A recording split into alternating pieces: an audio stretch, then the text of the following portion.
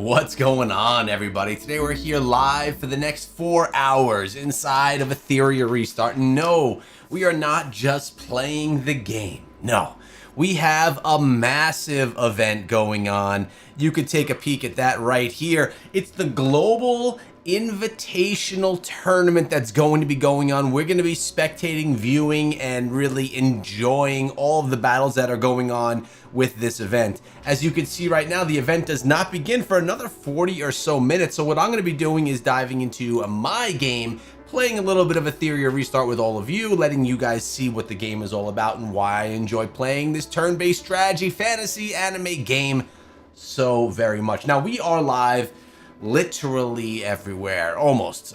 We're live on the Echo Gaming channel, the Echo Etheria Restart channel, and we are live over on Twitch as well. If you want to say what's up, show me some love, you could do that at any point during today's stream.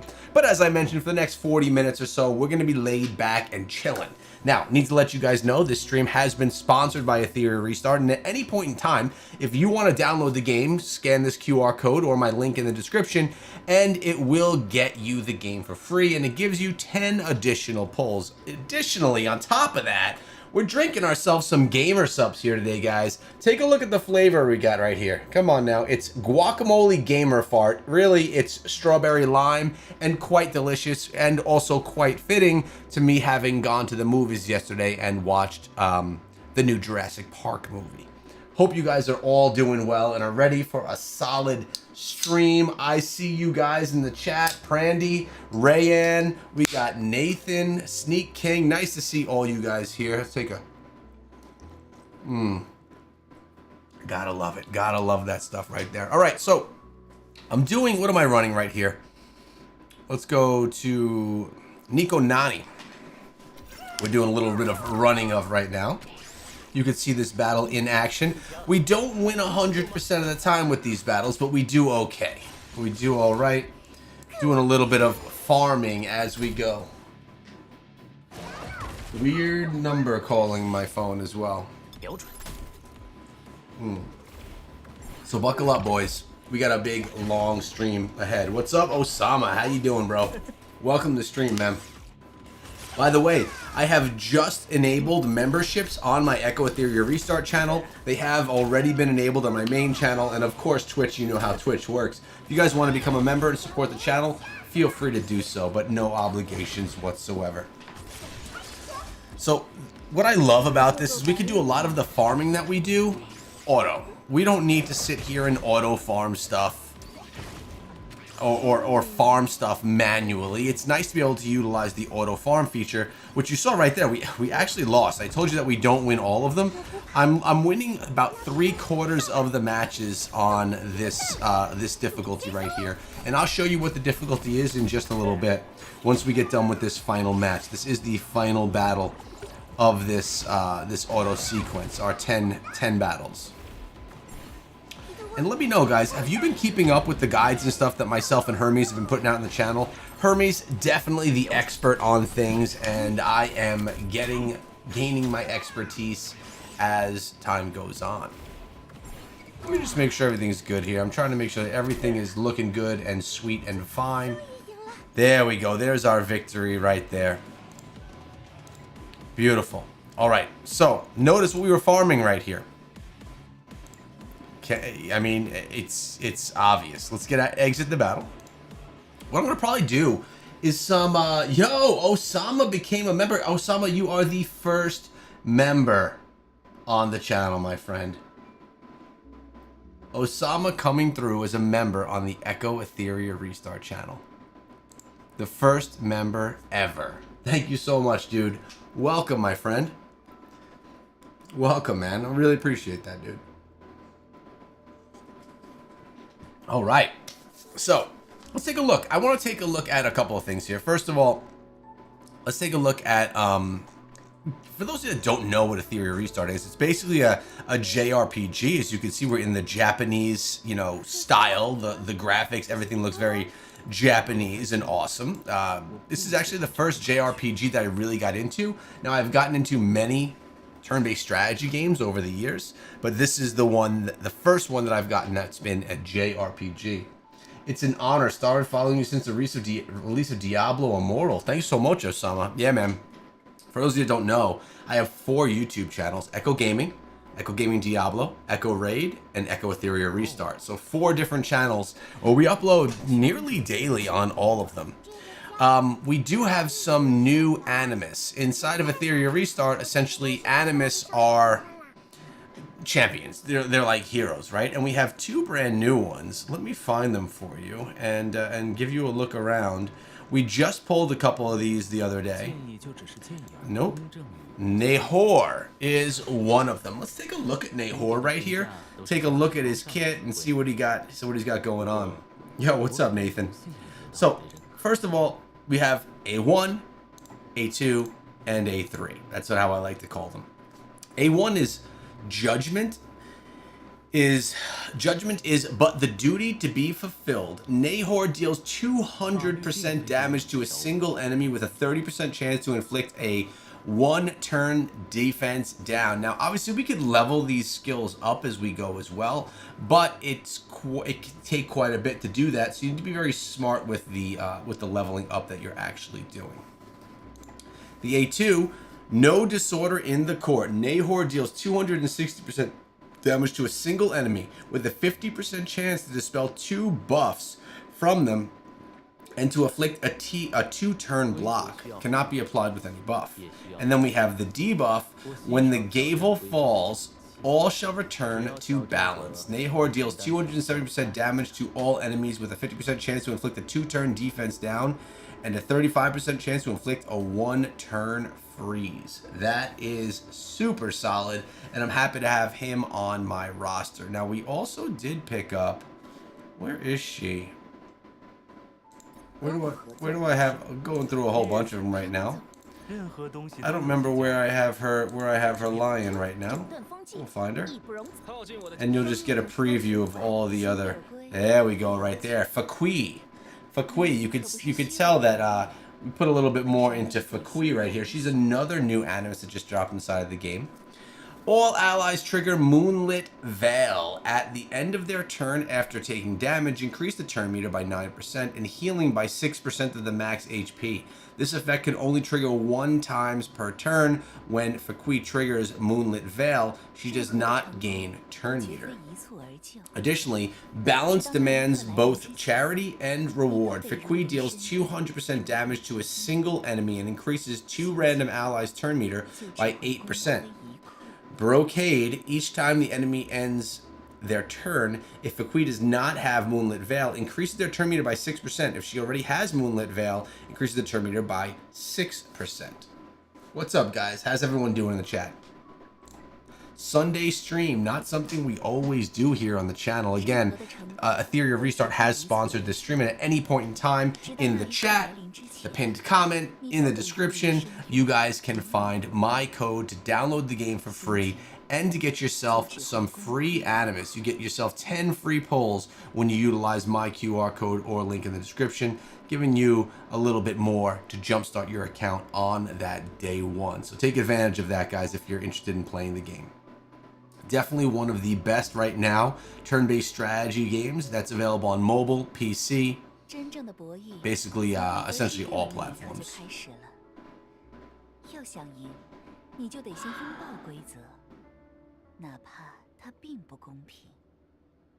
Okay. We have our A3, which is the shield. All allies trigger Moonlit Veil at the end of their turn and after taking damage, increasing their turn meter by 9% and healing 6% of the max HP. The effect can only trigger 1 time per turn. When Fuqiu triggers Moonlit Veil, she does not gain turn meter. Now, as water flows, the moon cycles through its phases, and Fuqiu applies a 2-turn shield equal to 20% of the max HP to all allies and applies 2-turn Moonlit Veil to herself and applies 2-turn speed up to the other allies. So definitely 2 Animus that I was excited to get. Tried her on Sharon Inferno. She's really good. Yeah, man. I'm glad that you're liking her. What I figured we could do is, I don't do a ton of arena, but I figured we could mess around in arena, right? I mean, being that the event that we're about to be spectating here, that's starting now in 30 minutes, the Global Invitational, I mean, we may as well do some arena ourselves, right? What do you say?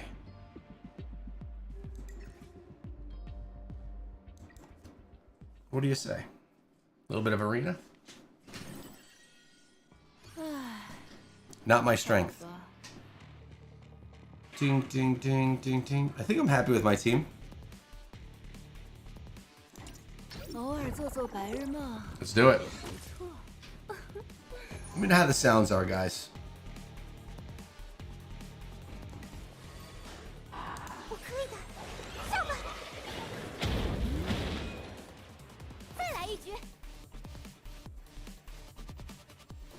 I want to steal some turn meter.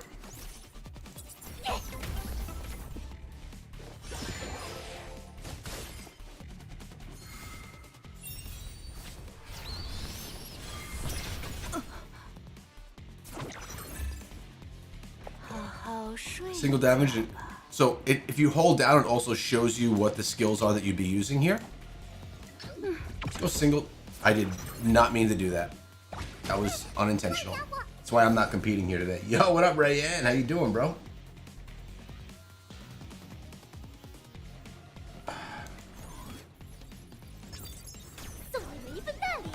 We got this on 2x speed as well.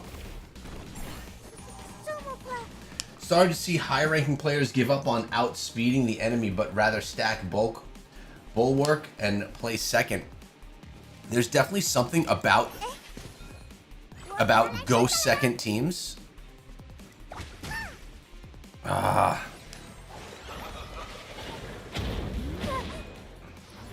mean, this is my favorite thing about playing turn-based strategy games are arena-based game modes. They make it the most fun for me.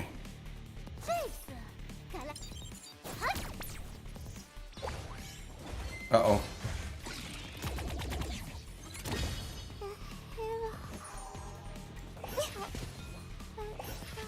We lost someone good here. Now we're in big trouble. And here goes our team, boys.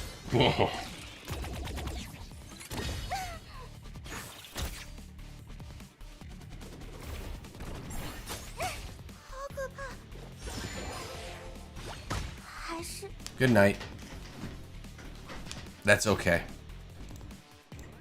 We're gonna watch the pros today and improve from watching their gameplay.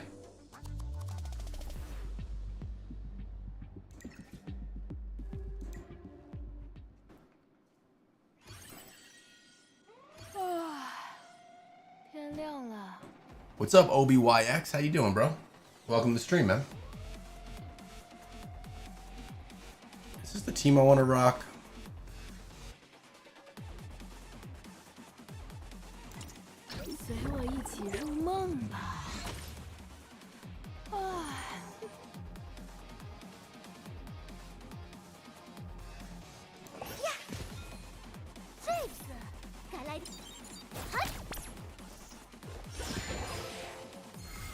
Uh-oh, just got a speed buff.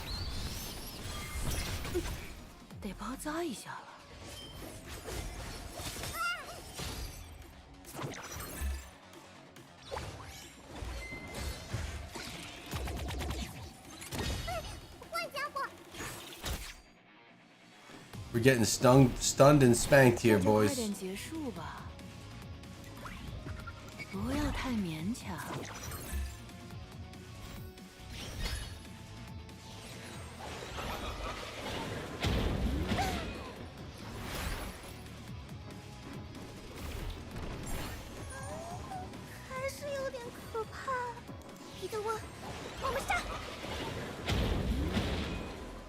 Nice AoE, but didn't do much.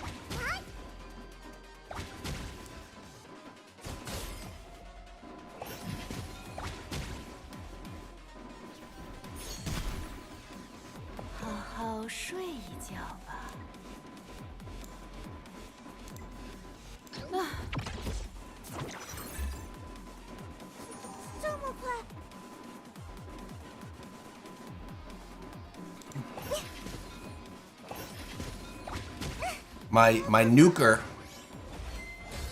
may be about to go down. Not yet. Not yet. Oh, snap.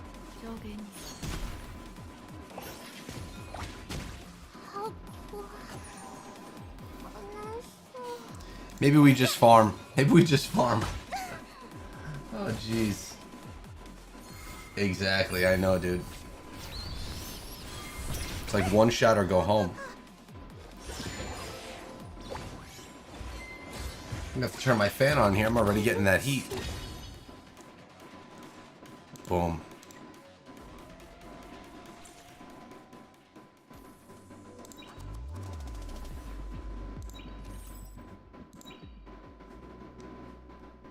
We have a ton of the Animus though, guys.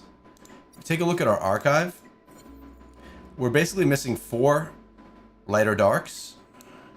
Couple of SSRs here. But I mean, we really have a good roster of Animus.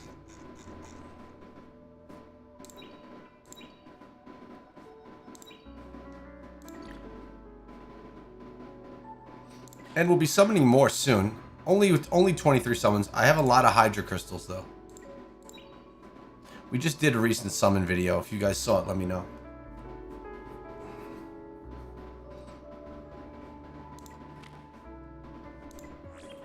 What do we want to do here?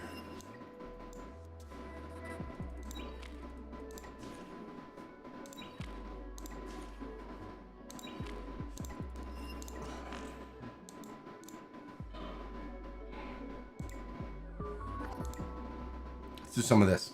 Keep it on in the background while we wait for the game. Yeah, I do. I have both.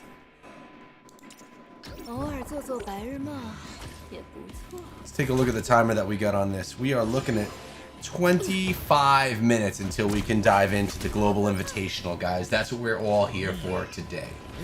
That's what this is all going to be about.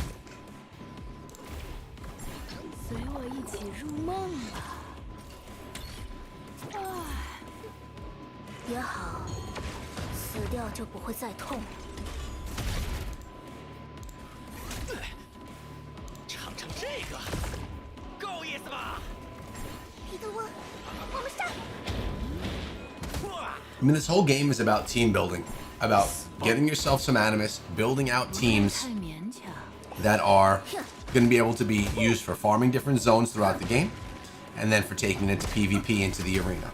That's what it's all about. Now, I'm a big collector in these types of games. I love to have all of the different heroes, champions, or in this case, Animus. It's a fun part for me, just being a completionist, wanting to get all of that stuff done and have a completed account. But it's really more than just that. It's also making sure that the Animus that you're building out on your accounts are actually built to be successful, right? Like, you just don't have them. You have them and you have them built. Which is why we have to do a lot of the farming that you're seeing here so we can get the gear that we need, shells, gear, etc. And really progress up our accounts. There's a lot to learn inside of this game as well. It's not something that you dive into on day one and just understand and get. So there's that as well.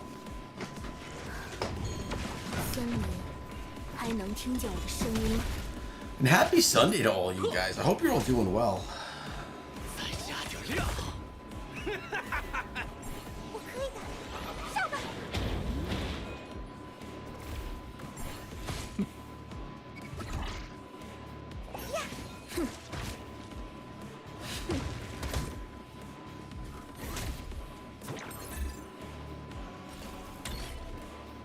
I'm gonna turn my phone up or else I'm not gonna hear anything.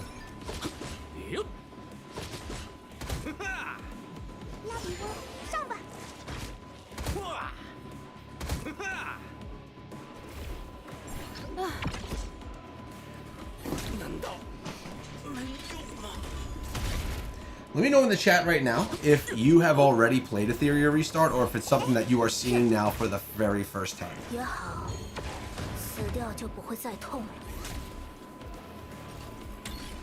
Now, also, are we going to be seeing any of these new Animus being used in the arena today? Wait, did we lose right there? I don't like losing. 都枯萎吧。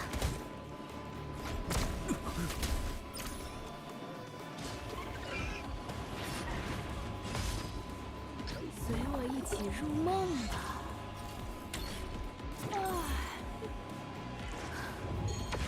森林，还能听见我的声音吗？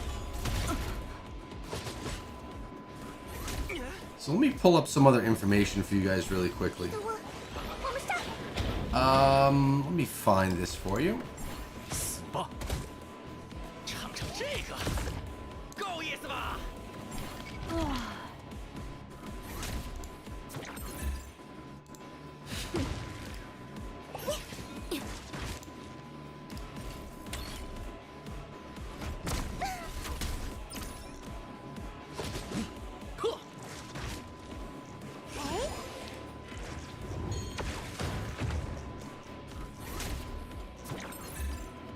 I mean, Etheria has the breakdowns of all of the people that are going to be competing in all these different things over the last 2 days. This started yesterday, this event.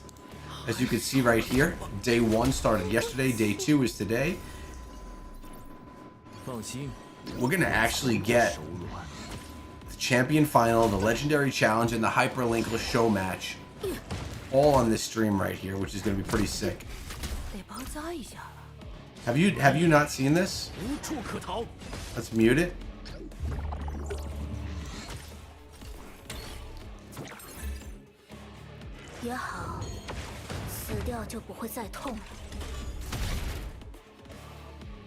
It's a pretty hyped up event, boys.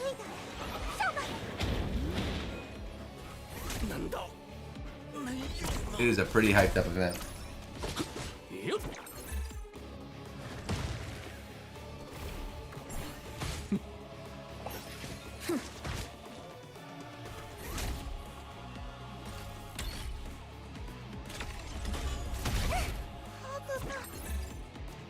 Apparently my Toyota has a recall, but I don't even own a Toyota. Alright, that's enough of that trailer we got right there. So you can see as we scroll through their X account, by the way, if you want to follow them, they're Etheria Restart on X or Twitter. It shows you breakdowns of all the different people that are going to be competing, which is really cool. Rules of the tournament, you even got the brackets right here.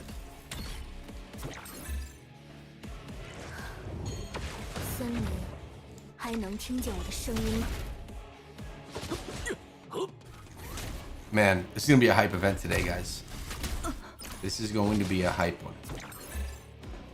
Perfect time. I just finished my errands. Nice, H8R. How you doing, hater? Can I say, Rayan Ahmed, what's up, bro?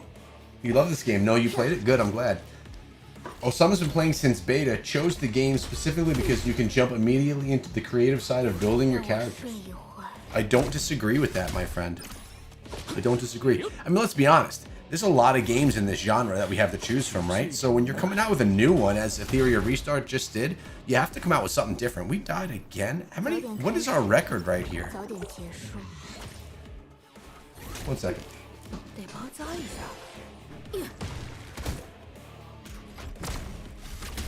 Ah, little fan action. Little fan action. Yo, what's up, Just for Domo? I voted for Kicker, so I hope he wins. Nice, dude. I'm the best YouTuber. Thank you, Rayan. I appreciate it, man. I play a lot of games, dude. I do a lot of games on a lot of channels. Always keeping me busy. Always keep me busy. I got a live stream coming, 2 live streams tomorrow. One on the Diablo channel and one on the Echo Gaming channel for another video, for another game that I was sponsored by. So come check that out too. Are we losing every single one of these? What happened here?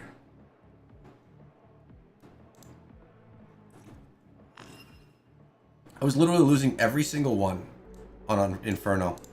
Should we try Hell? Let's try Hell, see how we do there. Do I still play Moko? What's up, Doom Overlord? I do, man. It's just, it's in a lull right now. It's in a lull, so I have not been playing it as much.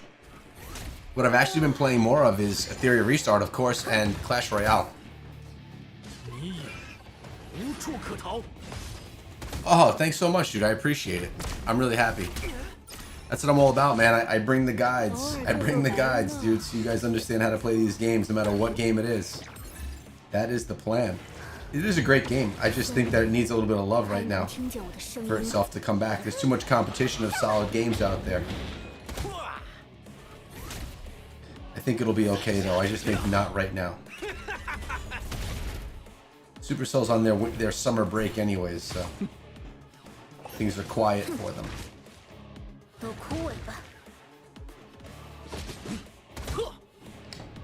How are we doing in this battle? Any better?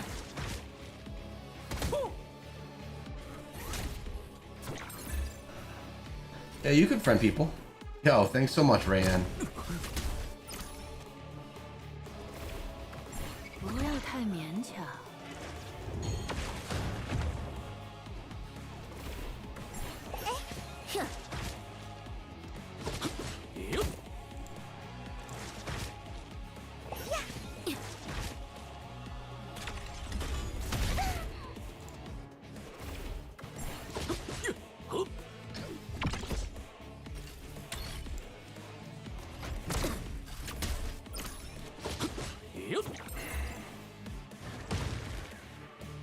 We almost got this. Terramatan just about to go down.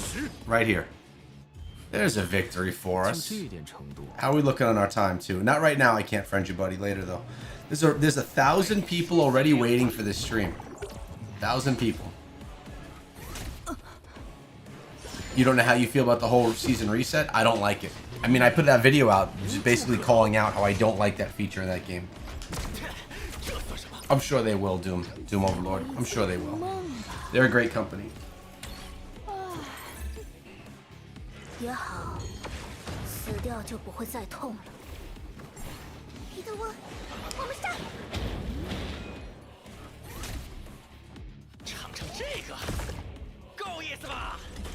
Exudia, thanks for the follow on Twitch, man. I appreciate it, bro.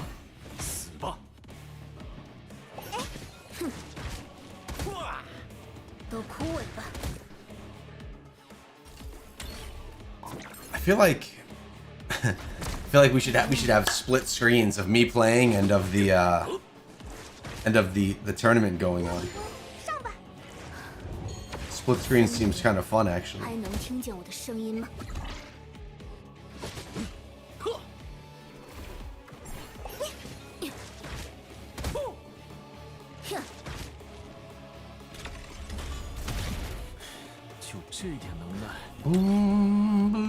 I'll tell you, this is a great soundtrack too, doesn't it?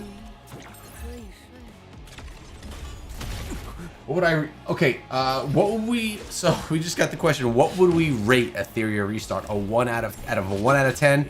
You know, 1 to 10? If we're rating it in turn-based strategy, I think it's all the way at the top. This is one of the best turn-based strategy games that I've ever played for many reasons. Of course, it's not perfect. None of them are. But I'd rate Etheria Restart an 8.5 out of 10. Yeah, I think it's freaking good, man.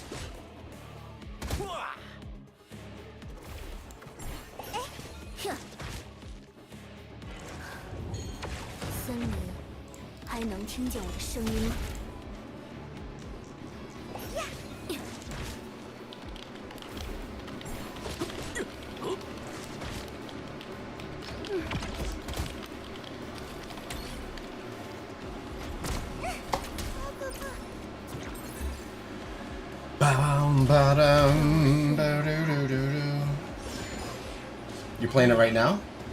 Nice, dude. 对不起。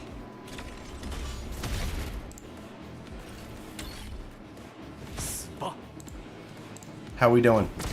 12 minutes until we begin. I could pull this thing over here. And we could watch it. We could go like a picture in picture.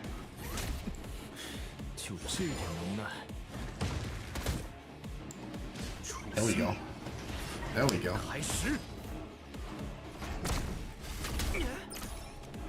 偶尔做做白日梦也不错。 I just wish I understood what they were saying. 也好，死掉就不会再痛了。 What I think I should do is when the stream is on, I could put my game in the corner or something. I could move it and we could have my game on somewhere too. But I could turn sounds off. We'll do that in a little bit. We'll set it up as we go. We got time, boys. We got time.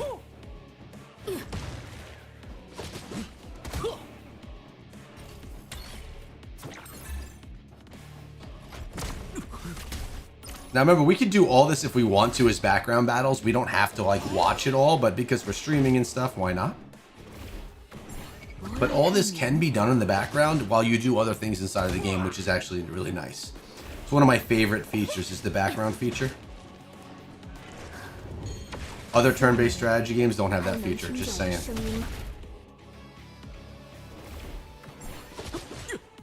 We are very lucky to have that here in Etheria Restart. I'm gonna keep farming the heck out of this account though while we stream, that's for sure.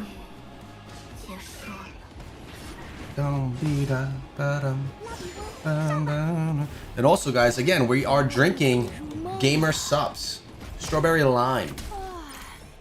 They don't sponsor me, but I do have a code ETM saves you 10% if you want some Gamer Sups. This is the new cans. They're actually quite delicious. What got me into Inferno is watching my auto farms every once in a while. It's not a bad idea to watch them, right? To see how it all plays. Not the worst plan in the world.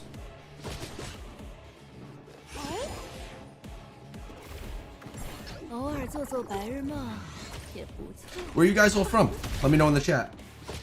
Let me know where you guys all come from. I'm from North America.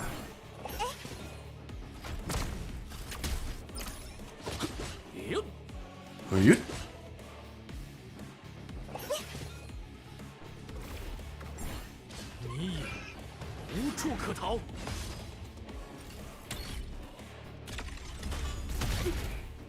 How are we looking on time here, guys? 不要太勉强，好累，交给你。 9 minutes. 9 minutes, guys.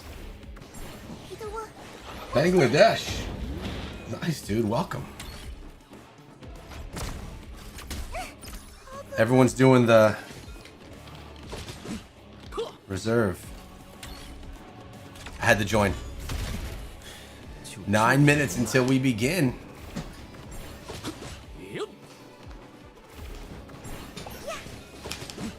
Saudi Arabia. All right, Osama. All right. I always love how diverse the audience is that watches this stuff. Oh no, we lost that one. And this is gonna be the last one, okay?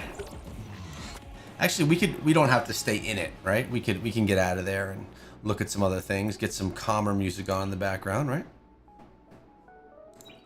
Boom, boom. Should I change my outfit?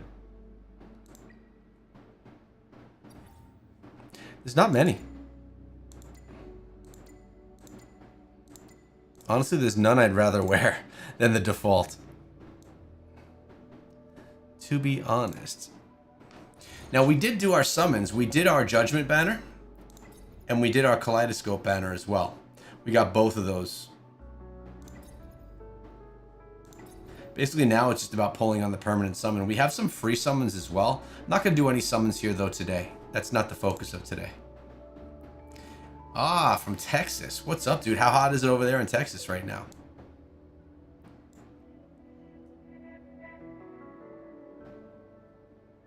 Bum, bum, bum, bum, ba-dum. Let's go to settings. See if I could size this thing down. What if I go here? That's good. Okay. So we just sized it down. So what I can do is we can go game here. This here. We could like pop it up in a quarter. Can I make it even smaller? We can.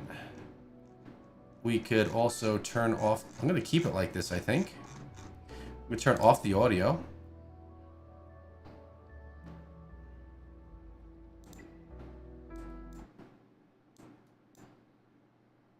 All audio off.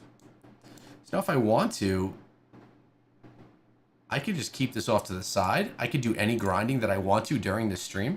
You guys can see what I'm doing on my own personal account while the battles are going on. So maybe I'll like hide it over here in the corner. And then we have the stream happening, which is about to start. How's that? A little bit of everything, right? When are you going to add me? Oh, I don't know how to add you, buddy. I don't know your account. Man, it's hard to see. That's freaking small right there. Yikes. So I'm going to actually go in this format right here when I stream. Maybe not. Maybe I won't. We'll see. We'll see what looks best. I want it to be the clearest for you guys so you can get the good view of the entertainment that's about to go down. We're about to see some of the most competitive turn-based strategy that's available right now. The most competitive. So if you want to see what potential you have to be as a PvPer inside of this game, well, honestly, in turn-based strategy as a whole, this is what you should be watching. Okay? You'll get a good peek. I'm not too hot at the moment, but definitely been super humid. Humid in Texas, huh? I didn't know it got humid down there.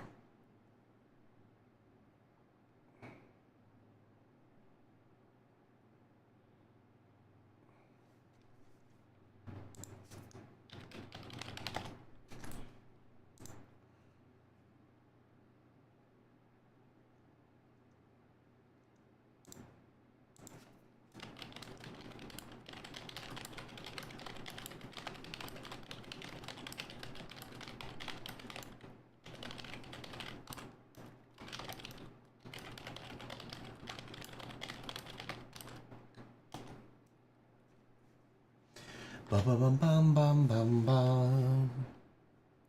Humidity is actually the main reason it does so hot down here. Oh, really? Honestly, I don't think I've ever been to Texas, man. Let's actually get some game sounds, some audio on while we wait.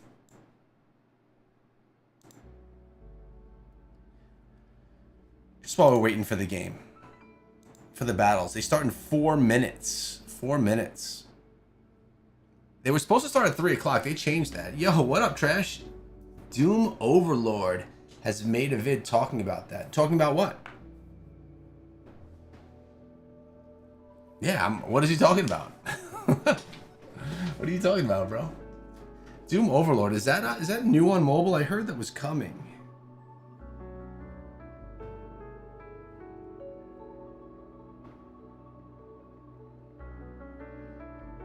Let's see. No, I just see the old school Doom. So many good games on mobile, man.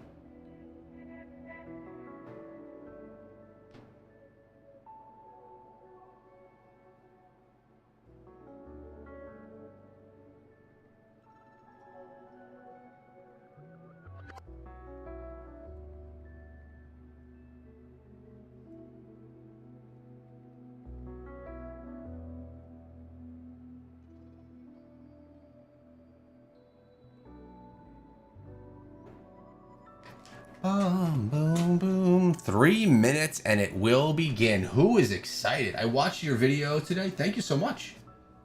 Appreciate you watching the videos, dude.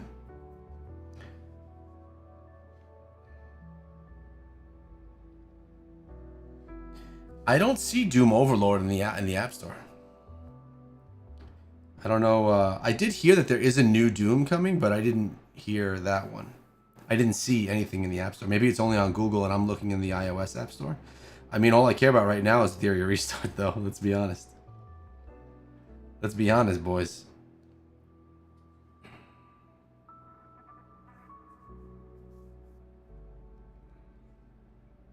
Again, I want to say before we get started with everything, this stream was sponsored by Etheria Restart. I want to thank them for sponsoring. If you haven't tried out the game, give it a shot. You get 10 free Animus pulls, which are basically pulls for champions, from utilizing this QR code or my link in the description when you download the game for the first time. All right, let's get our just so yeah, once this begins, which is going to be in about a minute and a half, we are going to kick back and enjoy this bad boy. And I'll be turning up all sounds so we could hear them and me at the same time. Okie dokes. And basically, this is 4 hours of us hanging out. We can talk about whatever you want to, boys. Whatever you want to. How are my battles going?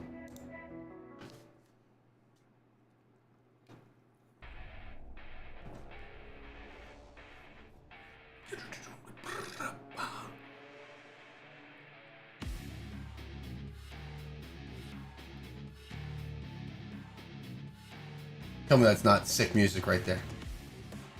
Here we go.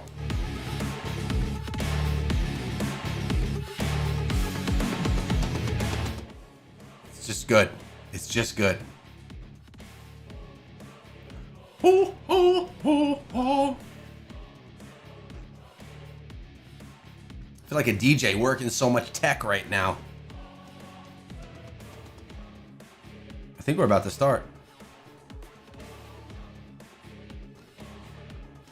I think we're about to go here.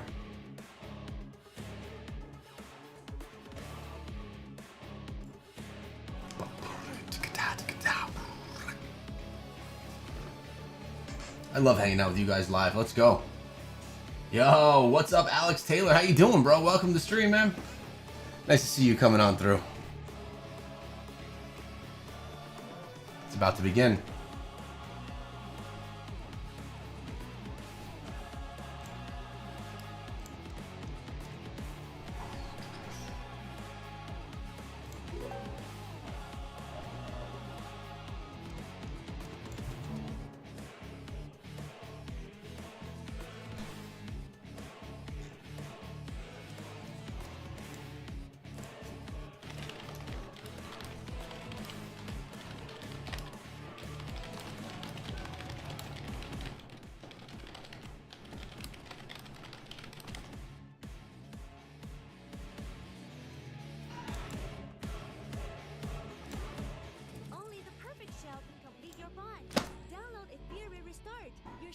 Here we go, boys.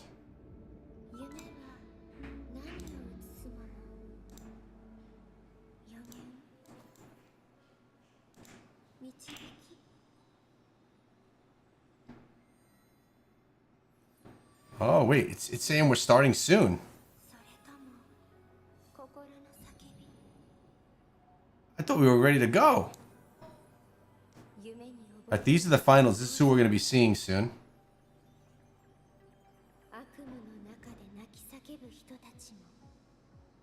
We're gonna go up here.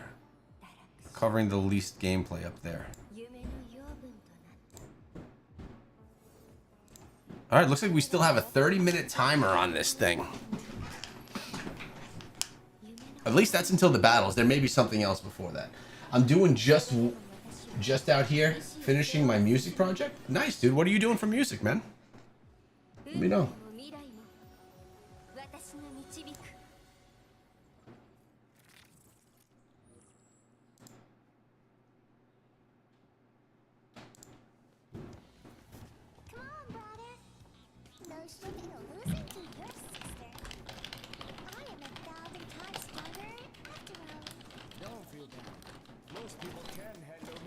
Let me turn up the volume a little bit. I don't think you guys can hear that.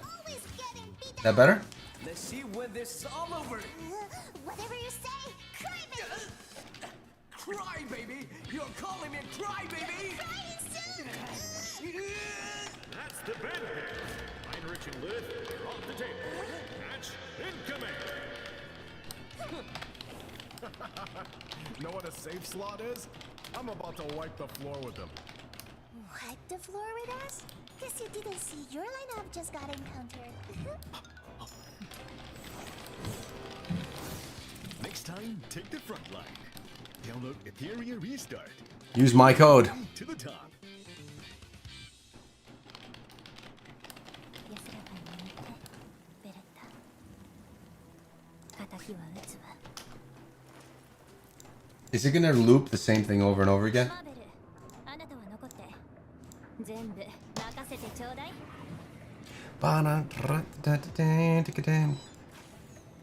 眠ってなさい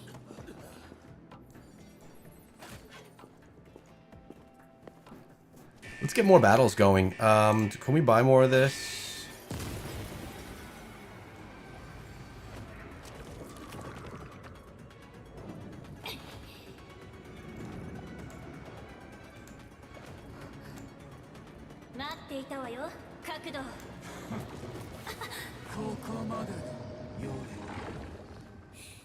「乱暴な男は嫌われるわよ」「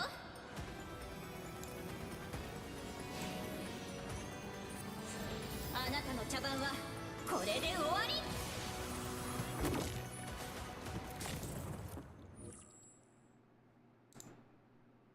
Yeah, it's just promotions to download the game. Welcome all hyperlinkers. Here we go. 2025 EWS Global Invitational. Let's go. This is Etheria's first Can you guys hear it well? highest level esports competition.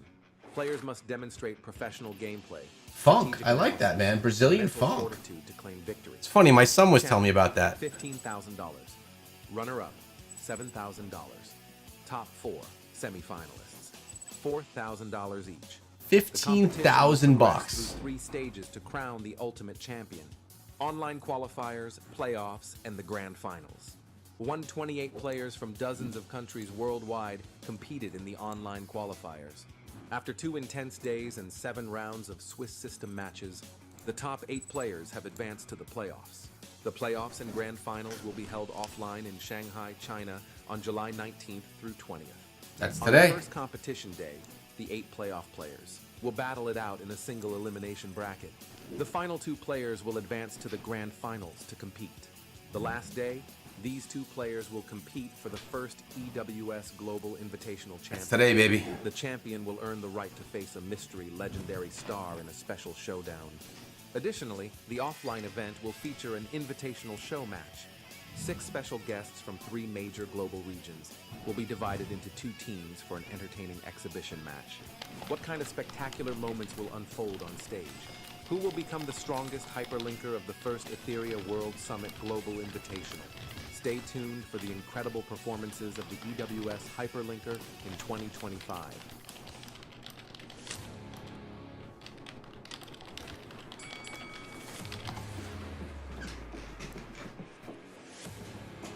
"24 minutes until the mayhem begins." They're stalling with trailers. Yeah, I know. What's my name in game? I think it's Echo Gaming. Let me find it for you. More than happy to have you add me. Yeah, it's Echo Gaming. There, Echo Gaming number 2616. Feel free to add me, bro.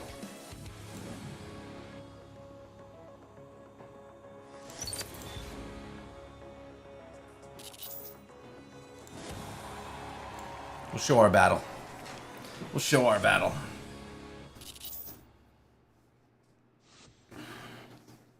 Global Reborn to Fight. They're getting everything set up. They got a. Ooh. Content creator on both YouTube and Twitch. Hi, I'm Shizo from the Netherlands, also content creator on both YouTube and Twitch. I'm Jamer Studio from Thailand. We're all excited to be here in Shanghai. Gotcha China smack. for the There he international is. tournament For Etheria Restart, and it's been truly an honor and a privilege to get to meet some of the other players and share their passion and joy for the game. Hello, I'm YDCB, Hello guys, I'm Limu TV. Hey guys, I'm Mr. Pokey. and we are so glad to be able to Mr. finally meet Pokey. you with your Restart fans. I hear we have a lot of you supporting our team, so we're going to make sure not to let you down. ก็ชอบทีมเร็วนะแต่ว่าเกมนี้เนี่ยก็จะมีทีมหลายแบบมากนะครับทีมเร็วเนี่ยผมชอบเพราะว่ามันค่อนข้างจะจบได้เร็วเคลียร์แมตช์ได้เร็ว Tell me it's not so cool. This is just such a global แต่ game, พอ right? ปลายเกมแล้วเนี่ยผมก็จะชอบทีมถึกแหละเพราะว่าก็ตามเมตากรรมตามกลยุทธ์ของเกมนะครับผมประมาณนี้ 100% Gamba player. That's the whole point of playing gacha games.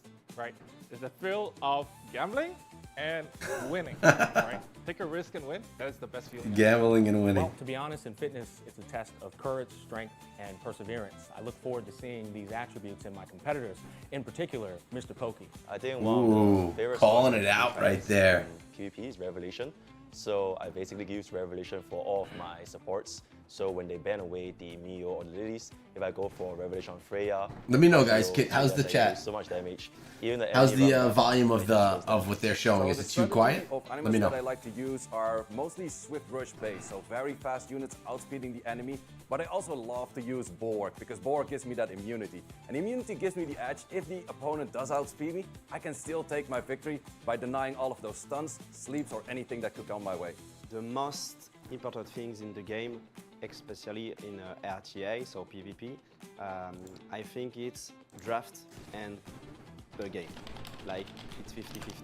Like, the draft is so many important to just counter the opponents. Well, I've seen the lineup of the enemy team, but none of them actually seem that challenging. Maybe YCP. Ooh, but the what other up, ones, I Bright? think How you are doing, better. bro? They think they are gonna win, but they are gonna just watch us to destroy them.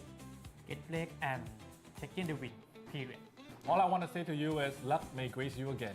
I don't even remember who we're playing against because I we love have this nobody, smack talk, so we man. take the win anyways. I was about to trash out them, but I just think that it's just gonna be a joke of a fiesta. So. Oh my god, they're talking complete crap I look about forward each to other. Playing Mr. Pokey in this tournament, but after I'm done with him, his name will be Mr. Choke.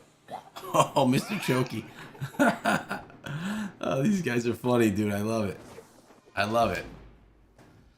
Bringing in a little bit of that personality. I've been playing this game since the beta. My friend first introduced me and I got into the game and it's been really fun so far. Yes, Osama. This is their push into esports, 99% man. of the results is determined before the game even starts, and it's in the draft, it's in the strategies, and everything. I'm Kecker. My opponents, they're just losers. My in-game name is Etheria. Well, my greatest strengths Etheria. are the same as my strategy. I think I'm just faster than everyone here, and I also have the wider roster of units. I don't think they can match my speed, to be honest. I feel like All right, so he's going to be a number they one won't speed even have a guy. chance to even move before I win. My name I love is that. Aaron. It's my first gacha game. I'm a TCG player. I'm good during the drafting. This is his first phase. gacha game. I can predict the Interesting. lineup in advance. Good luck to us. I'm Rilio. I play Etheria Restart for the first time at the last test beta, and after I start playing day one, I play mostly Cleaver Grub, so I got a lot of speed on most units possible, and I like to finish the game quickly. He likes to finish I quick. like to cleave people and to finish the game pretty fast. I'm pretty sure I can finish in one turn anyone on this tournament if I draft correctly. All right, so a second person claiming they could do the same as someone The else. game, and I really enjoy playing the Summit Arena the most. My greatest strength compared to other players would be my confidence going into every draft. So I've always been at the top of the leaderboard in Summit Arena, and I am here to prove why I'm the best hyperlinker here. Best hyperlinker here, huh?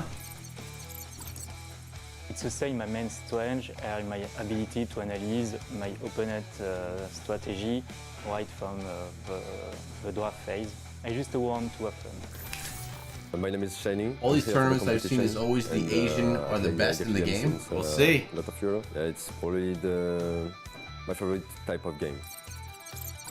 Shiny from I'm France. not that fast, but I'm solid like a rock. You know my name. Get ready to be outshined. Get ready. I love It's these great guys. to I be love back this in map. my home country. My greatest strength is my calm and cold-bloodedness. Even a lifetime of training wouldn't be enough for my opponents. This isn't going to be a competition, but just a demonstration of my skills. It's not a competition, just a demonstration of his skills. Oh gosh, who's this guy? Now I'm nervous.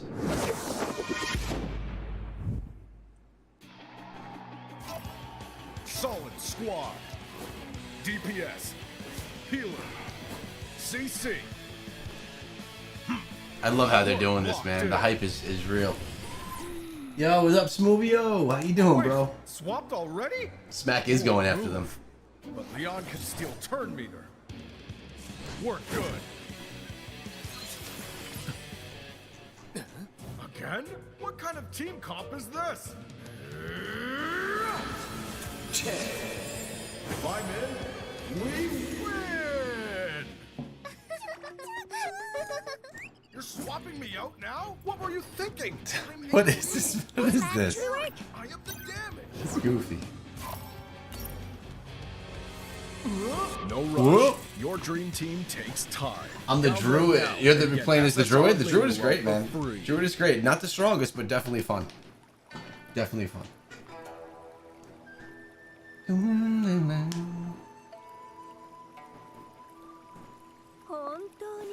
Did we win? Did I even win my first battle over here? I didn't even. My Doki Doki? I didn't even look.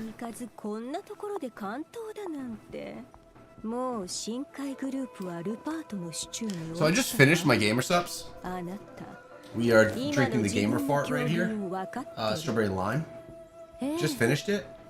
ご心配には及びません。 Good thing I have an iced coffee here in a tumbler, so it's gonna stay nice and cold. Because we got a 4-hour stream. This one's gonna take a while. あなた方だけ And で that's okay. That's okay.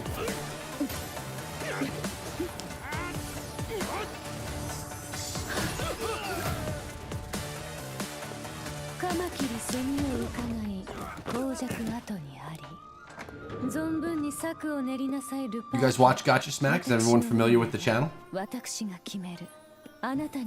Big in the genre. If you're into this genre, you probably know Gotcha Smack. Or you should. 15 minutes, boys. 15 minutes and we're back in this. I want more of the smack talk from the guys. That was fun. That was fun. やっとおいでになられたのですね。裁判官先生。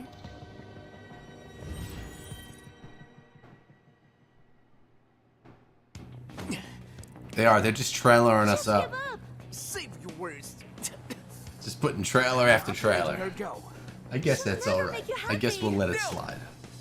Every second with her was pure Happy joy. belated birthday. Thanks, Smuvio. Yeah, man, we had a birthday last week.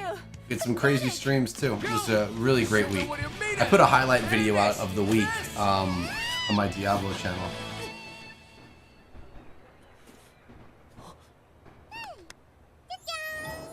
I told you to finish him.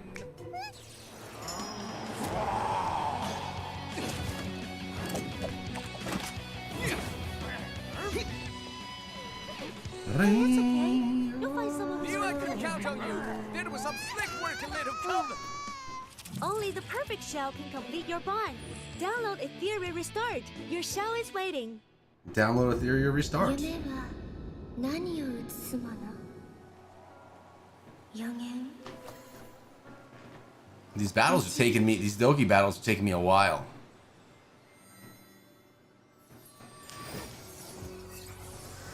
それとも心の叫び？夢に溺れる人を大勢見てきた。悪夢の中で泣き叫ぶ人たちも皆恐れ堕落し夢の養分となった。彼らは螺旋に続く回廊を前に夢の言葉に耳を塞いだの。それでも私は Can I? 意志を Yeah, we 背負 can. い進むわ。 That's so nice that we could do that. 運命も未来も私が We 導 did く。 lose a teammate though here. I think we may lose this bad boy.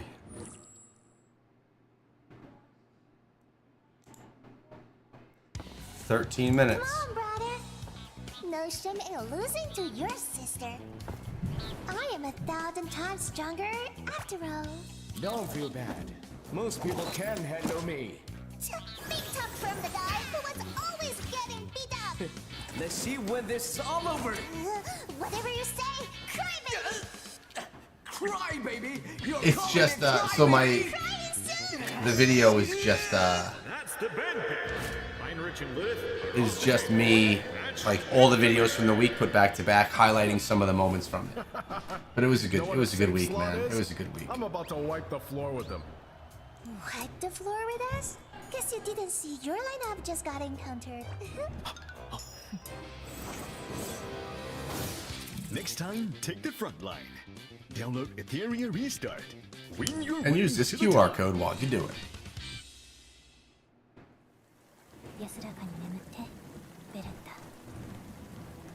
タ敵は撃つわマーベルあなたは残って全部任せてちょうだい12 minutes, boys. 眠ってなさい What's up over on Twitch? How you guys doing? I see you all over there.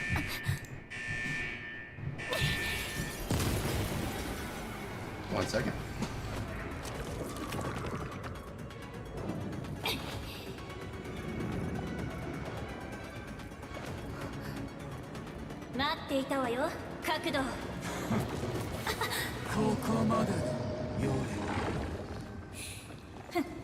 乱暴な男は嫌われるわよ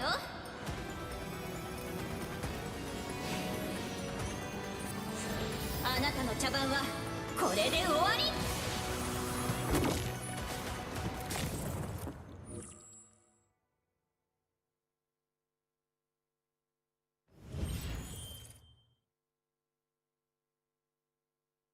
Welcome all hyperlinkers. Join the 2025 EWS Global Invitational. This is Etheria's first global, highest-level esports competition. Players must demonstrate professional gameplay, strategic analysis, and mental fortitude to claim victory. Champion, $15,000. Runner-up, $7,000. Top 4, semi-finalists, $4,000 each. The competition will progress through 3 stages to crown the ultimate champion. Online qualifiers, playoffs, and the grand finals. 128 players from dozens of countries worldwide competed in the online qualifiers. After 2 intense days and 7 rounds of Swiss system matches, the top 8 players have advanced to the playoffs.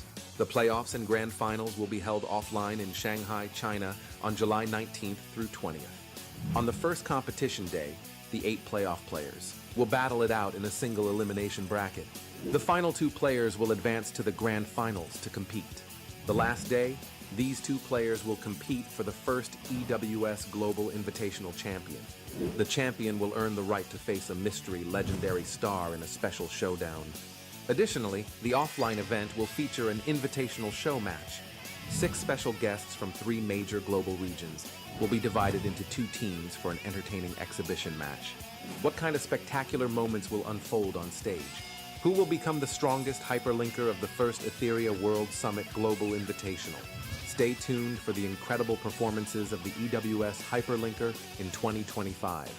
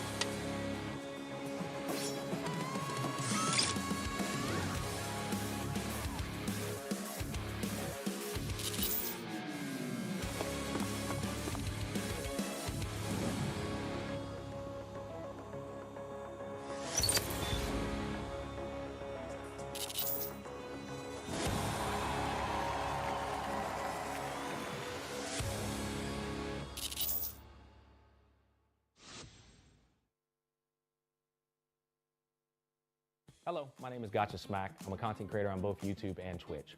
Hi, I'm Shizo from the Netherlands, also content creator on both YouTube and Twitch. I'm Jamer Studio from Thailand. We're all excited to be here in Shanghai, China for the international tournament for Etheria Restart. And it's been truly an honor and a privilege to get to meet some of the other players and share their passion and joy for the game. Hello, I'm YDCB. Hello guys, I'm Limu TV. Hey guys, I'm Mr. Pokey. And we are so glad to be able to finally meet you Etheria Restart fans. I hear we have a lot of you supporting our team, so we're going to make sure not to let you down. ก็ชอบทีมเร็วนะแต่ว่าเกมนี้เนี่ย ก็จะมีทีมหลายแบบมากนะครับทีมเร็วเนี่ยผมชอบเพราะว่ามันค่อนข้างจะจบได้เร็วเคลียร์แมตช์ได้เร็วไฟนอลได้ค่อนข้างเร็วนะครับแต่ตอนปลายเกมแล้วเนี่ยผมก็จะชอบทีมถึกแล้วเพราะว่าก็ตามเมตากรรมตามกลยุทธ์ของเกมนะครับผมประมาณนี้ 100% Gamba player. That's the whole point of playing gacha games, right? It's the thrill of gambling and winning, right? Take a risk and win. That is the best feeling ever. Well, to be honest, in fitness, it's a test of courage, strength, and perseverance. I look forward to seeing these attributes in my competitors, in particular, Mr. Fuqiu. I think one of the favorite scores I've been trying is in PvP is Revelation.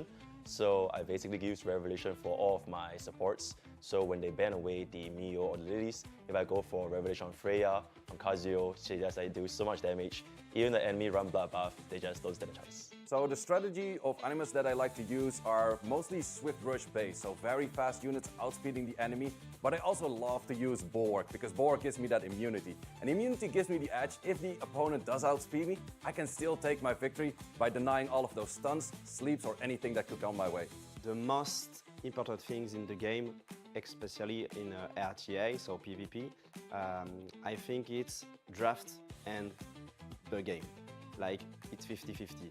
Like, the draft is so many important to just counter the opponents. Well, I've seen the lineup of the enemy team, but none of them actually seem that challenging. Maybe YCB, but the other ones, I think I definitely take them. They think they are gonna win, but they are gonna just watch us to destroy them. Get break and taking the win, period. All I want to say to you is luck may grace you again. I don't even remember who we're playing against because all right, 6 minutes left. So we take the win anyways. I'm we gonna back. trash on them, but I just think that it's just gonna be a joke of a fiesta. So, yep. I look forward to playing Mr. Fuqiu in this tournament. But, He's saying he's a joke. His name will be Mr. Choke. All repeats. They're repeating it. I'm Kecker.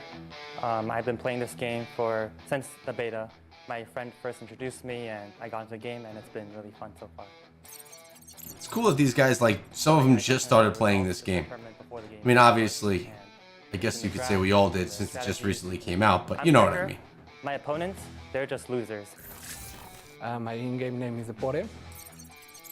Speed boy. My strengths are the same as my strategy. I think I'm just faster than everyone here, and I also have the wider roster of units. I don't think they can match my speed, to be honest. I feel like they won't even have a chance to even move before I win. My name is We'll find out. I can't wait to see. It's my first gacha game. I'm a TCG player. I'm good during the drafting phase. I can predict the lineup in advance. Good luck to us. I'm Fuqiu. I play Etheria Restart for the first time at the last test beta, and after I start playing day one, I play mostly Cleaver Group, so I got a lot of speed on most units possible, and I like to finish the game quickly. I like to cleave people and to finish the game pretty fast. I'm pretty sure I can finish in one turn anyone on this tournament if I draft correctly. I'm Youngol. I played Etheria Restart since the start of the game, and I really enjoy playing the Summit Arena. Only 4 minutes. My greatest strength compared to other players would be my confidence going into every draft. So I've always been at the top of the leaderboard in Summit Arena, and I am here to prove why I'm the best hyperlinker here. So my name is Mojin. It's the same my main strength and my ability to analyze my opponent strategy right from the draft phase. I just want to have fun. My name is Shining. I'm here for the competition, and I play gacha games since a lot of years. Yeah, it's probably my favorite type of game.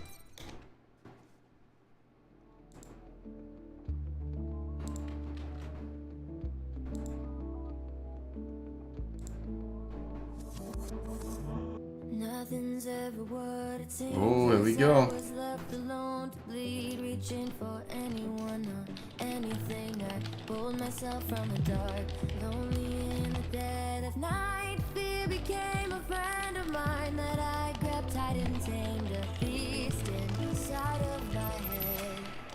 Something led me out, a very glimpse of what was soon to be the final piece of all my fantasies. Everything I ever dreamed on the horizon.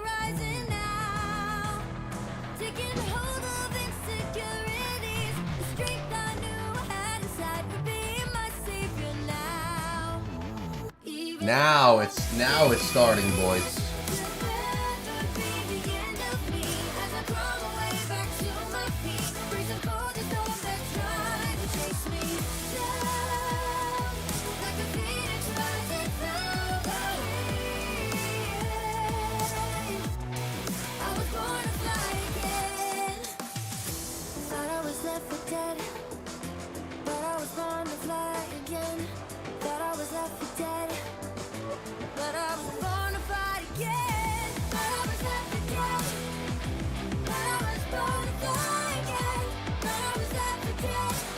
They got the tunes, man. Can you hear the battle cry? Whispers turning your blind eyes. Listen closely, let it in, and you'll be safe and sound. Lonely in the dead of night. Take my hand and hold tight.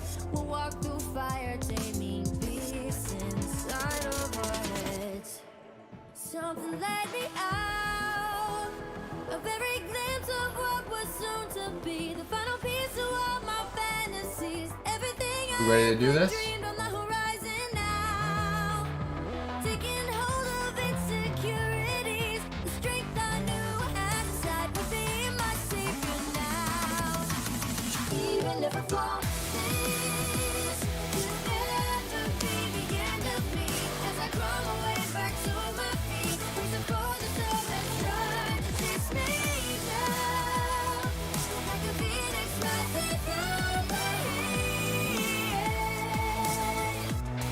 I was born to fly again. Thought I was left for dead, but I was born to fly again. Thought I was left for dead, but I was born to fly again. Yo, we got Eric One Hive pulling in the raid right now. What's up, bro? Yo, thank you so much, man. Much love to Eric One Hive. Playing some Etheria Restart right now. We have the Global Invitational Tournament happening in 13 seconds. This is the best in the world. Taking it to the fight. Turn-based strategy. Guys, if you haven't tried out the game, we got a QR code, link in the description. It's all right there for you. What's Eric? How you doing, man? Perfect timing, dude. Perfect timing. This thing is about to start. Here we go. Let's get into it. 128 players played in the online qualifiers. We narrowed it down to 8 players that played live here from the quarterfinals in Shanghai, China. Today, only 2 players remain, but That's it. only one can take home the lion's share of the $30,000 prize pool here at the EWS 30K, baby. Global Invitational.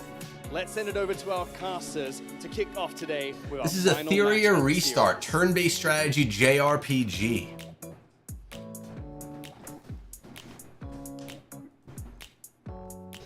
Eric One Hive, good old friend of mine from the Yes, here we Supercell are, the days. EWS 2025 Oh, check Global this out. Invitationals Grand In Finals. chatting, man. Scoundrel, joined by Vulcan. Scoundrel, and sorry, Mate. not in chatting. First day casting And into Vulcan. your second, and we've got Wow. a final match coming up. Keka versus Han, best of 5 grand finals, $15,000 on the line for first. It is a big deal today. Definitely, and a huge one. Like I said, in yesterday's matches, the 2 highlights were these 2 players. We had Keka kick it off with some really out-of-the-box thinking, running those full control comps, really carried by that O-ball with his stripping and also control, allowing him to enable the rest of his control characters. And then on the other Link side, is we right had here, buddy. Han. Now, we did hear Han have massive respect for Keka in his post-match interview, talking Thank about you, how Eric. Keka was helping him with his teams and stuff like that. And we have also heard from Keka that he didn't really want to play against that other side Revelation players. So Keka just kind of, you know, trying to... These guys, tee it up so he got his proper matchup at the battle end, but is both great players just with insane. great Yeah, the QR code's on the screen right now. highlights from Here, I'll give you a better yesterday look at is it. that rather annoying team comp that Keka brought to the table, full control, quite easily dealt with Mugen. We always find it funny, Mugen clicked about 2 buttons in his battle. And then Wow. but also Keka bringing something different as well. He was able to play a bit more of that Revelation style versus... It's the- turn-based, even though yep, he just like doesn't Raid, Eric. Just like Raid, other but it's Revelation players, he still was able to take the win versus Depor. Yeah, It's just definitely, like Raid, and that's a great thing but as well. He does JRPG. have 2 toolkits. A lot in of his quality of arsenal, life stuff. with that control, and then also the Revelation. So, keen Yo, to see thanks what he so brings much, out in this one against Han. so much, I'm dude. assuming we'll see more of that. I don't make as any well. Clash content anymore. I cover a lot more Moko, though, now on the main channel. definitely keen to see what they're cooking up here. And Han on Yo, what's up, Morningstar? How you doing, bro? very impressive. And It does look like Final Fantasy with using PvP. Fuqiu A little bit. Ultimate advantage. She A little bit, really man. turned around these matches on her head. Yeah, I definitely think he's a fan favorite because often when you think of these games, you think speed wins and that's about it. But he just showed you can use some good strategy. Turn-based, and yep. really come out with the That's win right. using out-of-the-box thinking once again. Yeah, and he was able to bring very good anti-revelation comps to the table. He kind of said, "I prepared very." So we're basically doing a watch party of this tournament that's going on here today. I loved that about Han. He was so emotional and so excited.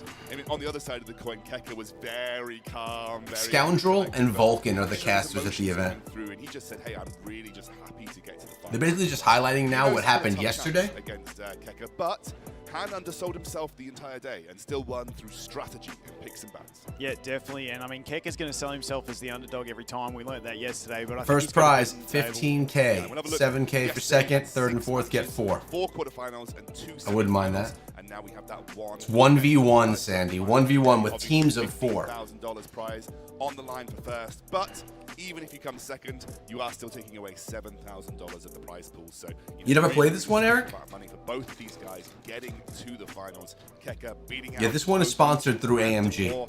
Etheria Restart sponsored the channel for this one. I have another channel called Echo Etheria Restart where I bring on an expert and we talk Etheria Restart guides and all that kind of That will be our stuff. first match of the day. After that is a legendary challenge. Now, I don't even know what the legendary challenge is, so you I guys wanna are see probably going this. to be as surprised as I am when we see that pop up on screen. And at the very end of the day, we are going to have our team Nico Nana versus Team Gotcha Joe Smack. Tsuki, our influencer show match. Gotcha Smack, Mr. Poke, YDCB, Limalu, Seishizo, and James Mer. They're all going up head-to-head in a That's special gonna be fun. rules match for all the biscuits. They're going to take them home, and then obviously you guys are potentially going to get some rewards out of it too. Yeah, we were looking at some of the rules before in that one. It does look like a bit of fun that is going to come in that one. Hopefully some good I like that they're entertainment. doing like a creator match, but it's not a part of the main match as well. I think that's pretty cool. Best of 5 that we have on the table, Keka versus Han. Vulcan, Yo, what up, Dino are we Bubbles? expecting as the players get ready? What do you think we're going to be looking at? Was chatting to Han at breakfast this morning. He doesn't think he has what it takes, but I feel like that is just the humbleness coming out in him. I still like Keka. He was my vote from the start, but we'll have to see. Yeah, Keka. is the fan So favorite. basically they did votes for who everyone thought was going to be the winner. Those two players, they are ready. Our grand final is Oh, ready. baby. Throw it Let's over go. to Matt on the stage to introduce them.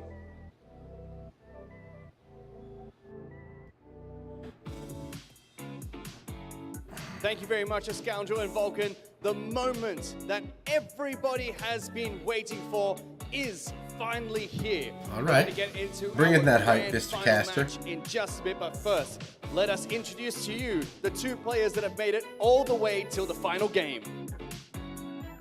These are our 2 finalists right here, boys. Starting off with Han.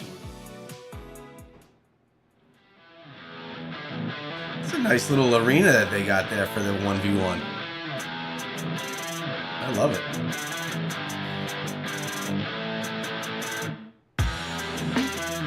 Let's go. Where's that swag, Han? Come on, bring it, homie.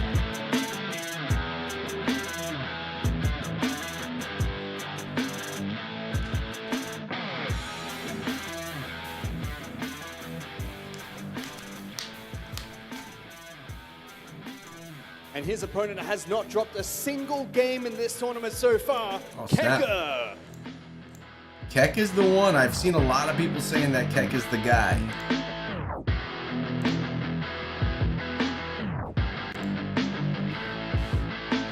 If you want to try out the game, I just dropped it in chat for you guys, alright?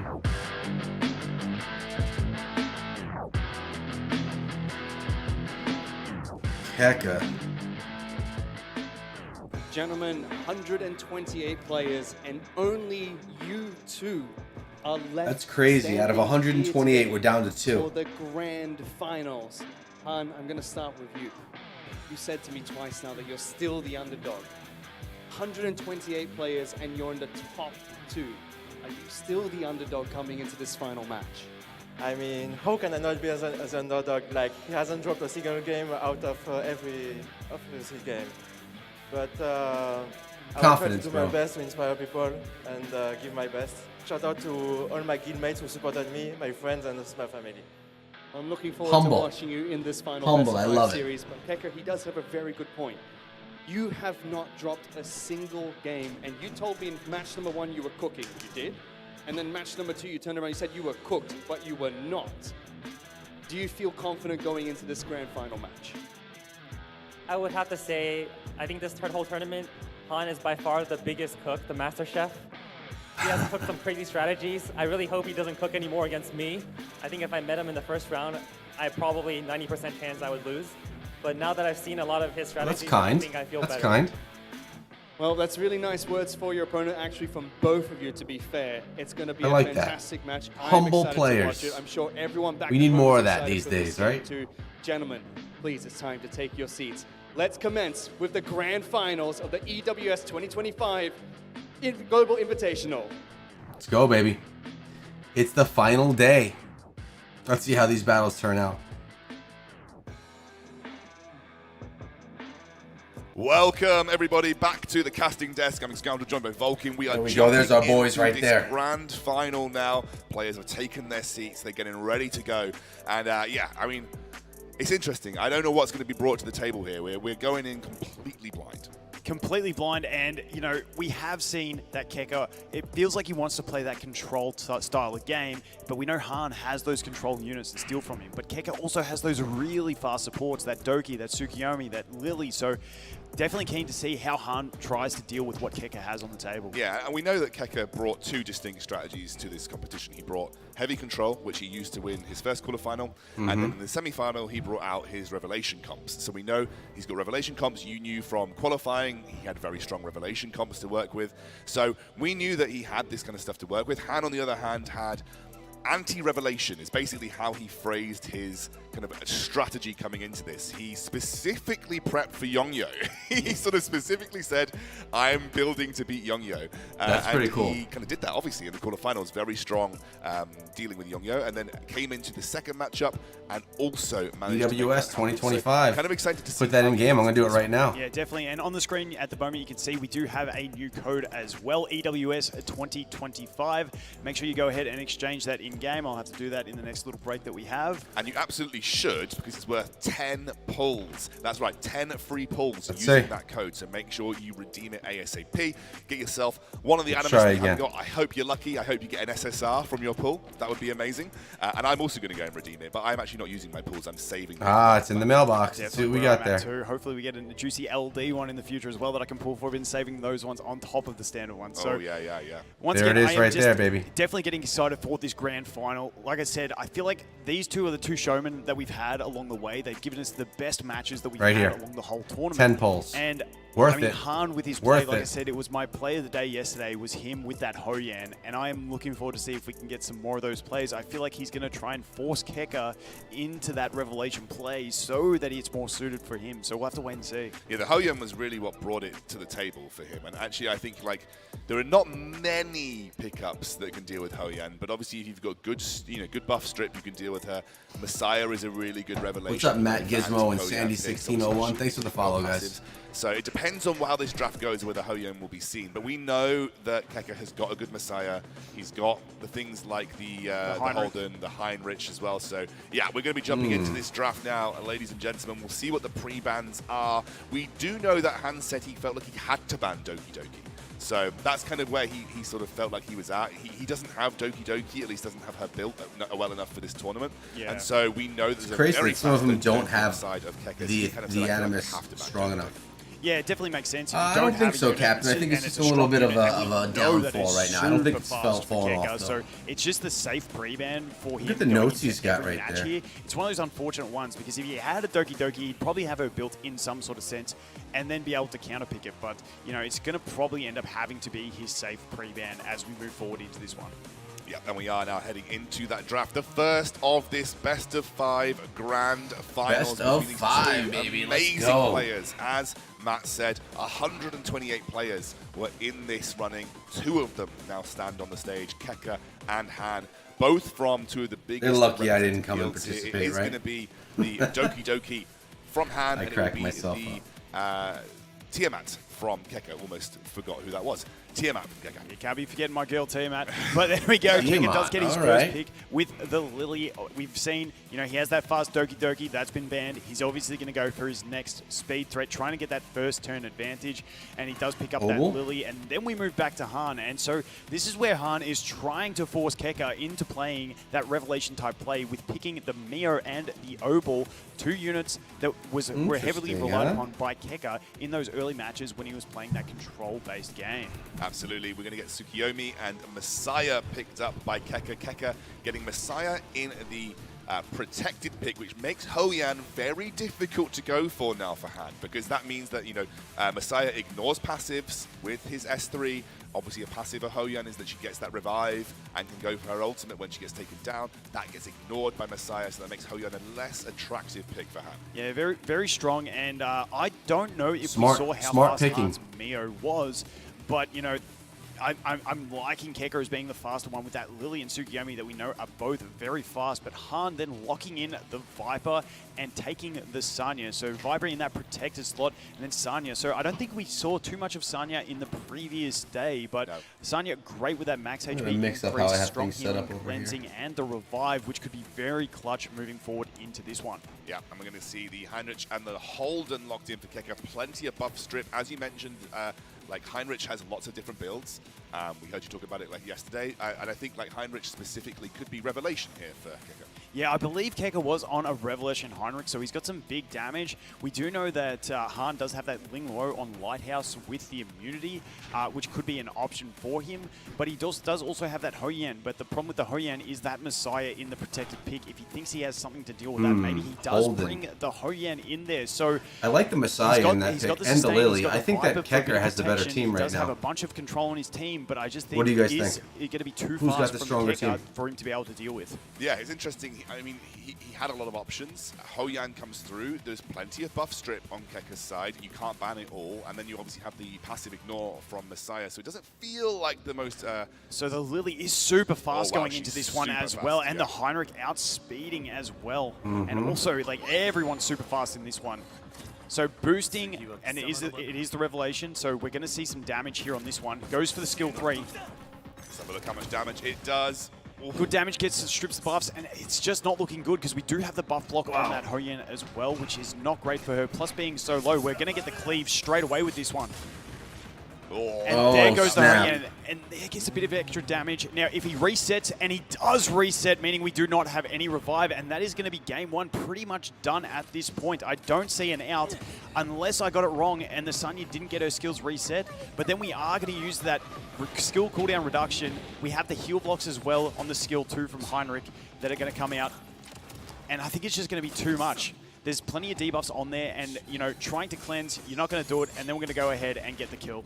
There we go. It was a very easy pull there for Keka. I don't actually think Han took turn as well. Keka the dominated right there. Too strong, but as you saw, holy cow, Keka's just got some very fast characters on this, and actually, as you said, you can't ban them all. And I do think that Doki Doki ban is going to somewhat some crazy speed Han in this match. I mean, Keka's just got too many threats. You can't ban. What are you gonna do? Yeah, what are you gonna do round 2? I don't know if maybe that Ling Luo could have been a bit of a counter for that, because that Ling Luo we saw has the Lighthouse, has the immunity. Even though we do have the buff strip, we can cleanse with that. We can get that Ling Luo in there with the Lighthouse because we do have the Revelation on that Heinrich. Boost forward. Get the healing, get yourself fully topped up for when that Messiah comes into swing. So maybe he does lean back onto that crazy Ling Luo first round. Yeah. I think going onto Ling Lo actually could have been an interesting pickup there. Hoyan definitely had no impact. She was blasted pretty quickly. And I think again you're building Hoyan obviously very offensively to be able to take people down.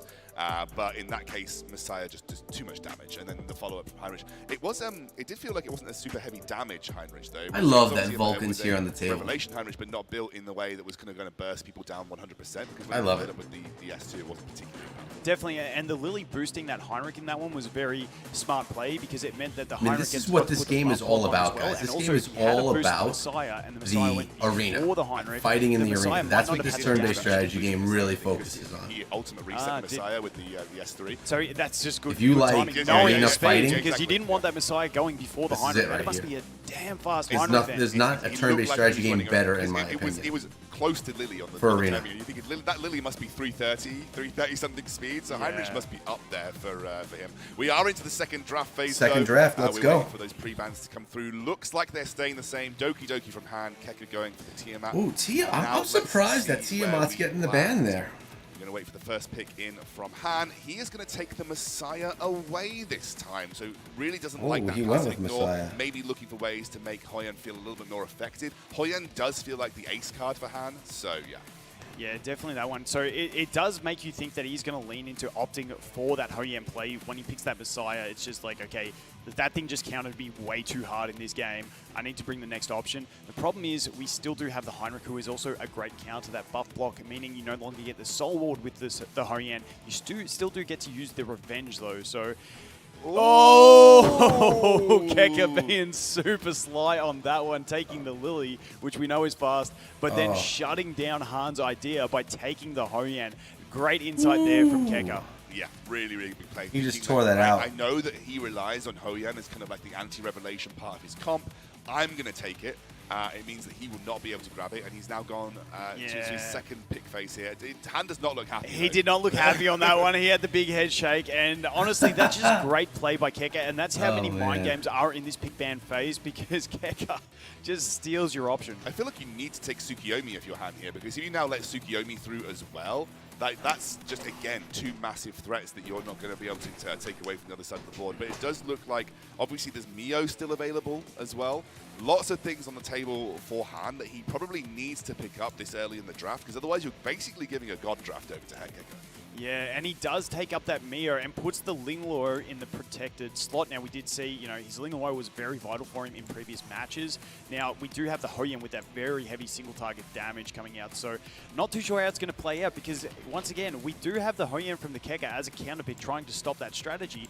But you normally don't pick the Hoyan after your opponent takes the Messiah, because the Messiah is the counter. So, there's a lot of interesting play. Maybe he got Linglu, though. Into a Messiah ban so that Hoyan can have full impact. Well, there's a Yeli here now, something that, is good. His Yeli's decent into Messiah. She has a lot of follow-up damage. She's got a huge amount of burst. And then the Mia comes through. Han smiling. He's smiling. He specifically said, if Keka brings Mia to the table, I can't beat that. Yeah, so the Mia is fantastic because Mia has, and Keka's even laughing at it. He knows what's happening here. The Mia has the strip with the turn gauge push, and that just allows him even more advantage. Plus, Mia actually just an absolutely fantastic unit, and we see the rare unit in the Vice come out. So Vice and Viper for the final picks. Hopefully the Vice gets a showing, but Keka is looking like drafting really well versus Han in this one. We still need to see his final pick, but I am liking what I am seeing out of Keka's team at the moment. We know he's probably going to have first turn with that Lily, but I don't think we've seen Vice come out in this tournament yet, so hopefully he can get a showing, and the final pick going as Holden for Keka. Yeah, Holden, he obviously was looking for some buff strip, I think, from this, so yeah, goes for the Holden there, has got that now available. The bans come through. It is going to be a Hoyan ban, and then also a Mio ban. Here we go. Let's see how this one goes. So we saw Good that luck, really boys. fast Mio as well, going straight. Han's smiling because he's like, how much damage is this guy going to do with this? Yeah, Look at him. He's there just we like, go. oh. Big nuke. Oh, that is painful. And now we get the follow-up. Boom! That is massive damage. Holy cow. That is a ton, and it is not looking good for Han here. He knows it too. That he's got no damage. There is no way to come back from that. And Keka just really is showing hard his to dominance in beat, this man. match. Jeez. Yeah, it's pretty spicy. And Han was very, upfront with us this morning. He did say, I'm going to try, but Keka is the GOAT. Keka is the GOAT of Etheria Restart, so this is going to be tough. And it is a very quick turn two from... I mean, this is what you expect to see from very high-tier Revelation players. If they've got the source, they win very quickly. Yeah, and I think the big thing we're seeing here is fast. not only just the strength of being fast and having Revelation, because we saw two opponents for Han yesterday that were very fast and had Revelation. This is someone who's had a whole night to analyze what Han did yesterday and figure out how to counter it. And I think Keka, just that Hoyan pick was just showing how he is really good at seeing what the opponent's thinking. I will say, if you're tuning in and watching this and thinking, is this how the whole tournament went? No. This is actually the opposite of This how is the like Hard bang, bang, These are bang. probably the 5 quickest matches games is going to be we've over in seen 30 minutes, the guys. whole way through. Yesterday we Jeez. had like 5-minute long control games. We had plenty of counterplay in the draft phase. Like there was so many good games as well in the quarterfinals. So if you haven't watched yesterday, I absolutely would recommend that you go and watch yesterday. Yeah, yesterday's events were insane. Check out all of the games that we had there because there were so many cool strategies. It's sometimes, you know, there is a bit of a situation where you're just rock, paper, scissoring a little bit in terms of what you can bring to the table, and Keke just has the sort of the edge in most of the times. Yeah, Keke just not wanting to have a good spectacle here. He's stealing that Hoyan, stopping the plays that we see, could really counter him, and he's just playing it perfectly, to be honest. And unfortunately for the audience, it means we are getting some really fast games through this one. So hopefully we can get something juicy in this next round, and hopefully Han can come back. Listen, I know I voted for Keke as the winner, but I really want to see Han get this game and keep it stretching on a bit longer. Yeah, Han did so well in his pick and ban phases. Come on, Han. He's Come on, actually Han. switching things up with the Messiah ban. Now, this might mean that obviously he's telegraphing that he really, really wants Hoyan. He really feels like it's a very important part of his draft. And if he can't get it, then he's going to be in a bit of a rough spot. But he's going to deny grabbed the Lily. So denying the Lily this time away from Keke. Let's see how Keke responds. Yeah, I would anticipate Keke not picking up that Doki Doki straight away because he knows it's not a threat. It's not available. Yeah. So he can leave that for his last pick, which is a massive threat for him. So I'm not sure who he's going to pick on, for his Han. first two. Which Come we'll on have to through, wait and buddy. see if he does denies counter the pick the Hoyan, Hoyan. yeah.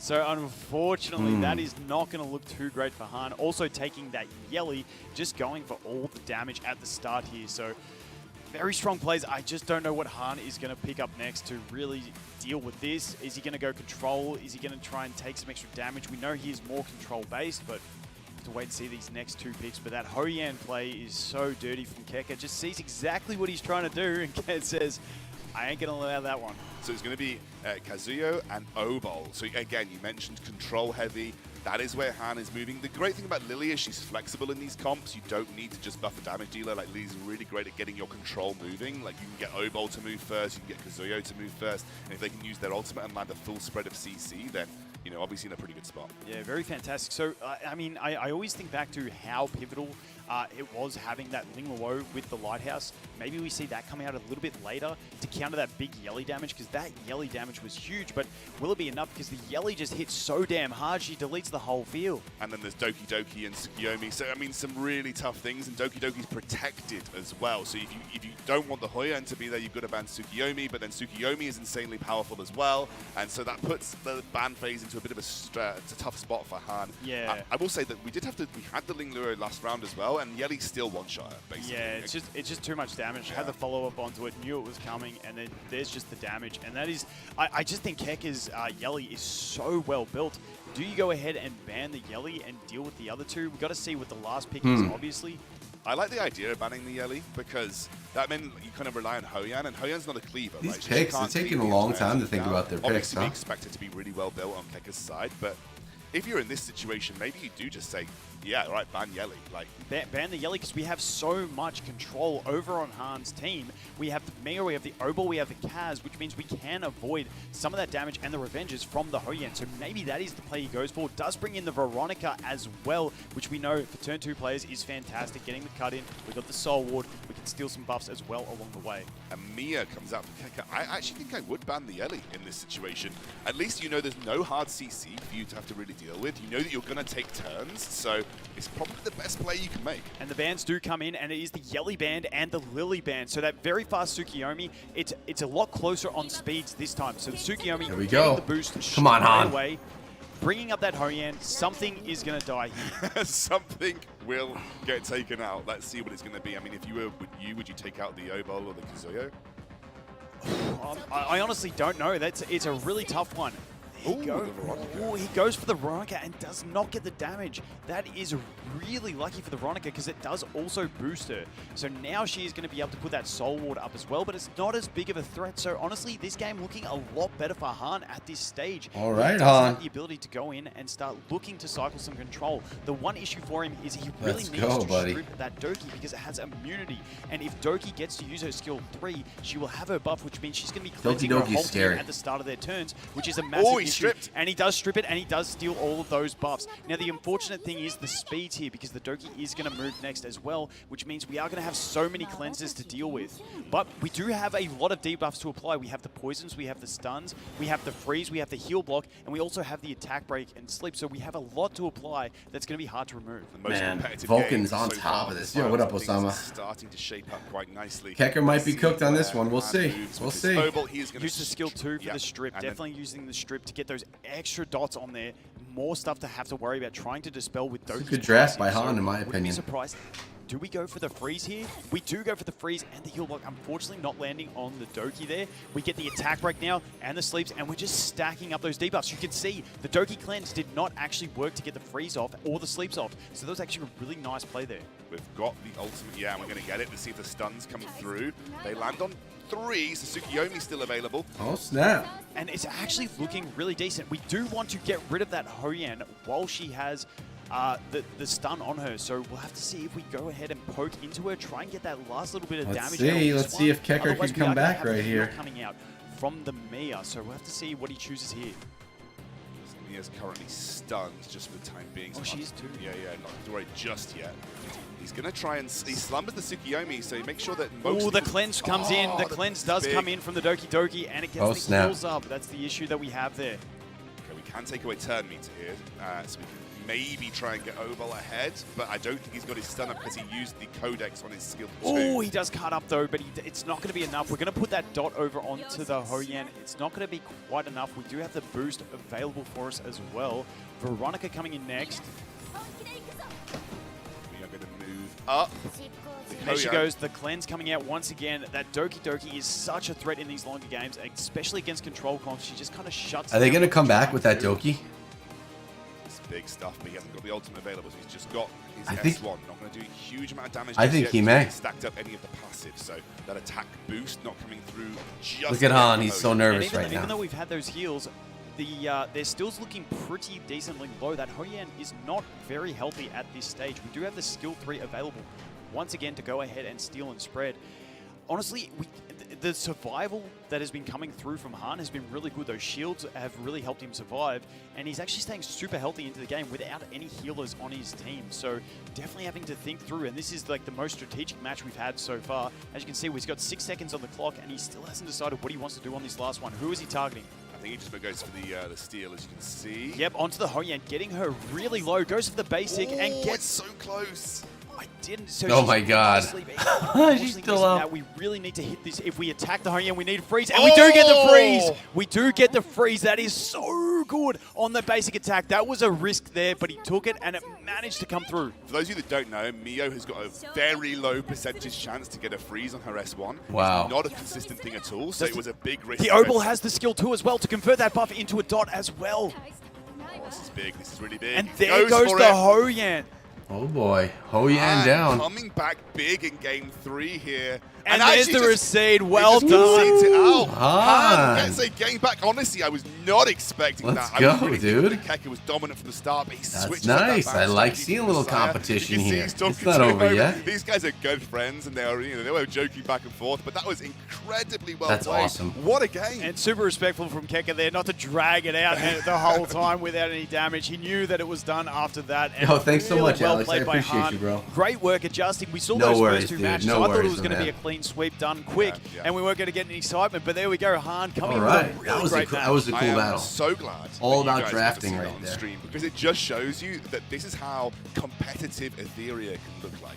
You know, it's not just the case of my revelation user goes real fast and blows up your entire if you team. if you There's a like lot of turn-based strategy pure games, this is strategy probably that the comes into best taking in a bad phase, and class. it This obviously is probably the took best a in the couple of genre. times for Han to I'd figure recommend out you how try he it. wanted The to QR attack. code you see right But we below saw me gets Han you the was game so for free, good some at in the quarterfinals additional and polls. semifinals. Plus, there Just was a code that they making just strategic gave adjustments to see who can come out on top, today especially for an in the additional semis 10, so when it's a you good lose time to the try it And the out. big thing Costs they you did there nothing. was that Yelly ban. Why not Yelly try, was right? way too much of a threat to deal with, and putting him to the. All right, so we're gonna be Keke going only into had the round one single 4. target It's damage dealer, and you know it's, I've got so much 2 to control that 1. can counter this character, and I just have to focus in on this one strategy. And if I get that one character down, I win the game. We see the pre-bans come Heck through. yeah, It looks dude. like Han That's what I'm has now saying. finally figured out that the Doki, even though a threat, not as much as having to deal with the Messiah. and it looks like Lily going to be immediately taken away by Keka. All right, so now the next round of draft is here. And obviously kind of draws a ban most of the time. Yeah, definitely. So, you know, we saw last time the Messiah ban to try and play with that that Hoyan. So maybe he can take that Hoyan this time. And So Han banned Messiah again.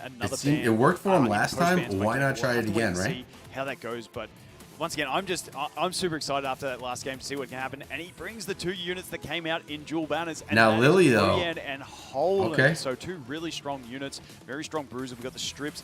We've seen actually Holden put some great shows in during this tournament with his skill 2 being so impactful. Locking Holden out is solid. Switching up the strategy then in terms of pick and ban from Han.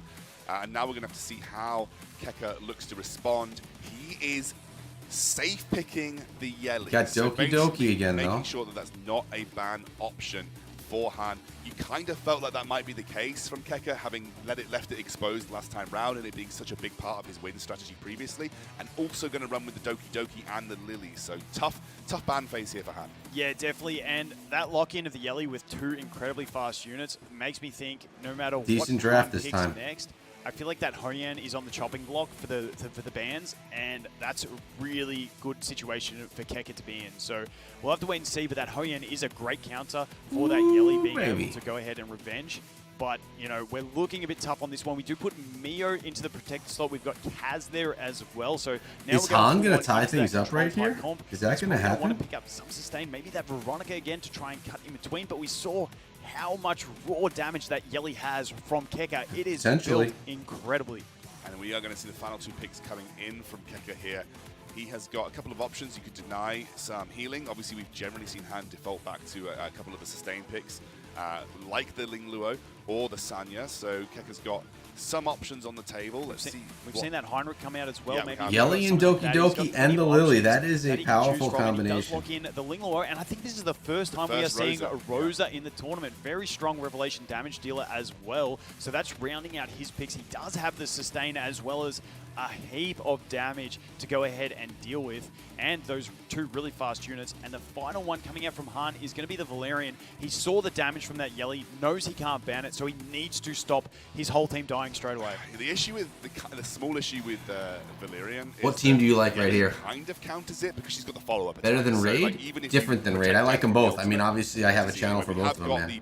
I like both of them. The cool thing is you can try both for free. This has a lot more quality of life than Raid does. In this one, his whole team is going to go before Han by the looks of this one. We've got the Ling Luo. Doesn't really need the immunity because everyone else is going to rinse through. Maybe use. Let's go, Han. I don't know. I'm rooting for the underdog right now, just because he's the underdog. But yeah, your whole team's faster, so you're in a pretty good position on this one. Does opt for that skill too, just to extend that. There wasn't too many other options he needed to do. Lily gets to move again. Just got to go for the underdog, We haven't right? even seen the Yelly get the option to move just yet. Going to use the follow-up attack. That's already taking That Holden is down super big low. damage from a basic, and now we have the revelation. You can see Han smiling. Yeah, Han's not liking this. It's not looking great. It's just a matter of who he Kecker. targets, but there is going to be Kecker at got least that 2 dead dominance units, back. possibly 3 at the end of this attack. Oh, we just survived Look through at that. the The 2 life lighthouses left. do manage to pop. Barely We get the any. revenge. I thought we were going to see 2 dead. We only saw 1. The Mio does get a chance, but the problem is that Doki Doki has already got her buffs, and you know we're not going to be able to out-control here, and we don't have a ton of damage. Mia going to use her buff steal, but everyone already pretty advanced on the side of Use the Han. gauge this steal looks there just like to get the Kecker's advantage, got but this I don't one think in it's the gonna be bag. enough. We've got the Holden. He can reset someone. I just like this Yelly outside of Revelation. I mean, I guess it's not 100% done yet, one but basic attack doing massive amounts. See, Holden, he does kill the Yelly. He does get her down. That snap. was some big damage that I was not expecting, but without any healing, we do have the skill too with a heal over time from the Valerian. But dude, that was actually really nice damage coming out there. So that was nice. It's still a game that we have going. Yeah, it's still a lot on the table. Again, the damage from Ling Luo, Doki, and... It's not over yet, boys. It's not over So yet. it depends on how much damage they are going to do here. They're going to use some speed buffs, get things up. We obviously have the healing from Ling Luo. There's not a lot of true sustain over the side of Han, so he is going to essentially be whittled away. We know that the Valerian is going to get the heal over time below a certain health percentage. We are going to get a big AoE heal all the way up to full. Both teams not really having a huge amount of damage to work with, although Holden does have a little bit. So yeah, it's really looking in favor of Keka here, but that Holden does have a decent It's not build over yet. with a It's not solid over bit of yet. damage in it, but I don't think it's going to be able to one-shot things like he needs to do to be able to avoid the healing output of that Ling Luo. So now it's just a case of how much healing can get over on the side of Han and how much damage can this Holden actually do there. I'm going to take a target down the Valyrian. I think it's the sensible option to really go in on the Valyrian because you just want to make sure that any kind of sustain gets taken off the board.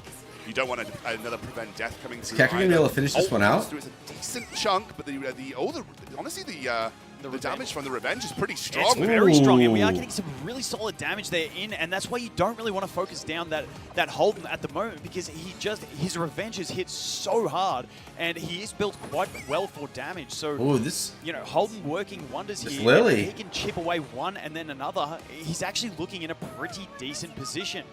Look at the and that Holden coming back here from Han. Having access to the Artisan, Wow. so that Holden shields, if he can survive through to an Artisan shield, he could actually sustain through this. And also just remember, there is still the revive available from Valyrian, so she just used her S3 again. The prevent death, she has the prevent death, not the revive, definitely. And there comes the big shield. Look how big that shield is from the Artisan. Wow. He's going to be able to go ahead and knock out that Lily. This is actually big. And there it goes. We are going to a 5th game. Kekker sees it. Oh, this really? is what Han was so good at in the previous few days. Oh my God, bro. He was down and out into game 3, but 2 games on That's the trot. crazy, Osama. Incredible stuff. I think something What's that up, completely caught me off guard was the Fidelis? amount of damage that came out of that Holden's ult. I was not expecting the Yelly to get dropped by it. Dude. She did, and then we just saw the This game revenge into the is an basic attack esport from right the now. Holden There's on that $30,000 Lily, in prizes just on this tournament right here, completely man. changing the aspect of the game. Yes, and then once it's again, an esport, that dude. Artisan shield is so impactful. You can That's have no crazy. sustain on your team, but if you get a shield that's That is that crazy. big, it's just impossible to get through, especially when you don't have a damage It's dealer. basically equivalent to a full heal. Like, it really feels like the way. So it when you went get those big 2 Artisan for shields. Kekker. I mean, Kekker now. He's going to Then have to lock 2 in for on Han. this final match. We are going all Now the we're way going to one the more 5th match. game here Oh in this my grand God. finals. I think had you tuned in on the first 2 games, you'd have thought this is over, this is done. But Han brings it back. What's The up, bro? How you lucky doing, man? Underdog Nice that to worked see you his here. way through. No one thought he was capable of it, but now he's here in the 5th game of the grand finals, going into draft. That Messiah ban has Crazy. served him well. I am not expecting that to change. I'm interested to see where the That Messiah ban.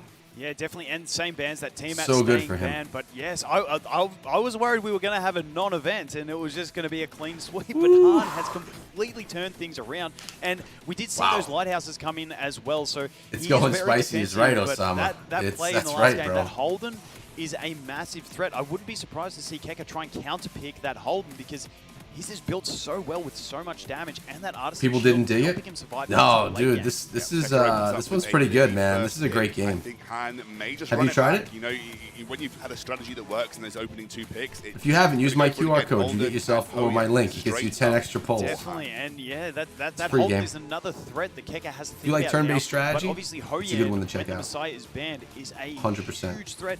We do have some options to deal with that Hoyan if he wants to let it through. He has got a Heinrich build. Maybe he goes with that Heinrich, stops the puts the buff block on, stops that Soul Ward, but she can still revenge. And we are just seeing a complete rematch where Kekker is picking the Doki Doki and then Protected picking the Yelly. Yeah, And what up, once again, Volt? we mentioned that we don't think Han actually has Doki Doki built, so it's one of those ones where Kekker Yeah, could actually you're right, take man. another It's option to not save that speed for his last only. pick if he wanted to, but wanting to lock it in early. I mean, you're seeing it right here. For the next 2 picks up for Han, you know, might just run it back again. Might just take the Neo in the protected slot, then take the Ling Luo again. That's kind of the way he approached it previously. So let's see where he goes with that 3rd pick. Obviously, just to reiterate, if you have a pick in the middle of your comp here, that 3rd pick, it is protected. You cannot get banned in the post phase. So you have to make sure it's a really, really important pick for your comp. And can I just say, I'm just loving the sportsmanship between these 2 players as well. They're all smiles. No one's getting upset about a loss. They're here to have fun. Viper They're in the guaranteed to pick win here. So something. Yelly, And this don't game get- is going to be I'll tell you a what, I great like final match. We Kekker's do see team the better, Protected but- Viper and then the Ling Luo Man. coming out from Han. His Ling Luo, once Han again, was- very has been difficult able in to previous counter it, matches, sustain so we'll through. see that come in. Viper, just an all-round great unit in RTA at the moment. Let's see where Kekker goes. The Rosa felt like an interesting pick. I don't know, like, you know, if it was designed to be like an alternative damage threat to follow up on the Yelly, but let's see where Kekker decides to pivot. This is probably where he makes changes, if any. Obviously, Tsukiyomi's still up, so that was... You have it installed. Nice, Fidelis. They just gave us another code today. But also a couple of other I picks. forget what it was, though. Yeah, oh, I think battles he are goes for complete. more damage because he'd be worried about. Oh, he does go ahead and take the Tsukiyomi and the O-Ball. Okay, so he is guaranteed probably to have his whole team move because he's got his 3 very, very fast picks. The Yelly is locked in. Now, do we see that Valerian pick again? Because we know it's a threat. We do see the Sanya. Okay, so no Valerian in there to protect those. I forgot. Let's see how this one We just got pans out. 10 Now, the pulls. I bans forget do what the come code in. was. So They gave Keka it to loses us the earlier. Oval, and we are seeing the Hoyen ban as well. So we see that Lily move first. We've got the whole team moving first. Is this going to be another clean sweep? We've got the attack buff on that Yelly when she does move, and this is going to be that Is massive Han gonna revelation come damage. through from down Now, if she doesn't kill the 0-0-2? Ling Luo, we're in trouble, but I think we're going to be targeting the Ling Luo, go for the kill, and we do hit one. I think that was on. Oh, he We targeted missed. the Holden. Yes. And we do have the availability of the Sanya revive if he wants it Uh-oh. as well. So everyone pretty healthy at this point in time. That is a good little win for Keka, but that's the revelation used, and that's going to get revived on this turn. The problem is we got so much cooldown reduction on this team. We have the Lily that's going to reduce cooldowns. Yeah. We have the Doki Doki that's going to reduce cooldowns. So even if we get that revive out, it's just going to rinse and repeat and go again. And that is the issue because we see What Lily up? moving next. Lily obviously going to use that skill 3, reduce the cooldowns for that Yelly, and Yelly's going to swing again. So do we hold on to that revive for the next game?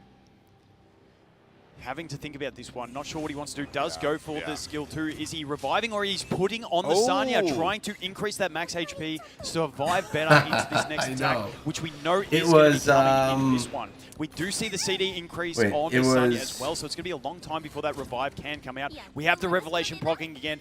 Now this is the point that we have to see what happens. Now probably going to be going onto the Ling Luo with the follow-up. Oh, that's huge. And was targeting the Ling Luo with the follow-up. So that Ling Luo down, but I think this is what Han was planning for with that skill 3 on Sanya herself. Now he just wants to cycle through, hopefully get back around to that revive. But I think can't with remember cooldown the code reduction now, that we dude. have on the Doki Doki, it's not going to be enough. They gave it to Now, us attack earlier on rate the We've stream. seen on Messiah previously, really strong to reduce that I damage. know you need the But Yelly's 10. skill 3 is going to cleanse Who her remembers debuffs, it? meaning that Was it attack rate is not gonna EWS or have something like enough that, effect. 2025?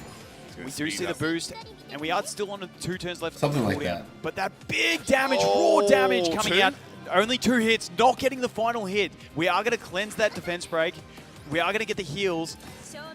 It is looking very dangerous, though, here in this next attack because that Yelly could quite easily hit 3 attacks and just delete that Sanya and make it the game over. And the whole team is going to take yet another Here it goes. turn. 1. Oh, yeah, this could only be 1 on the follow-up, but here is the actual attack, Revelation, and that is yeah. going to be it. That's Han's it right smiling. here. He sees it happening. He's applauding his opponent, and that is going to be a massive congratulations to Keka. Just surviving with that Amber. He's dragging the game out with that Amber, but that is game over, and that is going to be it to Keka. He's going to let him play through it and actually take the win. How many can we hit? That's 2. That's 3. That's 4. four.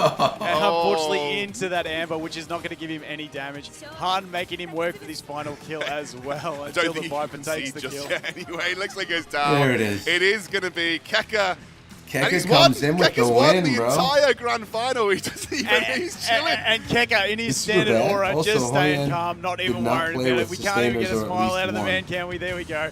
Well done, Keka. And well We done, must play Han. with Those first aggressive 2 team matches supports were so or dominant others by damage Keka. dealers. But coming back with a Han was It's fantastic. EWS Going in all the way into game 2025. 5. I was almost questioning 2025 myself. That was crazy. He looks so chill, but it does look like Matt's ready on stage to chat to our winner. We're going to hand it over to them. Congratulations, Keka. Congratulations, Keka. You are the EWS 2025 World Champion. Please come and join me on the stage. And everyone, please give a round of applause for Keka, your World Champion. Let's go, Keka. Now, Keka, coming into the grand finals, you were undefeated, not dropping a single game. That went all the way to game 5. Were you feeling a little bit shaky once it got there? Yeah, definitely. I think I made tons of mistakes in the last 3 games.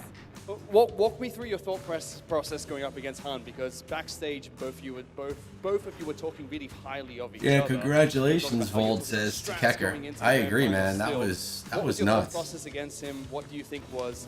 That was helping you close, pick up the though. victory? I mean, it wasn't just a Yeah, I think clean Han's sweep biggest, by any means. Strength is that if he lives the initial burst, he gets to hit back and CC the opponents using his lighthouse and Terminator. Where do you put the situation. code here? I'll show you. That counters Revelation really This hard. is my I game think up I in the can't top corner. Use any Revelation units at all. If you go to settings, but I recently did other, have units that do a one shot. redeem a code. So that's why Yelly, Right there. Messiah, and yeah. It worked out for you in the end, and congratulations, you are the world champion. Now I'd like to invite Game Director Jack on stage to hand you your prize. Prize time, baby.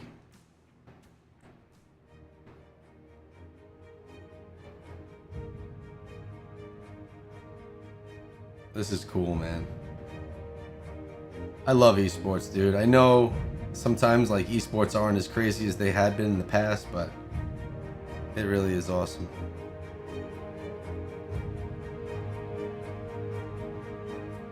$15,000.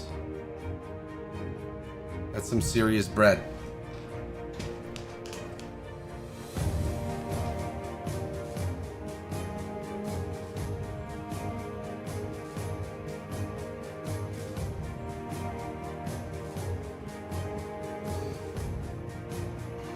That's super awesome, man. He's got to feel great right now. Game Director Jack. Keka, $15,000. How are you feeling right now? Is this heaven? You went the distance. You Is this heaven? the world champion. 128 players. Some people said you were favorite coming into it. It looked like into the grand finals. I mean, were you at all nervous throughout that entire series? Because it felt like you had a lock and everything. You know, Yelly Rose Messiah? Who'd have built first Messiah? Yeah, I think coming into this game, I was the most prepared out of all my games here at this offline event. So it's because I had, you know, the most information from the quarterfinals, semifinals, looking at VODs and looking at his picks, knowing his speed, his sets. Yeah, coming into this, I felt the most comfortable, but I think I was too comfortable, and that's why I started making a lot of mistakes. Well, now that you have $15,000, what are you going to do with the money? Haven't thought about it much. I'll probably just invest it for now. Wait, hang on. Oh. What's going on? Wait, what happened to your money?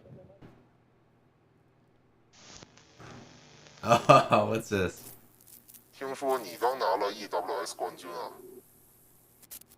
我特别好奇现任冠军到底几斤几两？咱们来较量一下呗。奖金我先给你没收了。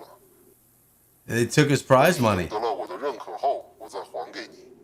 You have to earn my recognition to get the prize money back. Who is this?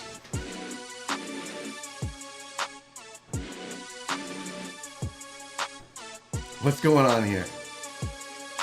Bao, the best Summoners World Player, 2024 World Champion. Wait, what have you done with his money? Why'd you take it? I just have a chance to play with our champion. So, hang on, he wants to play against you. Do you have anything to say about that? I have to kick his ass then. Are you sure you can beat the champion? Actually, I'm not sure, but I'll be trying. Okay, well, to be fair, Actually, you are I'm the not champion. sure. I'm going to give That's you the final funny, say. dude. Anything else you want to say besides you want to kick his ass? Let's have fun. All right, gentlemen.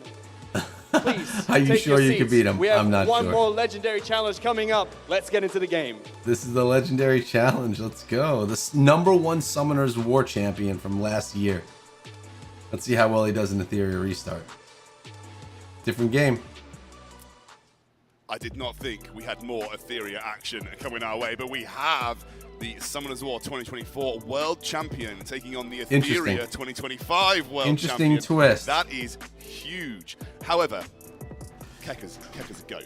Keka is the GOAT. The rewards of come Etheria. to your I mouth, think he can Conan. win his prize money back here. Kona. Listen, I think when you've beaten that many players to come in and claim this prize, you'd be feeling pretty confident in your ability. Even though he doesn't know his opponent, he knows he is damn fast. He's got plenty of units built. This is his main game. It's been his absolute focus. And I am liking Keka for this one. But it's pretty cool that we brought out one of the other champions from the industry to come and play him. Hopefully his money hasn't actually been confiscated, because if he loses, that would be pretty bad. Yeah, Keka, this is one you've really got to win, mate, because you want to make sure not you get losing that his back. money. Otherwise, it's just curtains for you and kind of missed out on your whole chance of coming in. Yeah, I know. Well, Keka absolutely, honestly, deserves his spot. He really came in as an absolute beast. And obviously, Han, incredibly played.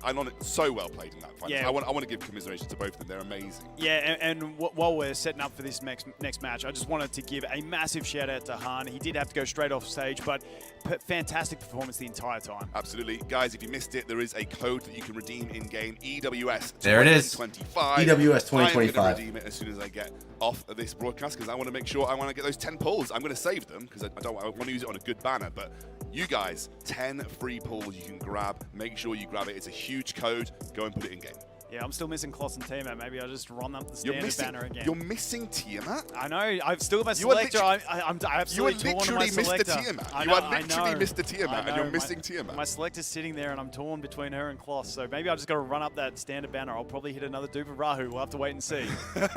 Actually, what is your most duped? Is it Rahu? Rahu, yep. Do you know what my most duped is? What do you think my most duped is? I already know, actually, because you told me one before. It's your Lilith, isn't it? My Lilith, and I don't even use Lilith. However, I was very lucky.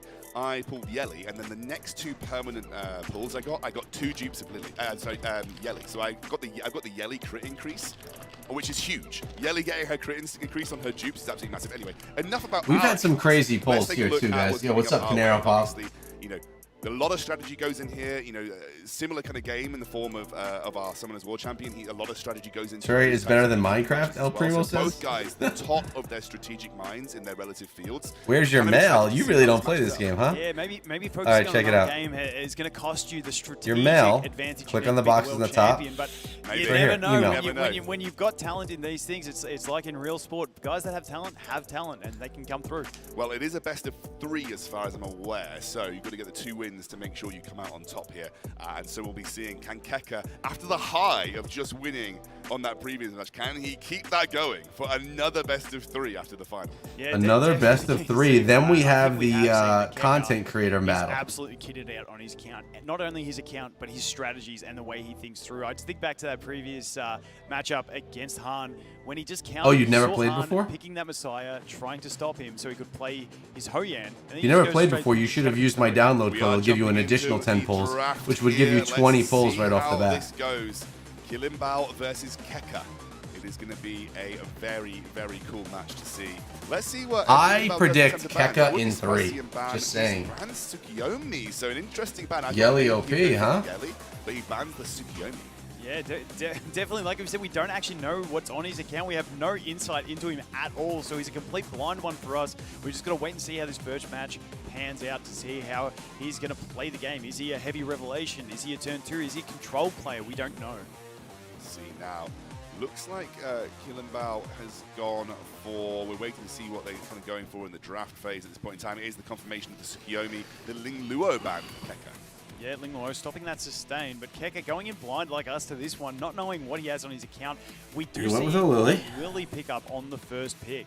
A Lily pickup comes through, immediately responded by Mio and Doki Doki. He's for showing Keka, off so 2 very his strong dupe picks Lily, in hinting this that format. Vulcan Let's see spent when- like remember, 27 Yang hours and Yelly, rerolling for her. Revelation. Oh. I know. Revelation. I know. Right. Some. And we did see Keka say that, you know, he wanted to face It's off crazy against Han because that- he didn't like the matchup of That those Vulcan heavy does all those revelation rerolls, man. users. I can't believe And that. I just maybe spend a few Kalian bucks Bao and get it. has seen that and gone, I'm just going to straight revelation. That this guy. rerolling is The not for Yelly me, is dude. protected, and we've too much. seen how much of a threat that Yang can be on revelation, killing one unit, giving turn advancement. We don't know how fast these units are either. I like this a lot. The protected Hoyan and the Veronica. So trying to bring a little bit of anti-revelation to the table here is Keka. Yeah, learning from his fellow grand finalists that the Hoyan is the great protected pick against these Revelation teams. Obviously, Veronica being another great one to bring in as well. a You know, good being able to pick. cut in front, put that death immunity on. Ooh. And this is heavy into the Revelation now. I can't see the shells. I am assuming we are seeing as Selene that normally in these heavy Revelation players is also going to be on Revelation, offering some more of that big damage. And then the Obol coming through. Now, Keka has used Obol a lot. And Keka bringing out the first use of Marvel in this entire tournament. In the beta, everyone played Marvel. And then he got nerfed into the live launch, and he's been a little bit on the back seat, but he's still very strong turn manipulation. Definitely okay. I don't know. Keka in The 3. Vans That's were my the call. and the What do you guys Doki. think? So we do have the Lily coming up as the fastest from Kalimbao. Boosting that Yelly with the Revelation. Now we do have the Hoyan to go ahead and counter that. So are we going to see the Hoyan counter and get a kill? We'll have to wait and see who he targets. The big AoE damage coming in. A huge AoE damage. We've got the Lighthouse coming out. And here comes the Revenge. Here we go. The Revenge. Is it going to come through? It does! And it lands the kill. Whoa. Now we are in a very awkward position with that. We do have the immunity to death. We do have the Veronica who can reply that. We can also get the shields from the Veronica on the skill 2 as well. Now we do have the Codex, so whatever he uses, he's going to be able to reuse again. Yeah, obviously we have to be aware that great if you're just running one damage dealer where Hoyan takes them out. If there are multiple damage threats, then it becomes a little bit more of a big deal. And obviously Stalins can be big threat. Well, everyone's on. We've got the Revelation Stalins and the Revelation on the Obol, so we really need to deal with these guys and not let them take a single turn. Otherwise, we're going to be in a lot of trouble. Well, we do have the skill 3 coming up. Who are we going for? Who are we going for? It's going for the Obol, meaning the Stalins is about to use a Revelation attack. Now, are we going to live through this? That is the thing. It's going to be a lot of damage. It is Revelation at the end of the day. Oh, and it is! Oh, that's insane. Wow. And there he goes. Keka, not a great start. Looking like he could be losing his prize money in this one. Hopefully my guess feeling is already and says, hey, you brought a good game to the table. I'll still give you the prize money. But Kylian Bao wins the first matchup here. Massive Revelation picks as well. I mean, just huge damage out. Come on, Kecker. You just won the whole championship, bro. Yeah, I have to think Keka went for that Obol. I can't remember where the turn gauge was at, but I do think the Stalins was next in the turn gauge. Maybe if you went for the Stalins, the Obol wouldn't have got the turn, but, you know, Crazy. The Stalins managing to get that kill was absolutely clutch, because the Obol was the threat with the stuns on top of the damage and being an extra hit as well. So we jump into it. We do see, we have a little bit of advanced screening. We do see the pre-ban from Keka coming out on that Yang. Now that he knows that he is playing the Yang, he's like, I'm just going to ban that straight away from the start. Probably not having Yang built himself means that he wants to get rid of that as an option. And we know that for sort of big Revelation players, Yang, with a very high speed Yang, is very, very, very difficult to deal with. 6 hits on Revelation, advances your entire team's turn meter. It could be really difficult. So I like the pickup here. It means he won't have to ban Yang in the post-ban and opens up a slightly different draft. Round 2. Let's see what they got going. Keka actually gets to get the Lily first. So that was a very impactful pickup last time round. Going to deny the Lily away from Kylian Bao. Yeah, definitely. That Lily was very fast as well in the last game. We do see the Mio counter pick and the RC77. We've seen RC77 a lot in this tournament. Kecker's coming back this round. A lot of players may not know He's too much coming back about, this because round. his work with Revelation, absolutely fantastic in RTA. It is a 4-turn cooldown on your skill 3, not so usable in PvE on Revelation, but once again, kind of like that Yang, they're just Revelation specialists in this current meta. Yeah, it's looking very similar. The way that Kylian Bao's playing is very similar to that was Young nuts. So similar kind of picks, similar kind of setups. So, you know, you kind of, that Yongya was kind of like the poster child of Revelation gameplay coming into this this tournament. Yep, definitely. And we do see the protected pick Keka coming in with the Hoyan, also bringing that Veronica again. Honestly, Keka played really well into it last time. It was a very close one, and unfortunately losing out. So that Hoyan definitely being one that he has to rely upon a lot, I would think, in this one. Now, I'm curious to see, do we have a Messiah or something like that? We have the Heinrich, who is a great counter as well. We also have Celine's being able to cancel passive. So, you know, 2 counters to that Hoyan. It's a matter of turn order and how this pans out on what he can land first. You imagine that Lily's going to be a focus ban here, but you really don't want to let Miho go through as well. So I was not expecting another match like this. Comp out with. He has obviously got his Doki Doki that he can bring to the table. Also, I think no, Tsukiyomi's banned, so he hasn't got the Tsukiyomi available on the cards, but plenty of other options that he can go for. It is the Ling Luo and the Doki Doki here. Yeah, I don't know. Have we seen the Ling Luo much from Keka? I can't remember what kind of build it's on. Is it on the immunity? Is it on the Lighthouse? I'm not too sure. And the final pick coming in is the Messiah. So we have a field of counters to that Hoyan, which is very, very threatening for Keka. However, not much support. I mean, we're looking at basically 4 Revelation damage dealers, potentially, depending on where Heinrich is. We know that the RC77, the Cylinders, and the Messiah are going to be Revelation damage dealers. And maybe... We do see the bans come in, and is the Messiah getting banned, and also the Lily. So he's just having a look at the screen. Obviously, the Lily getting banned away. Mio, we're wondering I wonder how quick the Mio is. That's going to be the defining factor here, I think, is that how quickly. I don't think Kecker can go down again. Yeah, Mio moving first on this one, getting the advantage. I know he does. He doesn't look comfortable, Osama. You're right, bro. We are on full immunities by Keka though. Here comes the damage that's going to roll out. Oh, that's a and lot of damage. no kills landed, and the Heinrich moving now on Revelation, and that is looking like being a sweep if it's enough damage. Oh, Ahoyan that's the grim. only one with the block debuffs landing as well, meaning that is going to be it for that game. I'm not sure if Keka had technical issues at the end there that we saw. We do get the passive proc. It is going to get a revive if it does land the kill, and it does not land the kill, unfortunately. Now, we do have this. We can land a kill on someone else. Now, does he go for that RC-77? Does he go for the Mio to stop that freeze coming out on the next turn and revive someone from his team? I don't know if any one unit on his team is going to clutch the win. You would hope for the Ling Luo so that you can heal yourself and reset from this point. But he does have that skill 3 that he's got to make a decision on. Who does he go for? He does go for the Mio, and it brings back the Veronica, and that is not going to be enough, I don't think, to clutch the win on this one. Going for the damage on the Veronica there. Okay, let's see where this one comes out, and he does drop it, and that is going to be where the game is going to be decided. Oh, Keka goes down in the show match. Maybe Kilimbao's feeling this is not at all. It was a pretty strong match. I don't really hard fought. I didn't think Kalen Bao would be very good. I didn't think that he really played much of this. From a massive high to an excruciating low. I don't know why he's smiling. He should be devastated. He has just lost his entire prize packet. Keka, what's happened, mate? Oh, he's not losing his money. He's not losing his money. Hey, do you know what?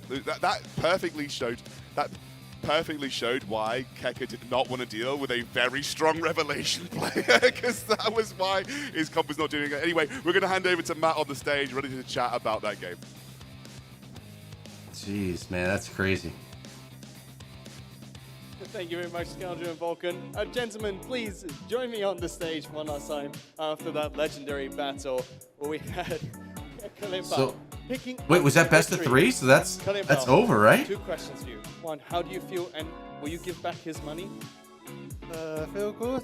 I will give the money back and practice some more.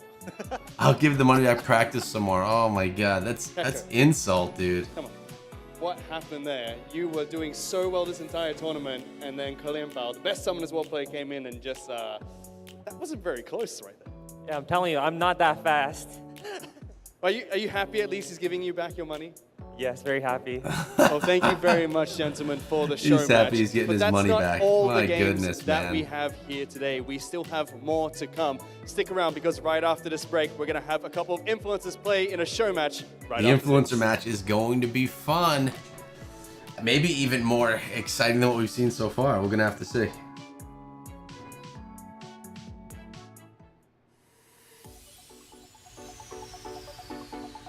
I'm going for Gotcha Smack, man. I gotta have Gotcha. I gotta have Gotcha getting it done. How long until we get that going on? I don't think it'll be too long, right? We'll be able to get into that match soon.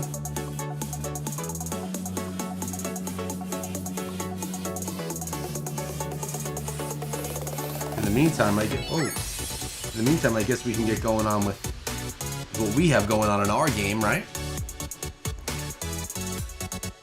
We got our own stuff happening in Etheria Restart.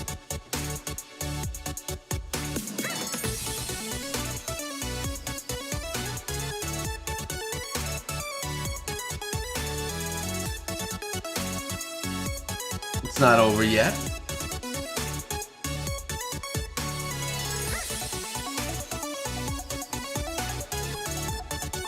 Eight minutes. All right, we can go into our game and see what we got running in our battles. See what that's looking like.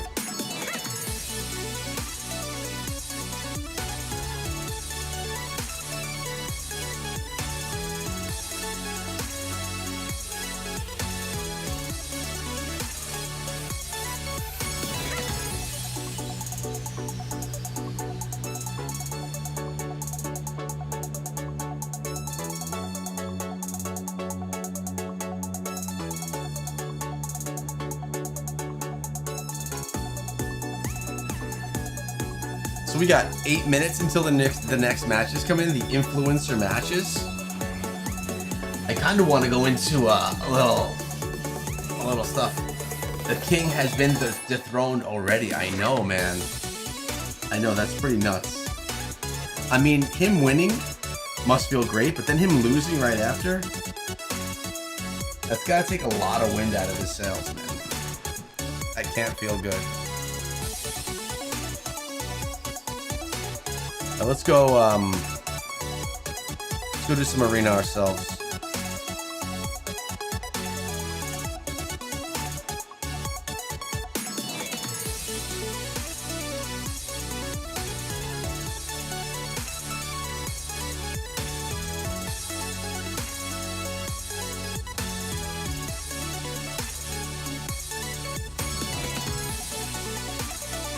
I like didding as well.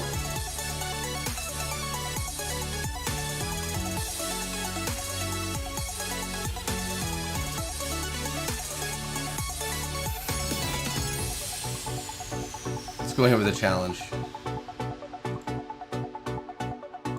Let's see what we can do. I'm inspired. Someone had to break the win streak at some point, but not that quickly, right? Not that quickly, man.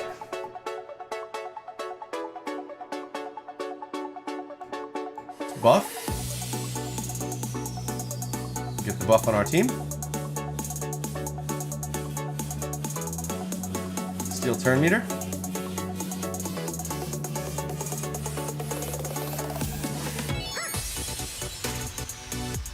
Ooh.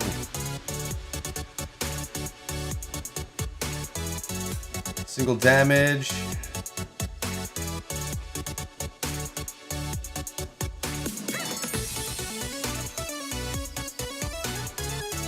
Gotta love those shells. Uh-oh.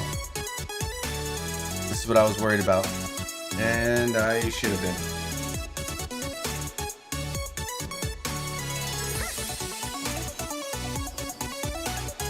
Brutal, man. Brutal.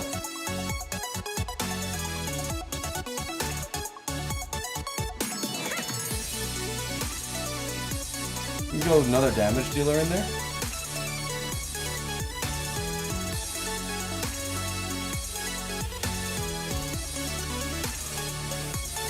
Let's see what we can do here.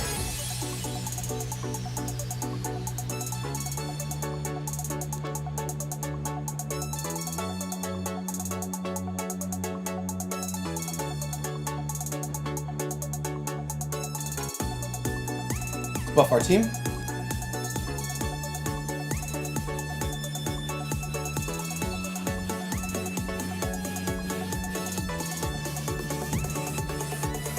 Debuff.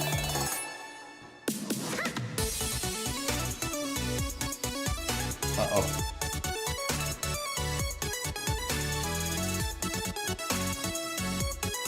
Oh, here it comes. Triple shot. Oh.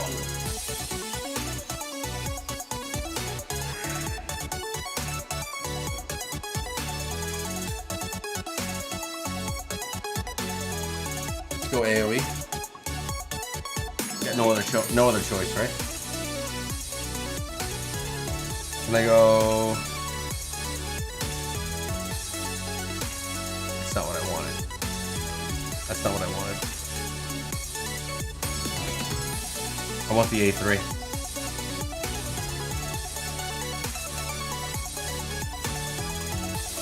We're not gonna have enough right here.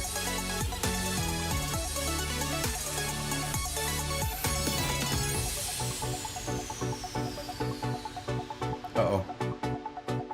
Good night. Jesus, man.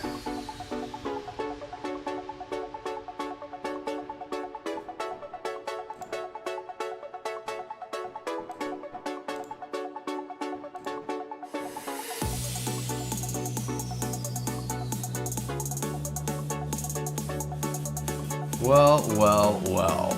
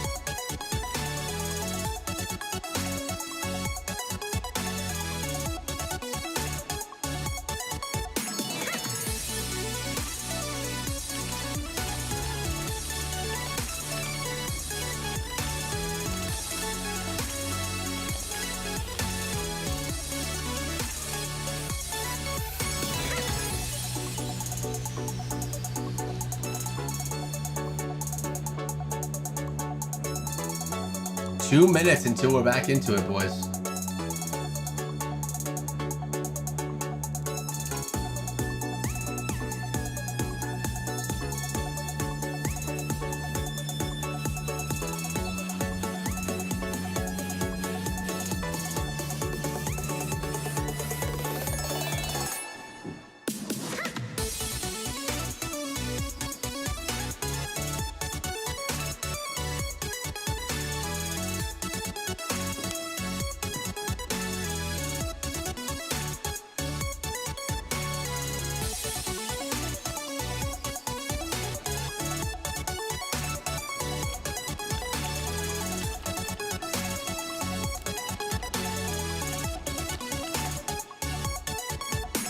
One minute. Let's get into this. The influencer content creator battles are up next. This is exciting. These are the guys that you listen to, that you watch on YouTube. Maybe some of your favorite people giving you the guides and breakdowns and news that you're looking forward to. Keep you up to date on the game. Going head to head to see who has the street cred, at least in the arena. This should be fun, man. This should be fun. And I would bet that we're going to see very different gameplay from what we saw previously. Let's get my game back up. Let's just shrink this thing down. And let's get ourselves out of here. There we go. I'll be right back.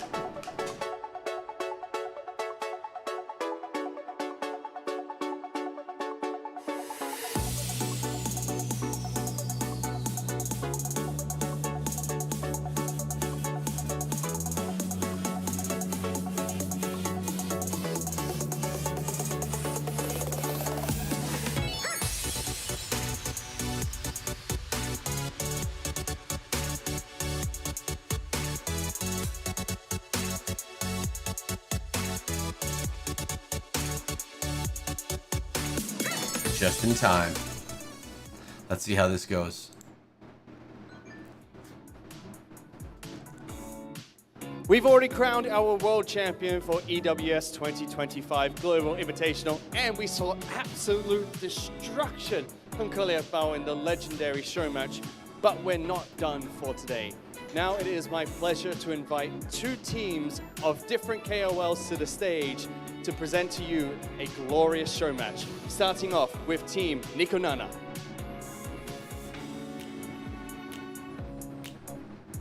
Sei Shizo. This should be fun.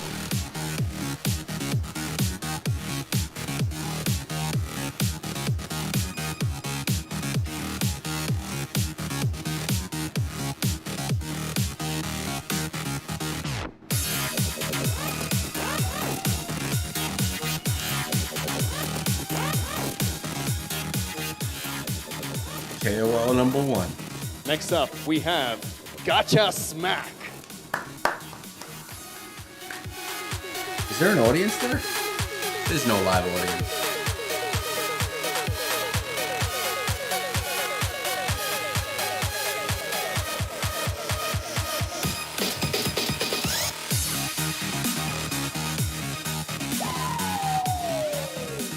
There's no audience there. And last but not least, we have Jamesma.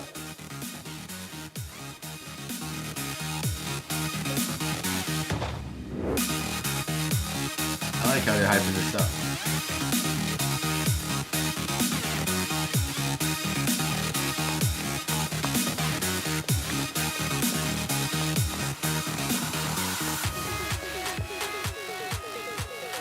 Thank you for joining me on stage, gentlemen. Before I send you to your seats, I just wanted to ask each of you a quick word, then I'll introduce your opponents. Starting with you, Seishizo, are you particularly fast? Maybe not in real life, but in game, you never know. That's good to hear. Smack. I knew you used to be a PT, but are you strong by any chance? Bam! You know what I'm saying, brother? Got a little gun show, man. Y'all want to get some tickets? Come on up here.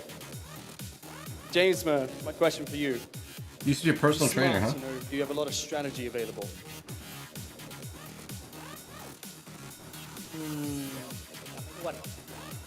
Uncountable. Fantastic. All right. Team Nikonana, please head to your seats while we grab your opponents up to the stage. Anyone know what he said? But these aren't the only KOLs that we have playing in this show match today. It is now time to invite Team Doki Doki up to the stage, starting with Limelu.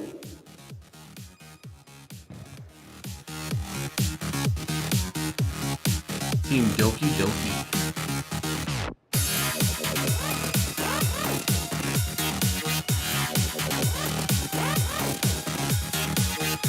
Limelu.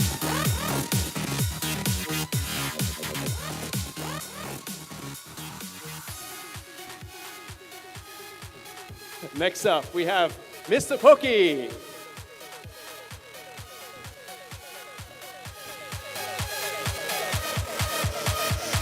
Mr. Fuqiu, I think, is the one to beat here, guys.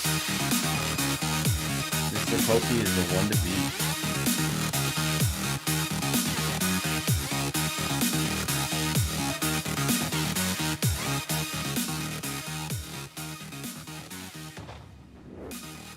And last, but definitely not the least, we have YDCB.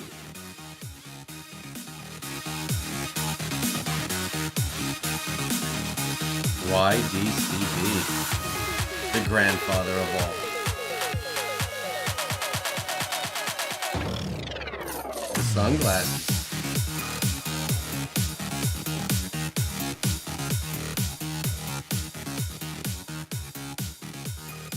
Thank you for joining me on the stage, gentlemen. Limelu, I wanted to start with you. You know, Seishizo said that he's quite quick in game. Do you think you could be a bit faster?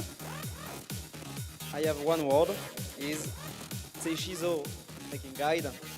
I will make this a match, a highlight. Not bad, not bad. Mr. Fuqiu, you know, I'll make this a match that I like. gave us I some don't tips to his understand some of venture. these Do you guys, think you could beat dude. him in an arm wrestling match? Boom! Fantastic. IDCB, Jeez. for you, it's going to be all I about feel bad for strategy. this host. I mean, you've been in this industry for some time. I feel You bad think for you're the smartest host, here. man. No, but I'm definitely the luckiest. I mean, Luck's got a good part to play in it. Thank you so much, gentlemen. You may now head Jeez, to your man. seats. Now, the way Is it that this just show me? match is going to work is each one of these influencers have an opponent on the opposite team. And there's going to be a theme to each of these matches, which will be based on speed, strength, and strategy. So, I'm going to invite the first two players up to the stage to kick us off with the match of speed. Seishizo from Team Nico Nana, as well as Limelu from Team Doki Doki. Please come Let's see to the how this stage. goes. Let's see the Now, plan here. the twist that we're going to have with speed is that these players are going to play with a chess clock. So once they input their moves, they need to hit the chess clock, which will start a timer. Interesting. If you win one of your matches, you get a point. However, if you have more time on your chess clock after a match in comparison to your opponent, your team gets a ban going into the next game, including if you win the final match based on time, then you get a ban going into the strength round for your teammates. So that's where speed comes into play. Seishizo, got any last words? I can't see my opponents. Where is he? Oh, yeah, he's there. Okay, it's good, it's good. I'm ready. Seems to don't think get that it. you're a little bit missing here, Limelu. Got anything you want to I say don't about get it? what he was saying. In my side, I will say, have fun. Gentlemen, please take your seats. Let's I send it think back it's to the the casters language for barriers and stuff. the first match of Their speed. smack talk game isn't on point. They need a little work on the smack talk game. Either way, let's see who brings in the wins here. Here we go. The hyperlinker matchup. We are looking forward to this. We've got speed, power, and strategy. We're kicking things off with speed. I was hoping Gacha Smack was going to do a backflip. He told me he was going to do a backflip. Gacha, there's no backflip. I wanted the backflip. No backflip. Yeah, he loves a big talk, but he's let us down. Maybe we'll get it later on if he wins the match. If he wins the match, maybe we'll get the backflip. Right, heading into speed. That is where we're at right now. Obviously, I'd each like to see the team has backflip. 3 matches to play on each category. Each time they get a win, they get a point. But obviously, there are the mini games for speed, power, and strategy, which are going to help them along the way. A little bit alluded to on the stage just there. It was a chess clock. Speed, power, and hit the strategy. button, The 3 different and that target makes sure that areas the time of goes down. focus This is here. the overall match rules. Like I just said, we've got 3 players on each team. You're going to win a point. The team with the most points at the end of the full 9-game series gets the win. Minigame, obviously, as we said, each of them are individual. Speed minigame, we're going to get the chess clock where you can tap it, and if you get the lowest time in terms of time taken during that match, you'll get an extra ban in the next game. On the final game of speed, you get a ban in the power phase. In the power match, you have to crank. You're going to crank a hand resistance thing, and you can actually get some extra points in that round as so this well. is not just like your typical about a little bit later on as well, stuff that you have to do here. But here we go, speed. After each move, the player is going to press the button on the chess clock. Super strange stuff, making it a little bit more fun, right? And again, in that third match, you get a ban for the next game if you win. Yeah, it's definitely one of those ones. It's like you don't want to rush your picks, though, in favor of the chess clock. Maybe it's sometimes going to be better to really think out your picks and then just leave the chess clock and accept an extra ban. We're going to have to see. Hopefully, we see some mistakes come out. This should be fun. The real stress This of the chess clock coming up. I will say, Seishizo is, he was almost this close to getting here as a competitor. Almost this close. Even though he's as a competitor. He is a very good player in his own right. And obviously, I think Lemulu so he still has the guts, well, they're saying. So this is a pretty good matchup between these two. And I would say Seishizo is probably the most competitive person out of everyone at this event. He is locked right in. A little bit salty on Shine, who I think it was, who knocked him out of qualification for this top 8. So Seishizo, definitely a powerful player in this game. Yeah, I think he definitely comes in with his head locked in. He's got a very good account. I've seen his account. He's put a lot of time into it as well. Also, he has got a lot of experience. We saw Kilimbao coming from Summoners War doing really well. I mean, there's a big history for Seishizo there. He's got a great Summoners War background too, so he knows how to kind of go into these kind of chess match style games with the pick and ban strategy, with how you kind of play them. Also, just on a side topic about him, he did spend a lot of time in Shanghai, so he has been showing us the sights around the place also in the first few days, which we really do appreciate on that one. But definitely, I think he's just absolutely, he's been locked in since the moment he got here. Talking everything about the game, hasn't been able to stop. He is ready for this one. Yeah, he's really loving it, and I think he's been coaching me on how to sort of get through certain parts of the game, helping fix my accounts. So, yeah, big ups to Seishizo. We appreciate it. Now, going into this, how do you think they're going to approach it? What type of players do you think these guys are? Like, I'd love to know what you think in terms of what their PvP strategy is going to be. I honestly have no idea at all, so we're just going to have to jump into it and see. But Lemulu, I do want to give him a big shout out as well. Just, I've said it about a bunch of the players in the actual competition, but he's another one. He's just happy all the time, and it's just great to see those type of guys come out here, and it's always makes it a great event when you've got people who just get along and they're just happy to be here. It's the first time I've met a lot of these guys. I met Lemulu for the first time a couple of days ago. He's such a nice guy, just really kind, really smiley, always really happy to be here. He was, he came up to me after yesterday and said, it was a really great cast, and I was like, oh, that's so nice. He's just such a nice guy. Yeah. I'm really excited to see how they do getting into this. It looks like we are now into that first game, so waiting for those picks and bans coming through. Obviously, there are actually no pre-bans in this version. You get your ban by winning the minigame. Yeah, and when the bans come through, because it's we're doing all these minigames, it is just going to be a word of mouth ban that they understand. We are not going to be selecting those characters, and we have a full let's game see how these battles go. for this one. We have seen Lemulu get the Doki Doki straight up first up, and then Seishizo picking up the Lily and the Freya. Freya being on that Revelation, so we know what Freya can do in Revelation. How strong do you think Revelation is, guys? As well, so a massive threat getting picked up straight away by Seishizo. Is that Gigabyte Doki Doki?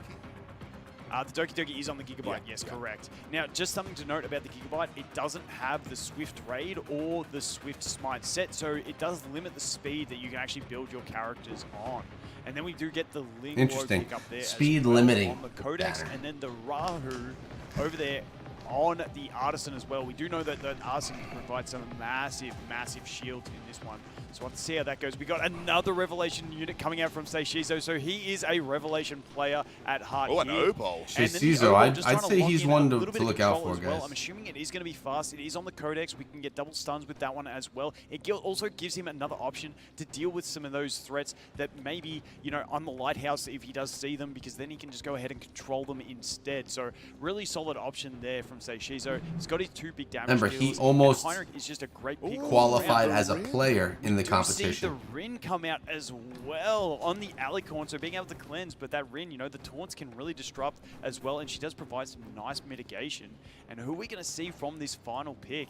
It is the Hoyan. We have seen a massive showing from Hoyan in this one so far. We do have the Heinrich, which can buff block. We do have the Obol that can stun. All things that are annoying to deal with for the Hoyan, but still, she can come through in this one and actually give us a great showing. Because unlike the Messiah, the buff block stops her from getting her buff, but she can still get her revenge, which is a big thing. And there we see it. Another one. Yes, the Messiah coming out. Obviously, to try and counter that Hoyan play, it is something you will often see. Not on Revelation, though. Is that White Fang? No, that is a count. That is a count. So he's going to get extra attack before he attacks. And there we go. We do see the bands of the Hoyan and the Messiah coming out. And I was trying not to say it because these guys don't know what each other are doing, and we don't want to call it early and give them the insight into who the other one is. I say Shiso. My bet's on Shiso right here. I'm glad I've got you because my eyesight's not good enough to see the shells. So that is a super fast Lily on the immunity as well. So that Lily getting a boost from the Freya's passive from the Bulwark, it just makes her even faster than she already was. Boosting up that Heinrich, and here comes the skill 3. It's going to strip. It's going to do big damage as well. And then the Freya coming out, and this is going to be a very quick cleave. Now, not looking too good on the clock here for Seishizo because he's taking all the turns. So he's honestly hurting himself a little bit by not letting his opponent play the game, and that is going to be where it's at.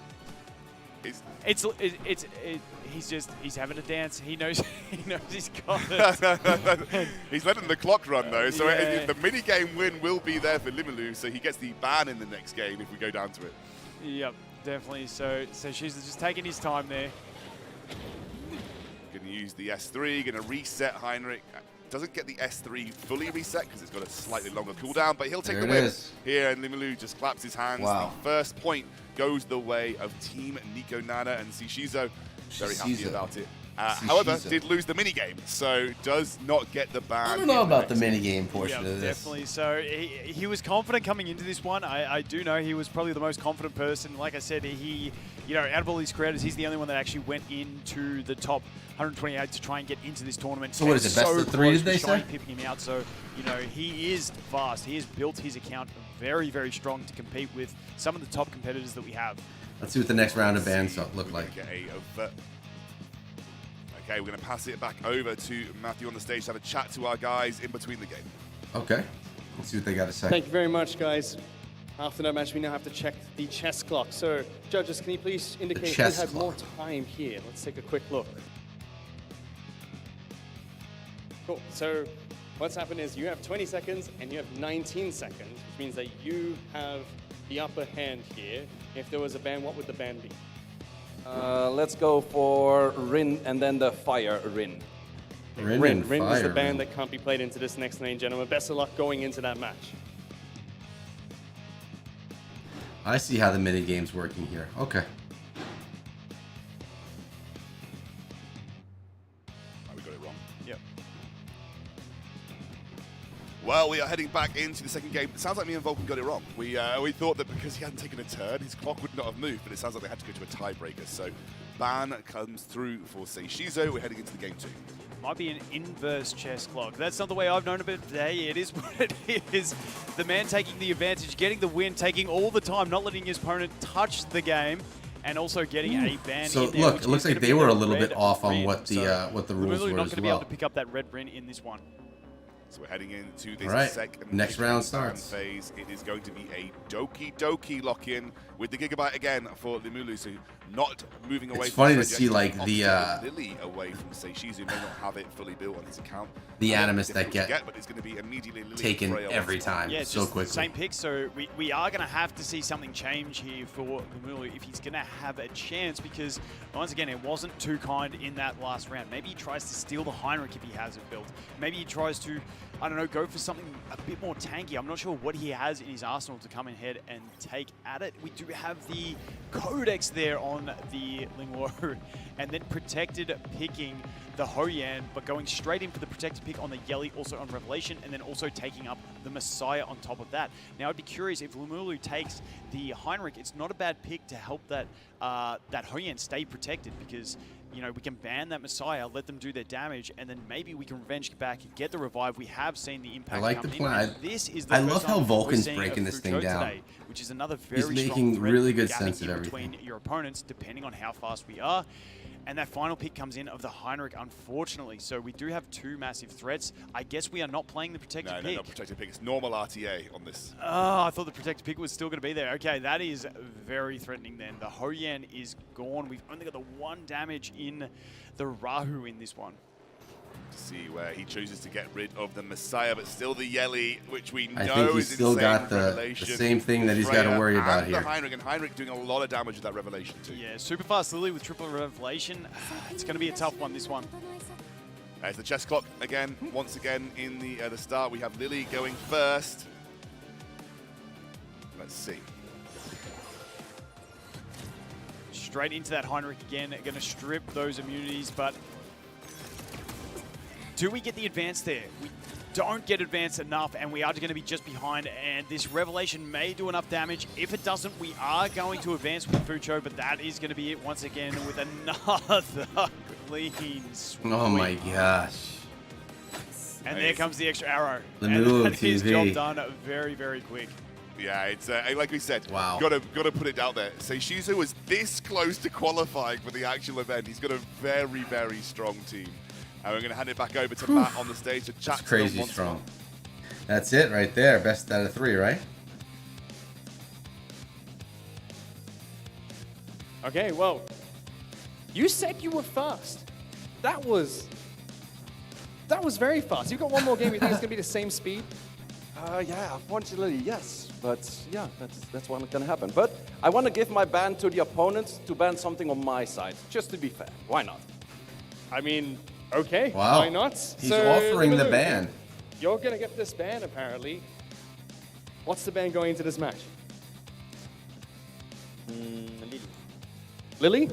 All right, you can't pick Lily. Best of luck in the last game, gentlemen.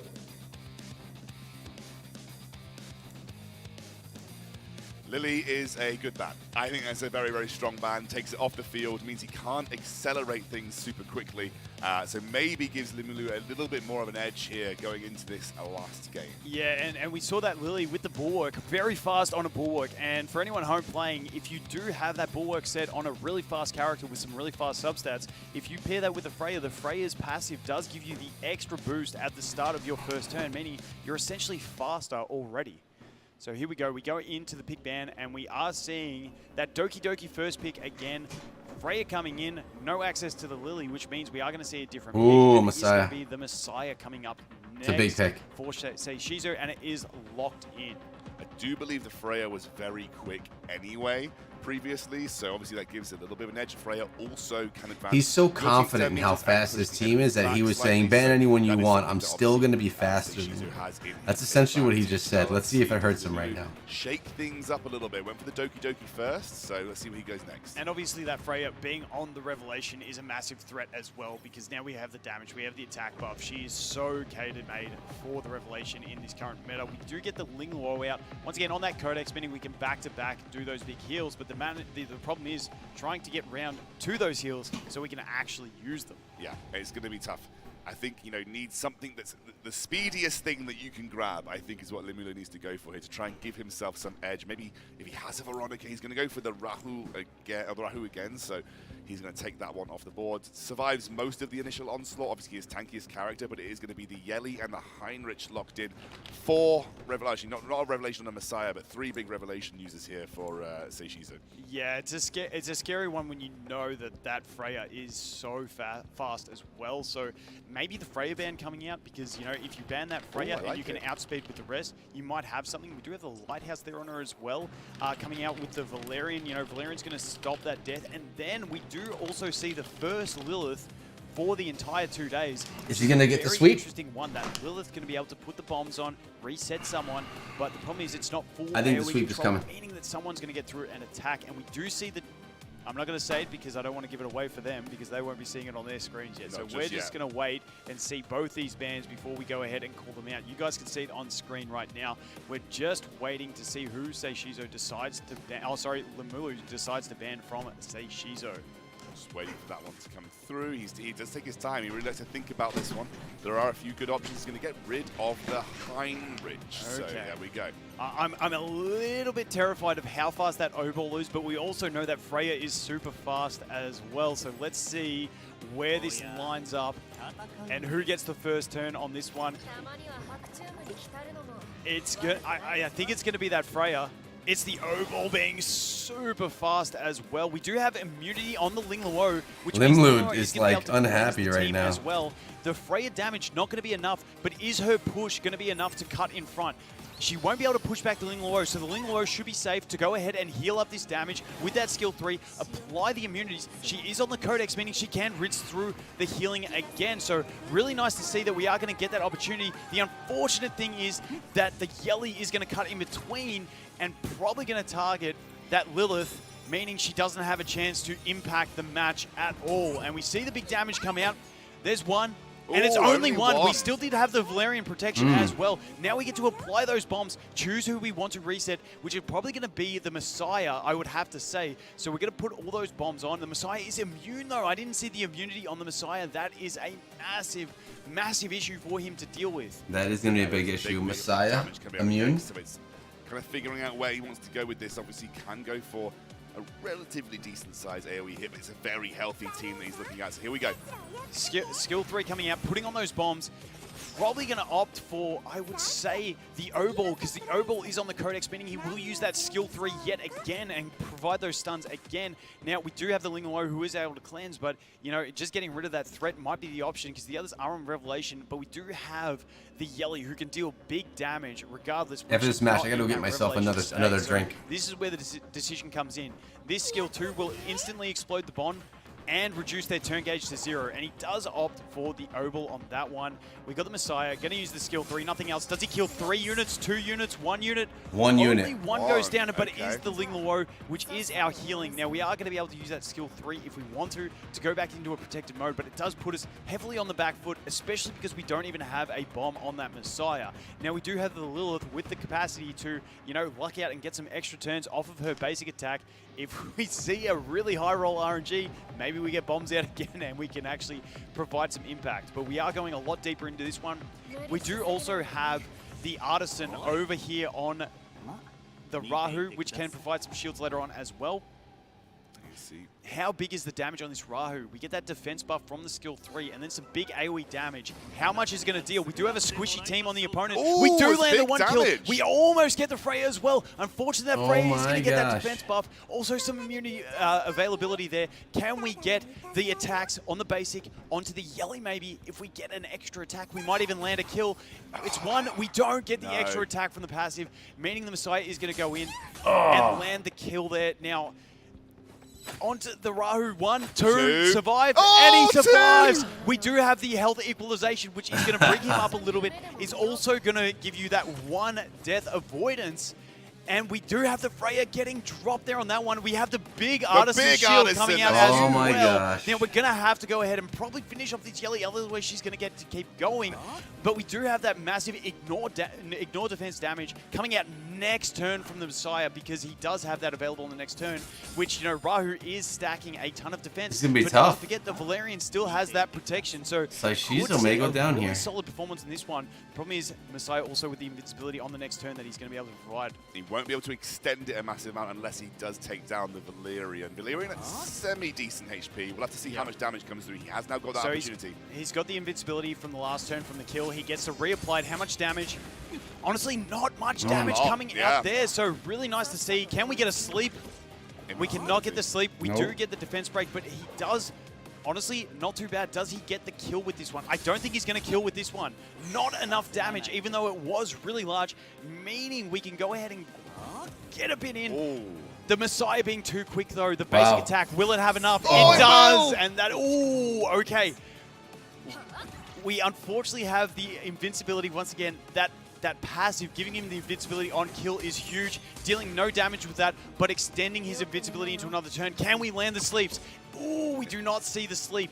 The skill 2 is going to have enough damage, is it? No, it doesn't. If we can chain, and the lighthouse, if we can chain sleeps here, we have a chance. You just have to press that skill 1 and hope you land some sleeps. Is he going to sleep him? Okay. Anti-death. I don't know if that's going to help him at all. Because it doesn't Oh, offer this him is a a chance to win. 1v1 It just right offers here. This stall is so and lets him close. get lower and lower and lower. I'll take Masai all day on this, though. So there's the preventing death. We do get the Lighthouse, drag him back up, get the extra heal. Is he going to try and keep healing up through this one? He does put the invincibility on, extends it. Now the Messiah has the invincibility. That was the play. He's going to use his skill 1 on this one. Now hope do you we see slumber. sleep? No slumber. No sleep. Oh my god, the And sleep is single just target not damage could happening. be a lot, but obviously you build Valyrian very tanky. And we do have that Lighthouse playing with some very sleep. Sleep.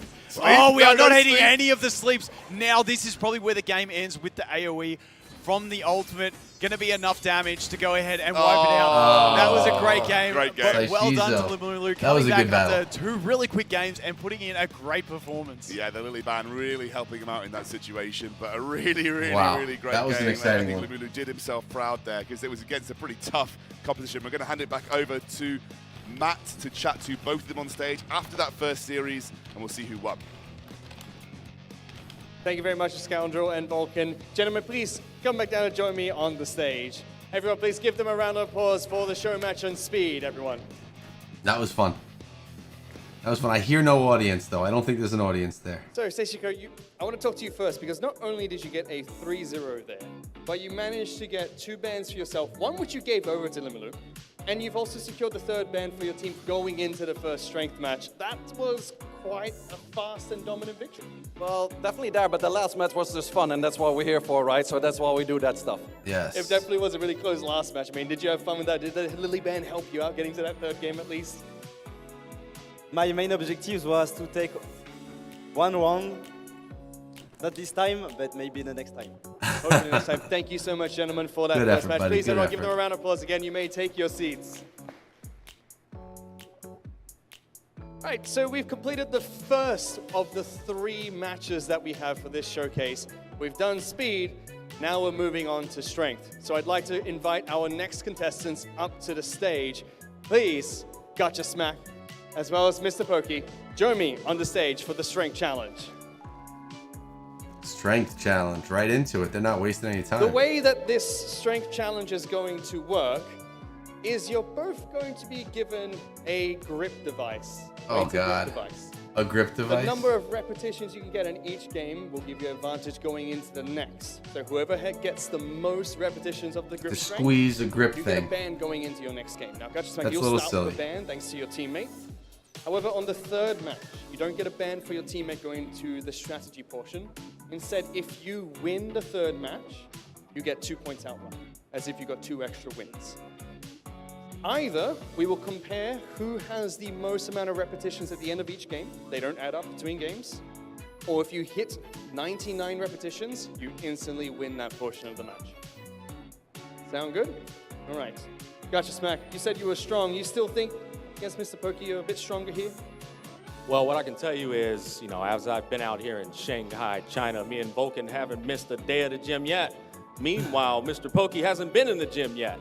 I think that'll answer my, confidence for you, brother. Got anything to say about these accusations? Little cocky. Personally, I think he's just running it down because I'm conserving my strength for the match today. So bro is literally just wasting his mana, like that. wasting his health. So, I don't know about that. Well, let's see if it's consistency or strategy that pays off in this round of strength. Gentlemen, please take your seats. Let's see what happens.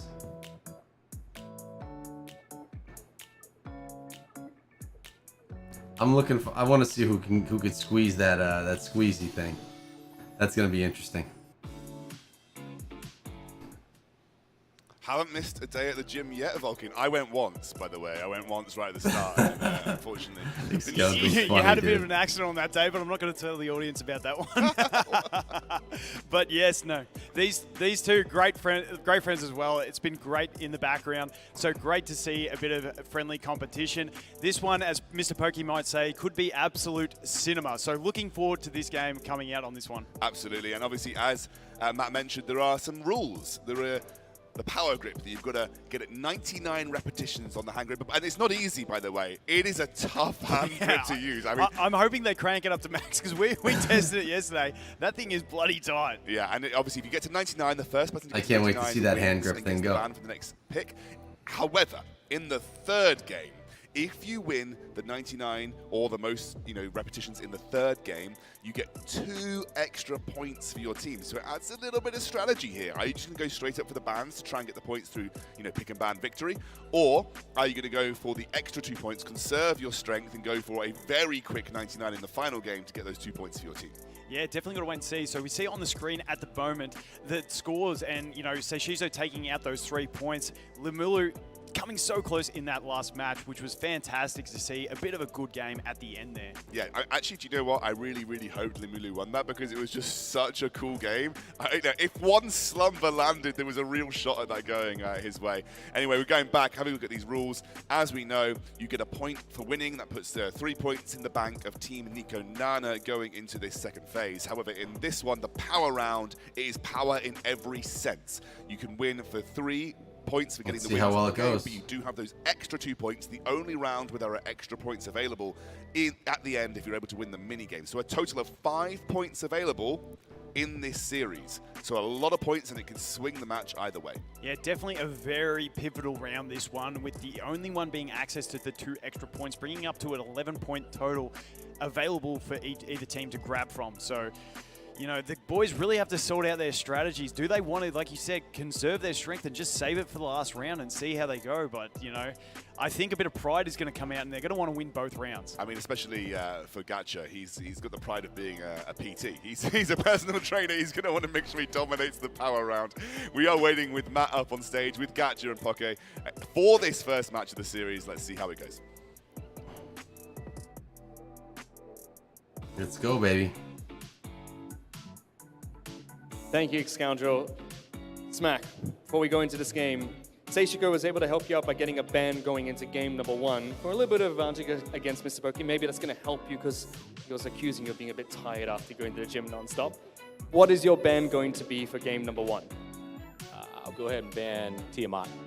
Ooh, all right, Tiamat. no Tiamat available for the first match. Best of luck, gentlemen. Sending it back to the casters.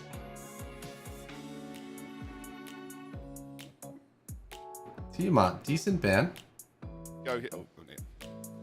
We are ready to go here on the second game of the series, or the first game of the series, the second series in total. And Gacha Smack banning Tiamat. So Tiamat off the cards. Mr. Pocky not able to run a more defensive turn 2 team in that case. Yeah, I think we might be seeing a bit more of the Revelation build out of Gacha Smack. Maybe that's his strategy. We'll have to wait and see. But, I'm looking forward to these ones. These guys have a nice friendly rivalry. So hopefully we actually get some good matches in this one as well. It looks like Gacha Smack taking the Lily first up. Lily being on Jackal, probably having access to Can't hate on that pick. Speed. They're already cranking it, and there's no holding back from this one. They're trying to get to 99 as fast as possible, and it is cranking. Smack getting tired already on one arm and switching, or maybe that's a strategic move there. Pokey trying to sort it out as well. Checking his score. He does pick up the Heinrich on Revelation. Wait, Gacha's done. Is that 99 already? Is that 99 in the pick and ban phase? Okay, I think he's done well. That's crazy.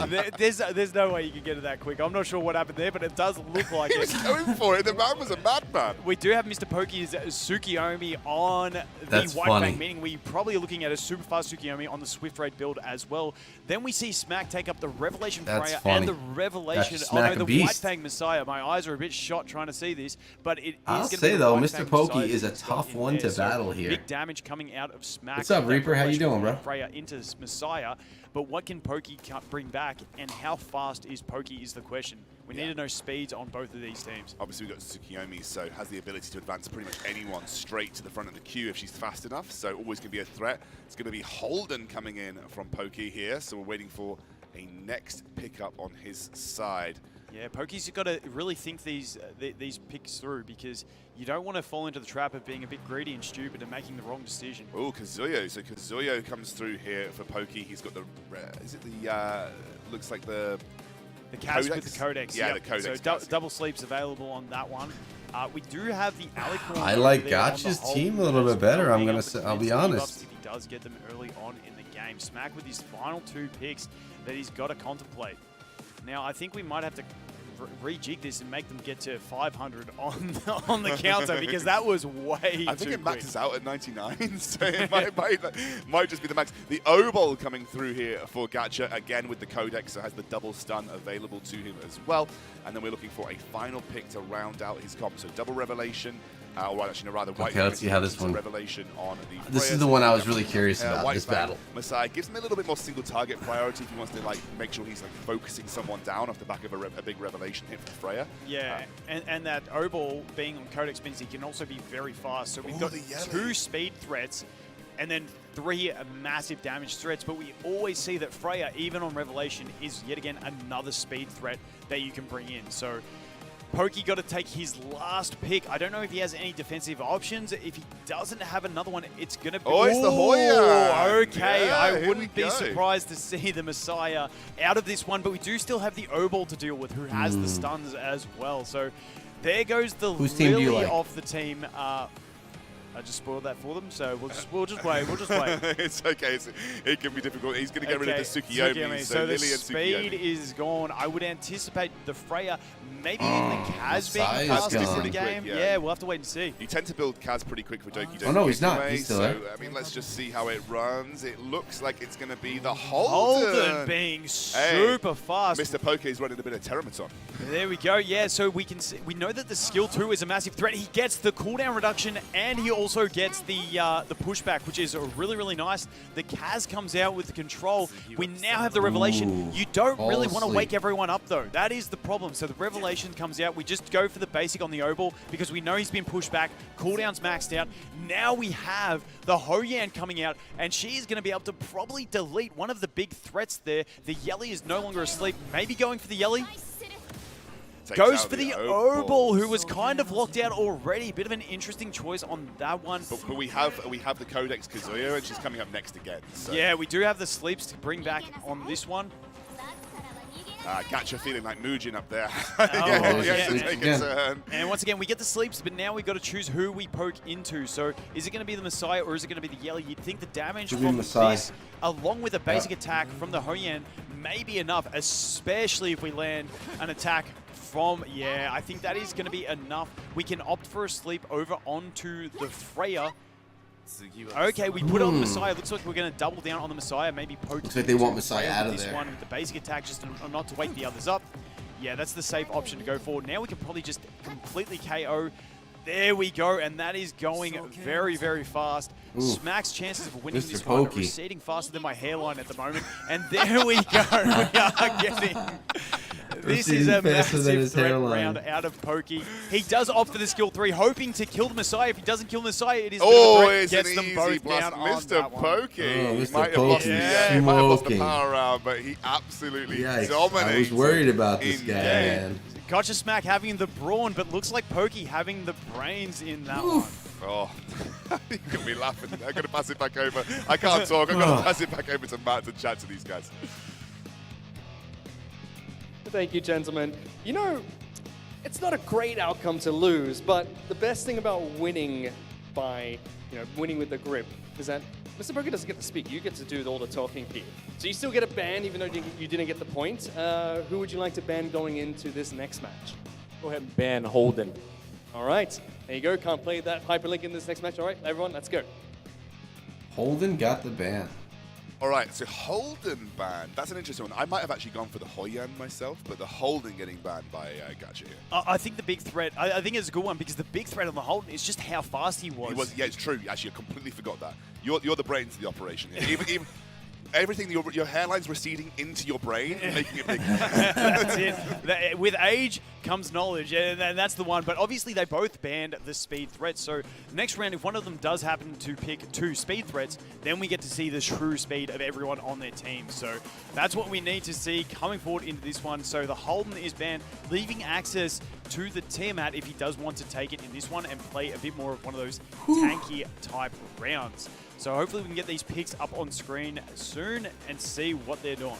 Now, Smack looks like he might be having an issue. I don't know if they're meant to be doing their grip strength they are, by they now. are. Okay, There we Pokey go, gets here we onto go. it. Oh! His hands are hurting. His hands are hurting. Now, Smack, I'm not sure if you're allowed to use 2 hands, mate. That's a bit of a soft option. I see Pokey using one. Oh, is it on a harder setting? They Have they put it on a harder cranked setting? it up. Okay.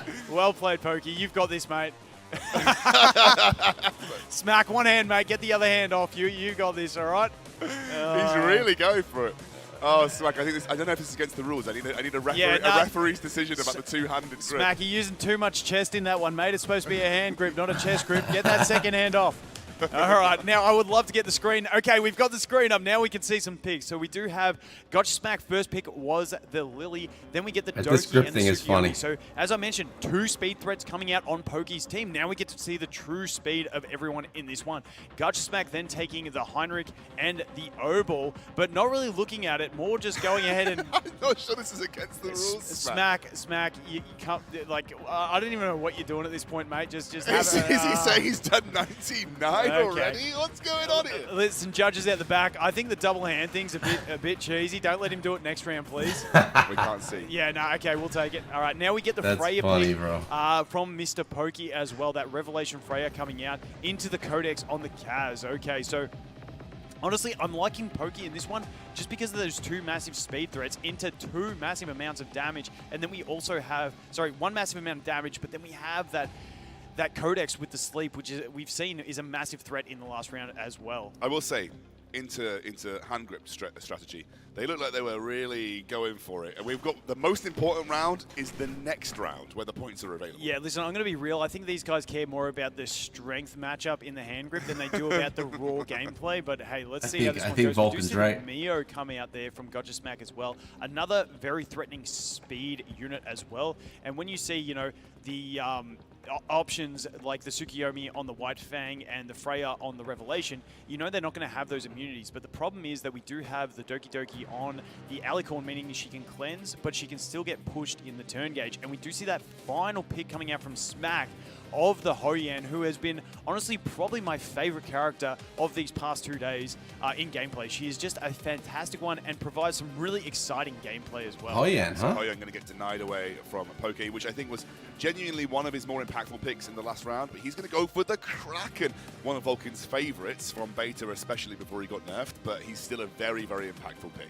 Yep, definitely. So I'm going to wait for both bands to come in before we reveal it to the players.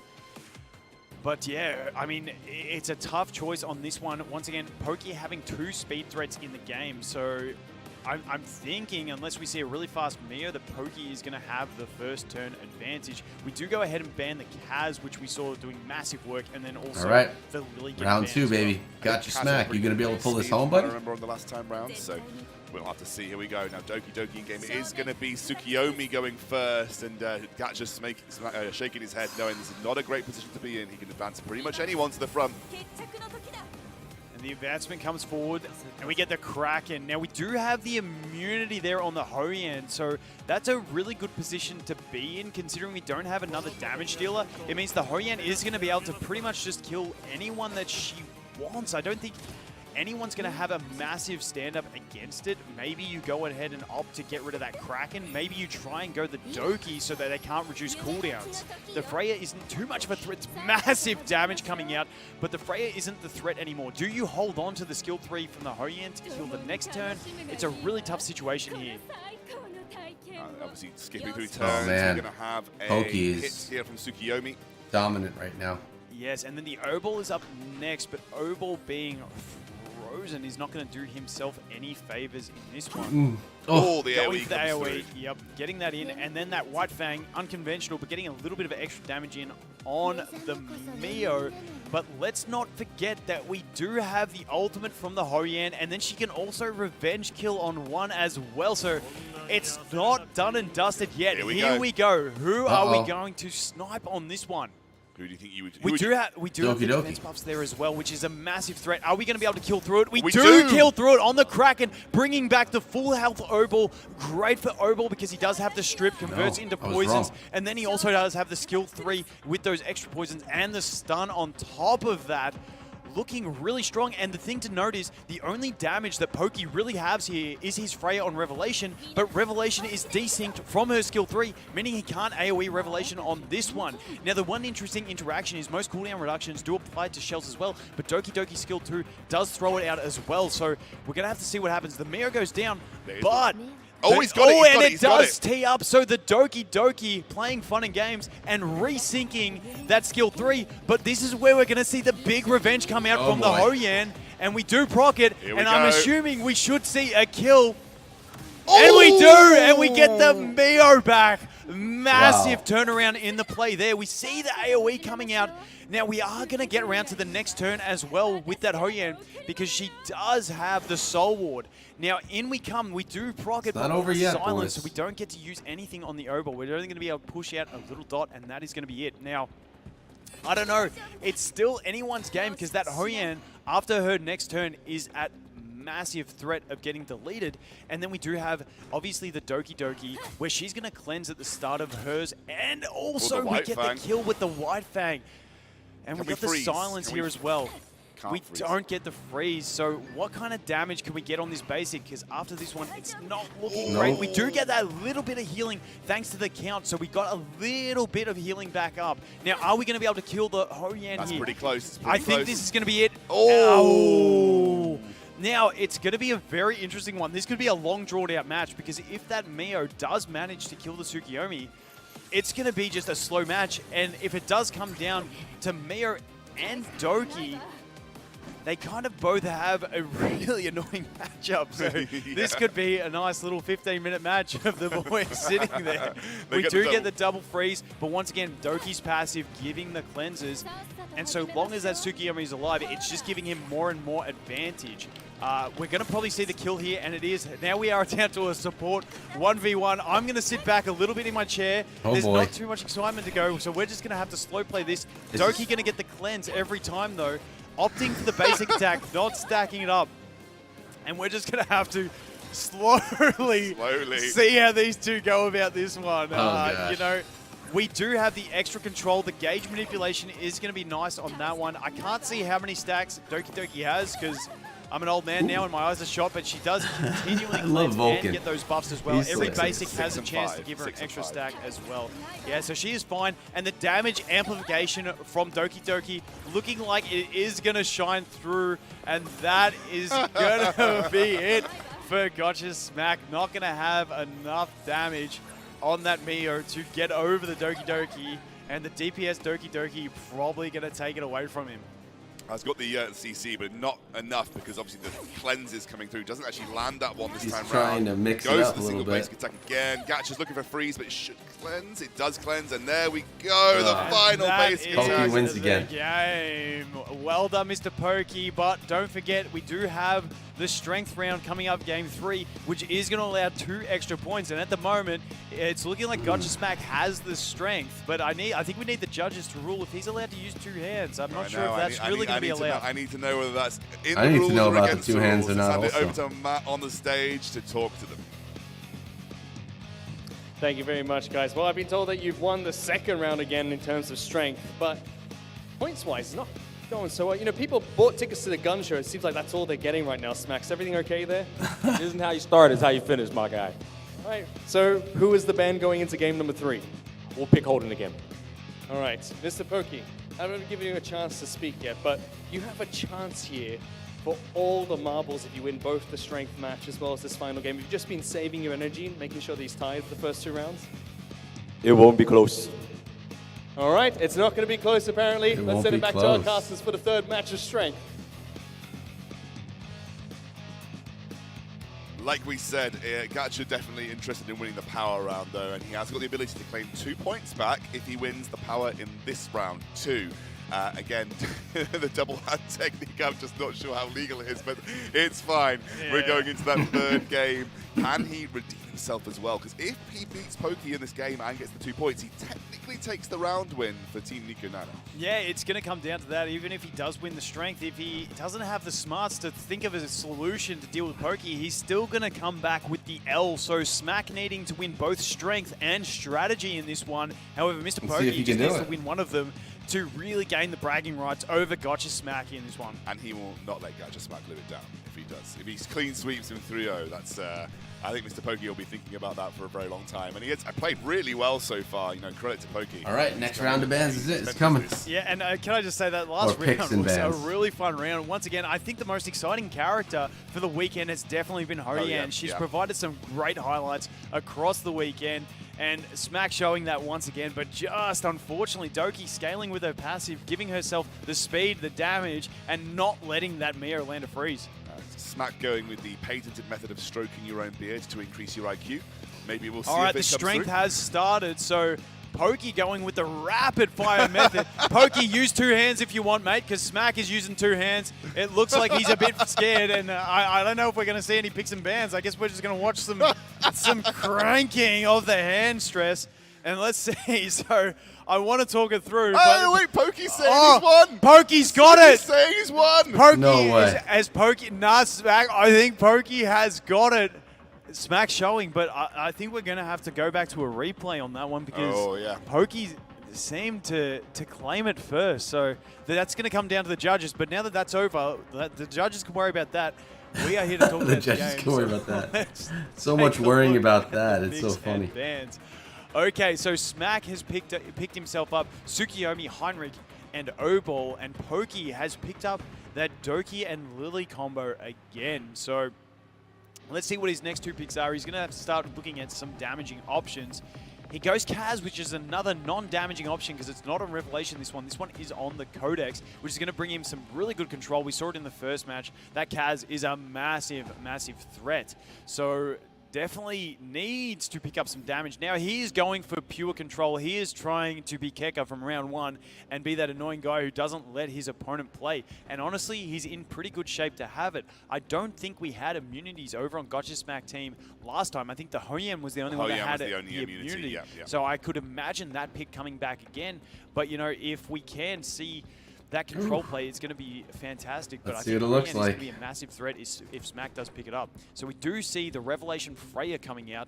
Obviously, Freya giving the attack buff, then hitting massively with Revelation is always going to be a threat. Also bringing that defense buff on turn 2 as some support. We did see in the last game, Freya on Pokey's team resyncing to the Revelation because of the way Doki's cooldown reduction works. We're not going to see that for Smack, so it's going to be a one-trick pony. We do see Smack pick a final pick of the Yelly, so he must be confident in maybe gaining in the first turn in this one, unless one of those 2 has a bulwark, because otherwise, if Pokey outspeeds and just locks him out, we could see a really frustrating match. Oh, Vice! No, he's toying with the Goat Vice. He does not take it. He goes and opts with the Ho Yan, who is a massive, massive threat. Now, we do have a couple options to deal with that Ho Yan in both the buff block from Heinrich and also the stuns from the O-Ball, but we do see the Ho Yan getting banned along with the Tsukiyomi. I'd imagine we're going to see first turn from Pokey, and if Smack doesn't have anything to deal with those control effects, we could see a match kind of like Keka's first game of just pure control. Who's going first? Is the Lily that gets to go first here, and also Doki pretty far advanced, so should see someone get some control down this early on. Is Mr. Pokey going to win it in 3? Smack can probably just sit back and relax here because I don't think... Oh, we do get the resist, but we are going to see the Kaz come in with the sleep anyway, so... Massive, massive threat. I think the Kaz, I'd be using the skill 3 because you've got the Codex. You're going to get to use it again. So the skill 3 is going to come out. Is it going to sleep the O-Ball? Yeah. It does. And yeah, that's not looking too great for Smack. He is going to be locked out of this one. It's that unfortunate feeling I think everyone's done in RTA where you walk up against an opponent that has full control and you just feel like you're sitting there watching the game happen. And the thing that makes it extra painful is if Pokey actually did win the strength and he clean sweeps for 5 points. Yeah. That is the threat. Now, there is always the chance that we miss a CC along the way and let Smack sneak back in, because once again, when we are on those Revelations, if, say, that Yilly does manage to get 1 turn, then it's not looking too good, but we do take her down already. We still have the Revelation over there on the Freya and also on the Heinrich, but you know, we're in a massive threat of a situation here. Now, we are going to have to wake one of them up on this turn. So, who do we wake up? We wake up the Heinrich. Okay, we can use that skill 2 to boost. We do boost the Kraken, we have the freeze available. Do you go the single target freeze or do you go the AoE, risk waking the others up and not freezing them? That's what he's got to choose. Goes the single target, lands it as well. Looking pretty safe at this point. Gets the second turn of that freeze as well. So getting completely locked out. Now we have that frozen option to use our basic into if we want to. We do opt for it on the Freya. I can see that skill 3 coming out. Do we land the freeze on Freya? We do. And now we can reduce those cooldowns once again. Smack looks like he's already fallen asleep. I don't know whether he's fallen asleep or if he's been knocked out by the pure pressure of Pokey's abilities there. But okay, he's still alive and breathing. But I don't think he's going to get to press a button in this one. He's frozen right now. Yeah, he's not going to get Not the much press damage button. coming up, but you don't need it when the enemy team's locked up for so long. That's going to be the second one dropping. We're going to have another skill 3 if we want it from Kraken, and he is getting, again, Gacha not even pressed a single button this game, and Poke is learning from the best, pulled out the Keka's tactic. Pokey has taken absolute man. lessons from Keka and produced some absolute cinema in this last match. Cinema, he Well says. done to Pokey. Commiserations to Gotcha Smack. We need to see from the judges who actually won the strength I need test. to know who won the strength, because that makes a big difference to the point score here. Pokey could have picked up potentially 5 points for his team in this round, which would mean that Nikonana would need a clean sweep to win in the final round of this Nikonana, tournament. can he What do a clean comeback sweep? if Is it he that the good? case, Pokey. We're going to hand it over to Matt over on the stage to chat to both of our competitors to see who ended up winning the strength tournament and get some thoughts from both of them.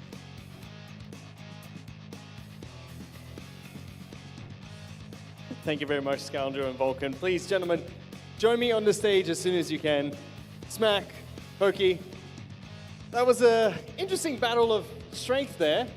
We know that Pokey picked up all 3 games. Smack, I've got to tell you what you've won. Uh-oh. You have won 2 bans.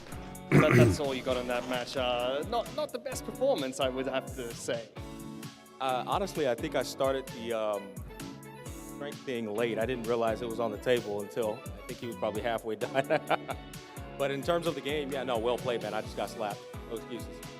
I mean, Mr. Pokey, you did say that you saved the best for last. You managed to pick up all 5 points for your team. Was that your strategy all along, just wait to the end, or really was it just fastest fingers first to get that button at the 3rd game?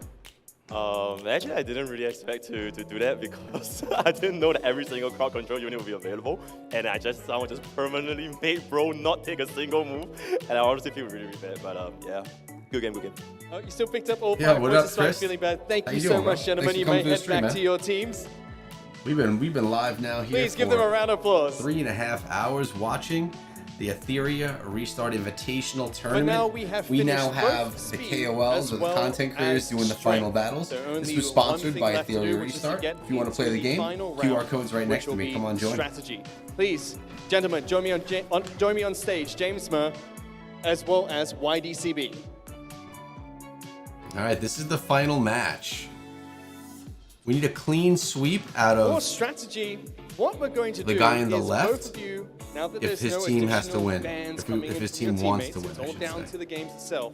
Before each match, you're going to be able to pick a card, which will be Reason, Odd, or Hollow.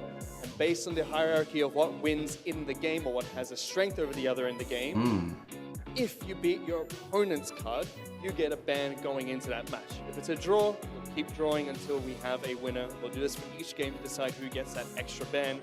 But if you get the win, you still get the points. So, I want to start with you, James Murr. Are you feeling lucky going to this one? Because YDCB said he is quite lucky. Yes, luck has been by my side. Oh, it's great to Luck hear that has luck's been by on your his side. side. YDCB, you say you don't need strategy, you've just always been lucky. You think that's going to play a part today? Yeah, I spied his account. It's pretty strong. I'd say it's 50-50. But as a gambler, 50-50 is wonderful. Oh, 50-50. All right, gentlemen, please take your seats and let's start the first match for strategy. All right, strategy time, baby. That's what these games are all about.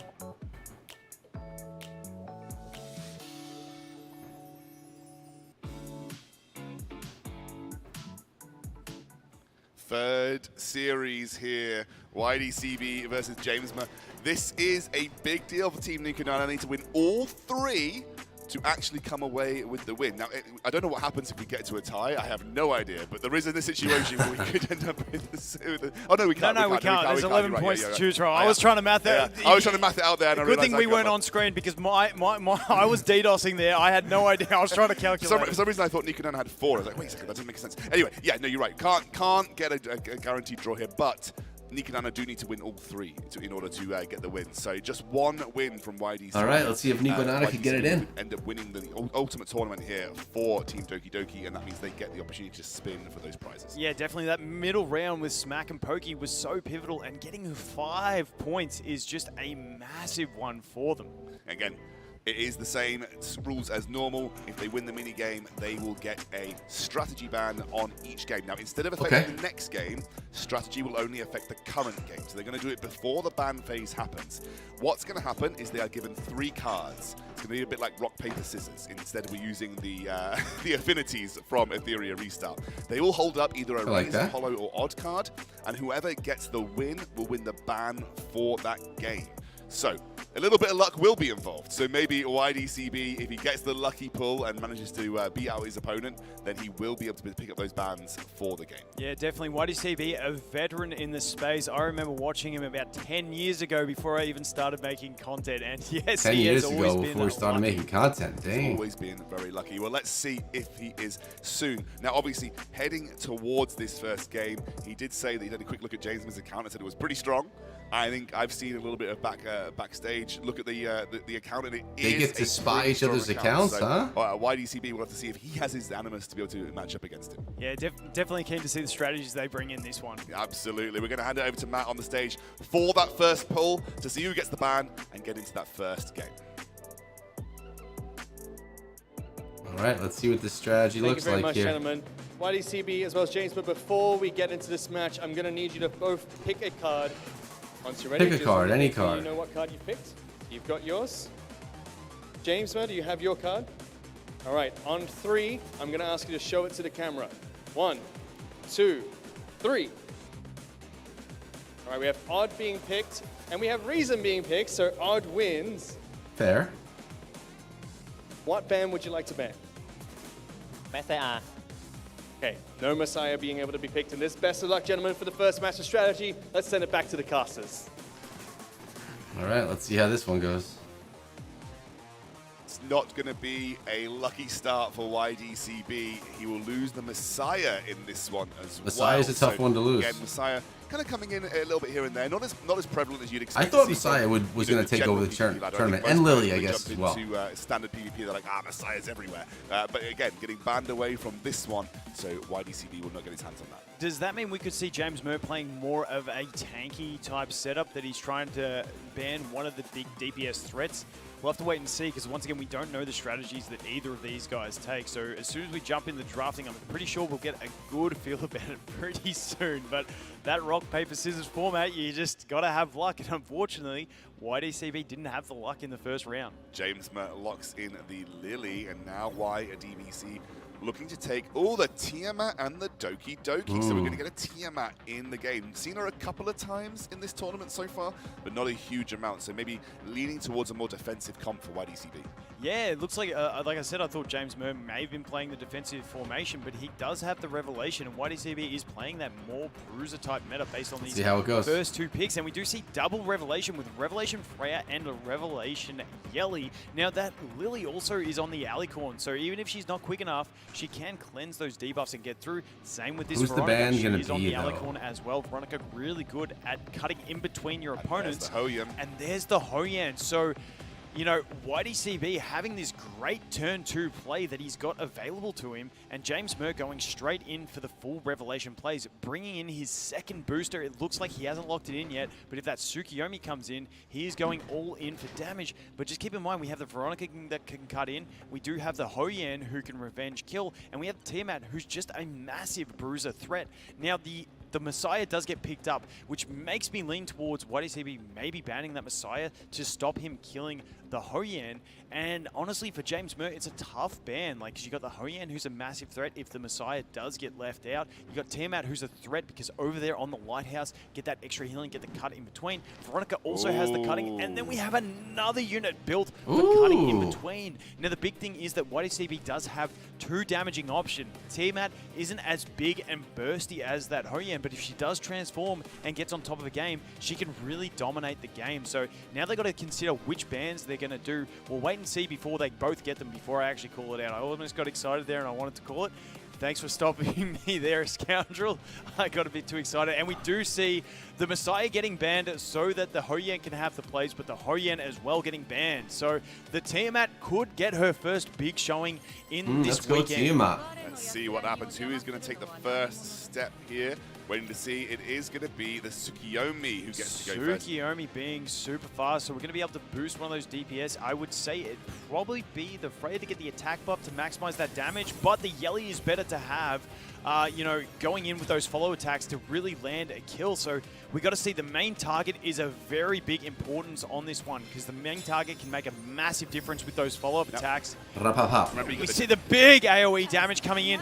The Lighthouse triggering on 2 of those units, going to be able to cut in between, and just not enough damage to deal with that Tiamat. However, we do have the Freya coming in as well with the Revelation damage, which means I do think we are going to see the Doki Doki and possibly the Veronica getting dropped here. The other 2 should survive. Only the Doki Doki. And we do see the Bramble proc, and the Tiamat instantly transforms, which means we have big damage coming out from the Tiamat. It's not massive because she is so low on health. Now, I don't know if she's skilled up. I didn't see a heal on the transformation, so that means she may not be skilled up, lacking a little bit of that damage, because Tiamat's damage is based on how high her HP is, and she is getting low. Now that Lily has an ability to boost here, who does she go ahead and boost? Are we going to see the boost on the Tsukiyomi randomly so that Tsukiyomi can leap in between? That's something that could be a possibility.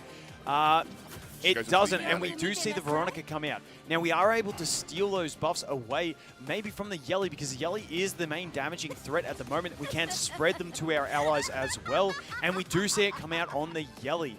So now we have the Fuqiu, who is going to be able to put that big, beefy shield that she has on, speed buff as well, speeding things up, and then her passive does start to kick in, getting that extra healing, getting that extra turn advantage. But we are moving straight into the Tsukiyomi, followed by the Yelly, who can deal some massive damage outside of Revelation. Don't you worry about that. So let's see how much damage this Yelly has. It's going to be a very telling point on this one. Yeah, she'll also potentially be able to take away a couple of buffs. I mean, there's plenty to choose from, but... We did also see, sorry for cutting in, we did see that the Tiamat is on Bramble, so she has a chance to revenge. Is she going to, did not proc the revenge, okay, only 2 arrows as well, but keeping that Tiamat very low is an important thing, so her damage is not as high. So we got to wait and see how are we going to get. So the Lily is next, followed by the Tsukiyomi as well. We're going to be able to use that skill 3 on the Lily, reduce those cooldowns as well, which is going to be a huge threat. There comes the Bramble proc as well. How much damage? Not enough. Just not enough. But the Tiamat is going to get her turn next and is going to finish off that Yelly and the Freya. And I think that is going to be it for damaging options and just about wipes the team. And that is the first big showing that we have seen off Tiamat. Apologies for getting excited, but she's my girl. She's been my favorite since 2 betas ago, and she finally gets the chance to shine. Yeah, and it does mean that YDCB winning this means that we are guaranteed a Team Doki Doki overall victory. So YDCB kicks things off, gets the guaranteed win for Team Doki Doki. Mr. Poke doing the heavy lifting in round 2 and followed up by YDCB in this round. Got 2 more, a little bit of pride to win for Team Nico Nana, but we are going to see exactly how they feel after that. That was a pretty intense game, and you can see just how strong Tiamat can be. Yeah, definitely a fantastic showing that Revelation isn't the only way to play. Exactly. We're going to hand it back over to Matt on stage to chat through that game as we head into the next. Thank you very much, gentlemen. YDCB with the win there. Might not be lucky in the first draw, but did get the victory. So now let's go into the second draw before we start game number 2. Please pick your cards, gentlemen. I just want to quickly take a look at yours, YDCB. You want me to tell him? Do you want to tell him yourself? I'm putting the blue one out. He's putting the blue one out. So now you have the option to pick your card. What are you going to go with? Show me. Not going to show me either? Okay. All right, gentlemen. On 3, please reveal your cards. 3, 1, 2, 3. 1. Let me see, you didn't go with the blue card. You got the green card this time, so Holo beats odd. You get another ban going to this one, James Burr. What would you like to pick? Tiamat. Tiamat as ban going into the second match. Good Best ban. of luck, gentlemen. Let's get into the game. I wondered if YDCB was playing a little bit of a bluff, but actually just went straight with the blue one. That was my first thought. As soon as he said I'm putting up the blue one, I was thinking he was going to be putting up the red. Yeah, I mean, I guess in that situation, I would have just picked the blue myself and gone for a draw and then just maybe tried to run it that way. But he does get the win. He says, okay, I believe you, YDCB. I believe you. Trucks up to the green. We are banning Tiamat in this match as well, so it's going to change up the strategy, change up the tactics for YDCB. Yeah, Tiamat just dominating that game, and that's what she can do when she transforms, and that Bramble is such a big thing. Those revenges can be so threatening, and as we saw, the turn she transformed, she Brambled to get the transformation, then she Brambled after transformation in the later game. So we do see the first pick coming in from James Murr of Messiah. Previously banned the Messiah, now taking it up, and YDCB getting the 2 fast options. Now, I'm not sure how fast that Doki Doki is going to be on the Gigabyte. Not as fast, but we do have the Lily as well, but that Lily is on an Artisan, so both of those shells not having access to the additional speed set, meaning they are limited on a bit of speed. We do have the Revelation Messiah, the Revelation Yelly coming out for James Murr as well, and we are waiting for that third pick, but he has got no shortage of damage. I'm assuming he's going to want to try and pick up some support here to try and outspeed or, you know, control his opponent, because once again, having 2 speed units on YDCB's team, but neither of them having access to an additional speed set, the Tsukiyomi is a great play because that does give him a really solid chance to outspeed, and due to it being the Jackal on the shell, does have access to the additional speed set, meaning we can possibly outspeed. And now we see YDCB coming in with the Lilith. Now, Is it Lilith, the Jackal Guard Lilith? Yep, Jackal Guard Lilith, meaning can be fast, also get the extra speed boost, keep cycling through. And then we do see the Halloween over there on the Kaz. Now, in the longer matches, the Halloween is better than the Codex because you can keep reducing those cooldowns and cycle more often through a longer game. I think Messiah's going to get the ban. Now we see the White I think it's a ban on to the ban and Echo Doki coming Doki. out. Chiaki the Echo being a great booster with the attack buff, boosting the gauge of all allies. And she is on the White Fang, meaning she's probably built fast with a double speed set with the Swift Rush, Swift Raid, meaning that we now got 2 really fast options in the Tsukiyomi and the Chiaki, and then 3 Revelation damage dealers. YDCB rounding out his options with Mio. Yeah, so we have the full comps locked in here. We'll see what the bans come through. Very quick ban from YDCB. We'll have to see what James Murr decides to pick off here. He's just thinking about it. There are lots of options. The Mio you might want to ban. You might want to ban the Doki Doki. You might want to ban the Lily. They're all quite high ban priorities when it comes to sort of the general look at people. Lily as well, really yeah. picking This one out. Ooh. It will be the Mio. So Tsukiyomi and Mio taken off the table.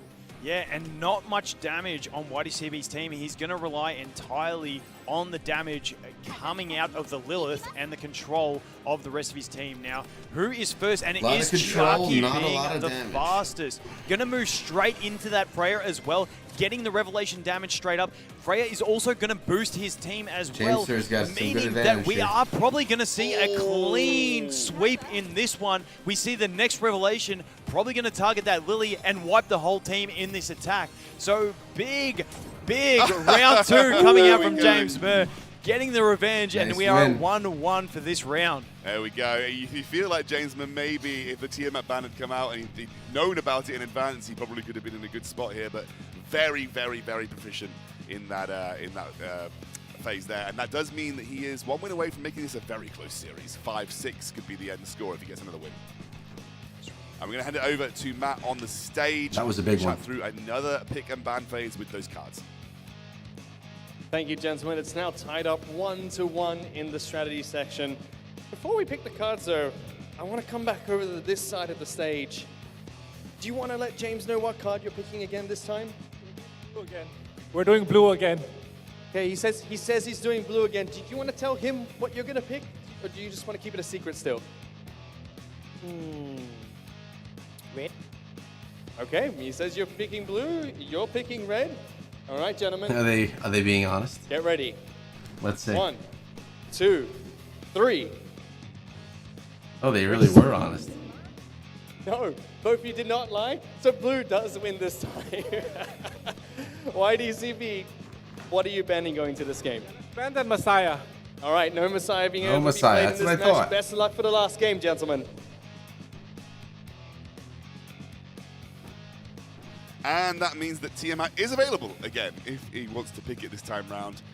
That's a very interesting pick and ban phase, just telling each other what you're going to go for in the strategy. Yeah, a very interesting rock, paper, scissors there, both telling the truth. And Silly you know, guys. I thought YDCB after the first one was going to tell a bit of a lie there and get it, but you know, he didn't even have to lie to win, and honesty is the best policy. So here we go. We get the first pick from YDCB, straight locking in that Tiamat straight away. We saw the Tiamat, dominance jeez. in that first round of the Tiamat. Then we get James Murr coming in with a different strategy, going with the Veronica into the Hoyan, meaning we've got two really solid units as well.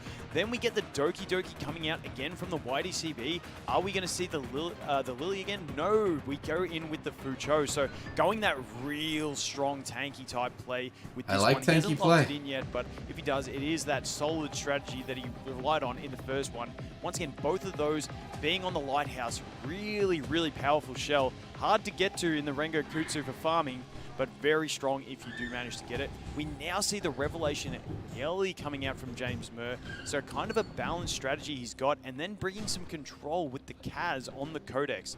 Nope, shifting it up, can't take the Messiah, that is banned.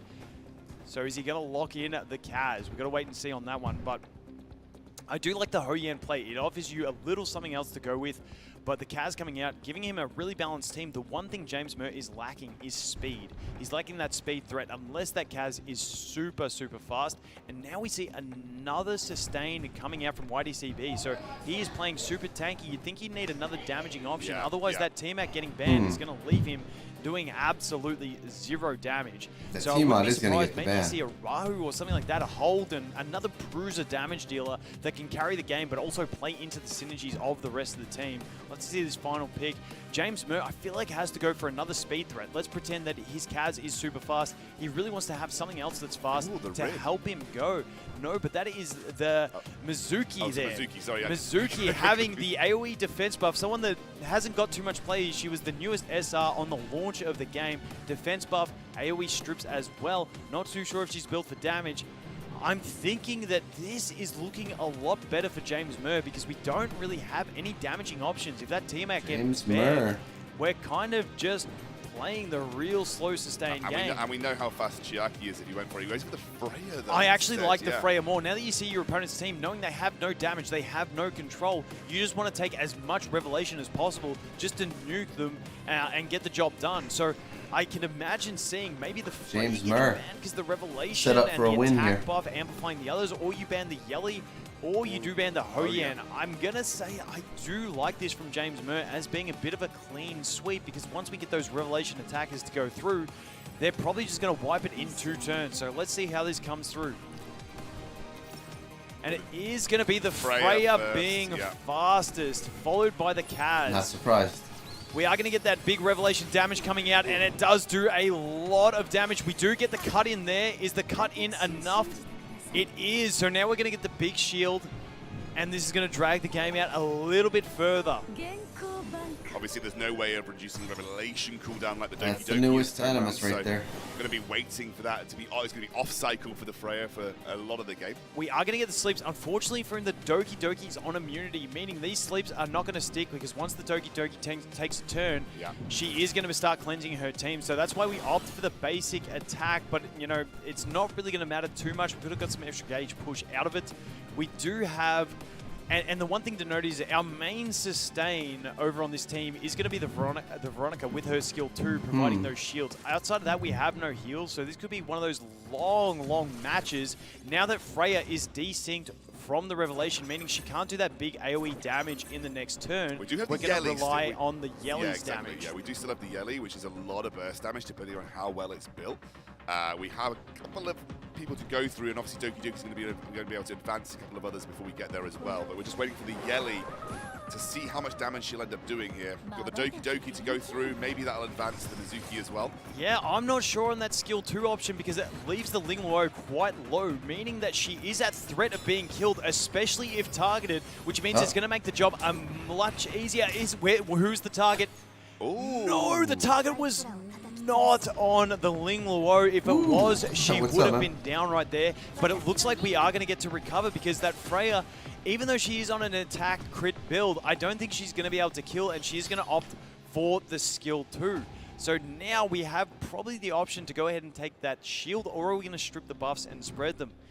I'm honestly liking the look of YDCB more as this goes on. We need to last a couple more turns with the Yeli to get another big damage. Interesting. He really went for the sustainability here.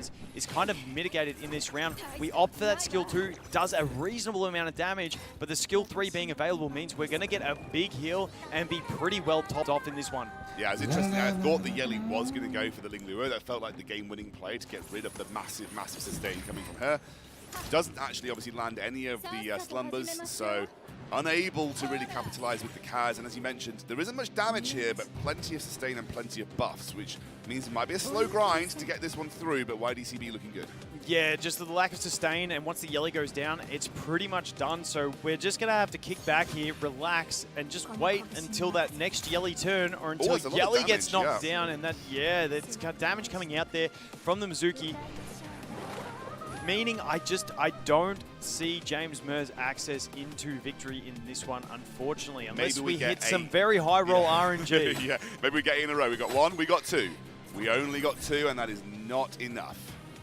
Yeah, I'm not surprising how this kind of changed. The steal. I mean, if we do steal all of those buffs, that does give us a lot of healing with those whale prayers. So, you know, the longevity actually is coming out, found a way to provide some healing to the team. You know, turning that extra healing provided by Ling Luo against them and providing it to our team over there to get the heals and extend the longevity of the Yeli. I mean, obviously we just saw Revelation proc on the Freya again, but unfortunately, as it's not a 3-turn cooldown, off cycle for her ults, the damage is really limited to the S1, which is very, very small realistically. Yeli's still on relatively low HP. She's also not the fastest in the world, so therefore her turns cycling into that whale prayer are going to be a little slower than the rest of the team. But once she does get to her turn, she should get a decent chunk of healing here. And here she goes, she gets a turn, does get a bit of a heal up. It's still not massive, she still is at threat of dropping, but we do the basic attack and we get 2 arrows, but we need the Revelation to have any chance. I think once he gets around to his next turn with Yeli, if he does get to another turn of Revelation, he will be using it over on the target of the Ling Luo. This is interesting. I actually maybe would have waited till Revelation came back up for Freya. Maybe that was a little bit too long form game, but there was an option to wait for Revelation, just keep spamming S1s. Yeah, definitely. You could do that. It would have taken another 2 turns if my math isn't failing me to get there. But your the math problem isn't is as well failing now, you, buddy. Yeli is not going to be able to land the defense break either, which he did land last time. So, you know, I think this is the last chance. Next Revelation on Yeli is our last chance to gain a victory. Otherwise, it is going to be game over. I don't see another way out for it on that one. And we will have the big longest shields to match deal with as well. Yeah, they have come through, and you can see Ling Luo looking pretty tanky here.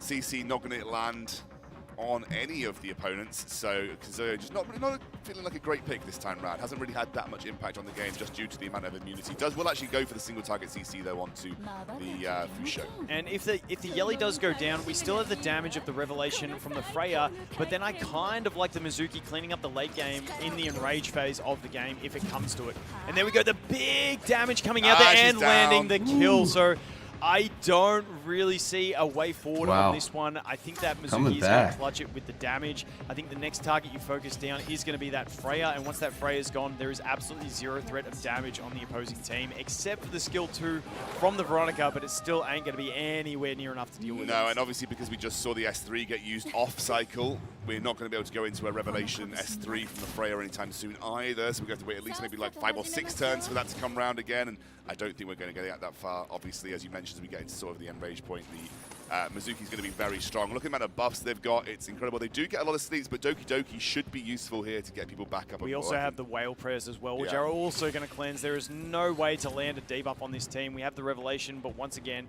it is not synced up with the skill 3. I mean, we're not going to get enough damage out of it. We have the Revengers coming out as well.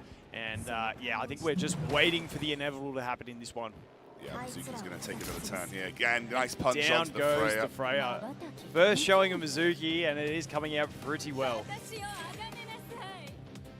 Very long form game. They're going to get a nice speed up, trying to go onto the Mizuki to stop her from taking action. But as you mentioned, there's just so many ways to very pass long them over. form. Whale prayers, Doki Doki, not an easy way. Going to get the immunity locked on them with the whale prayer as well. So again, even if the Kazuya was able to do anything, which she really isn't at this point, it's going to be very, very tough. Mizuki will just start to chip away at the 2 remaining animals. I'll tell you what, I'm James' impressed side, and that means with should Scoundrel. take this final Really game of the got into series. this game. I know Gets it's another new, kill here with and it's one not one that left. he covers on Veronica's the YouTube only one either. left available. He put a lot Jamesman knows that he's done. a lot of He's work gonna into really hand it mastering the over, game. and that means YDCB Doing a great job. will take another win here for Team Doki Doki, with the final score being 7-4. Yes, massive game there. It was one of those slow ones. YDCB opting for Slow for no sure, damaging man. options outside of that Tiamat, which when that happens, it means it's just going to be a very, very slow played game. And once again, he managed to live through it. I think the one thing that could have changed that game was if James Murr actually targeted the Ling Luo on the first Agreed. Revelation usage with the Yelly. It could have actually got the job done. The defense break landed, and we could have seen a bit of a different game if that happened. Let's take a quick look at what happened then in our Influencer show match. Is that it? Say Is it Shizo over? got a very strong start for Team Nico Nana, but unfortunately Mr. Poke comes back with the second with 5 points and a pretty close final series in strategy, but it does mean that Team Doki Doki do take the win overall. Thank you very much, Vulcan, for casting this weekend with me. That is done for me and Vulcan for the time being, but we're going to hand What over an to Matt event. on the stage to round things out. What an event.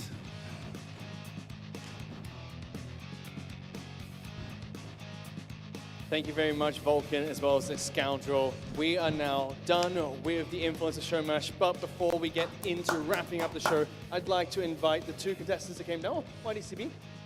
Jason was gone already. Must have absolutely devastated him in that last match. I mean, you finally won one of the coin flips, and then you won the game. You know, is that a coincidence, or is that just how luck works? I think if I lost that coin flip, I lose the game there. Because he was forced to ban Tiamat, right? Oh, that was scary. Well, you were able to pick up the win. Congratulations. And your entire team won the Influencer Show match. So I'd like to invite the rest of your teammates up to the stage. Please give them a round of applause. Team Doki Doki. Team Doki Doki pulled in the win.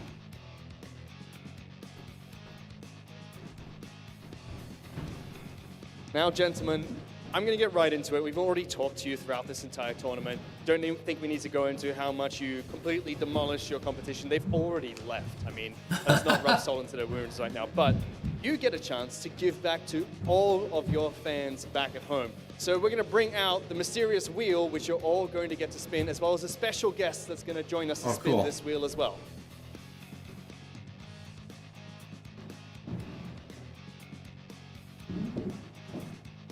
What does the wheel do? Gives us all The way that rewards? this is going to work is each of you are going to get one spin of this wheel. Wherever it lands, the entire Etheria restart server will get this reward. Each of you get one spin. All I'd like to right. invite back to the stage Game Director Jack to join us. Let's Who'll get go, one more baby. spin to join all of you. Please welcome Game Director Jack.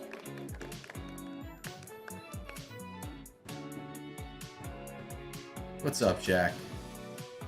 All right, we'll start with you, Mr. Pokey. Please spin the wheel.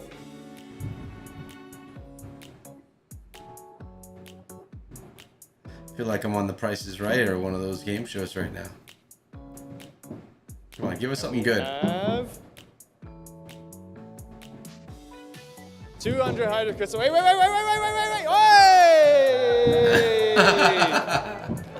10 animal prototypes. Congratulations. How did that happen? All right, okay, we'll let this one slide. You're up next.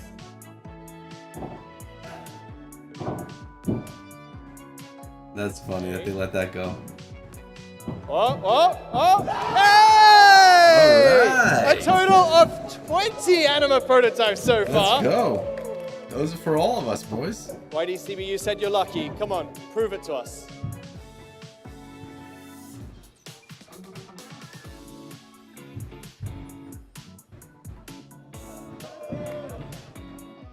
One Apex prototype. That's not bad. I'll take an Apex Game prototype. Director Jack, please spin the wheel for us.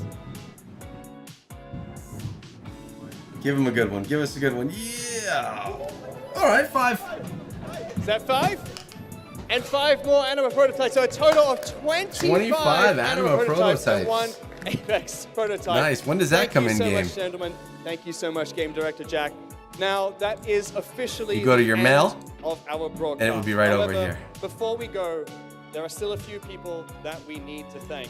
Firstly, Team Doki Doki, thank you so much for the amazing performance, as well as Team What a great Nico event, Nana, guys. backstage. Thank you so much to We wanna Etheria also Restart for thank sponsoring who was here this for the exciting legendary show. event. Won in decisive Thank you so fashion. much for you guys Top coming enough around and Keke watching. Remember, for if at any winning point in as the time you champion decide of that you want to try out this game, there's always a EWS QR code and a link for an additional 10. So you just got 25 Animus prototypes, plus my 10, plus EWS 2005 gives you another 10. That's 45 Anima prototype pulls you get today just from watching this stream. We still respect your valiant effort in the tournament. The game director Jack, as well as all of the production, broadcast crew, and everyone else behind the scenes, thank you so much for putting together a What a great fantastic event. broadcast. What a great event. Last but Nice not job least, to our Vulcan and shoutcasters, Excoundrel as well as our cosplayers. for Definitely amazing all casting of as you well. back They at did a home. really great job. I Without got to you, message my none boys of this over there would and have let them been know how possible. well Thank you so they much. did on We their hope that you all have job. a good night.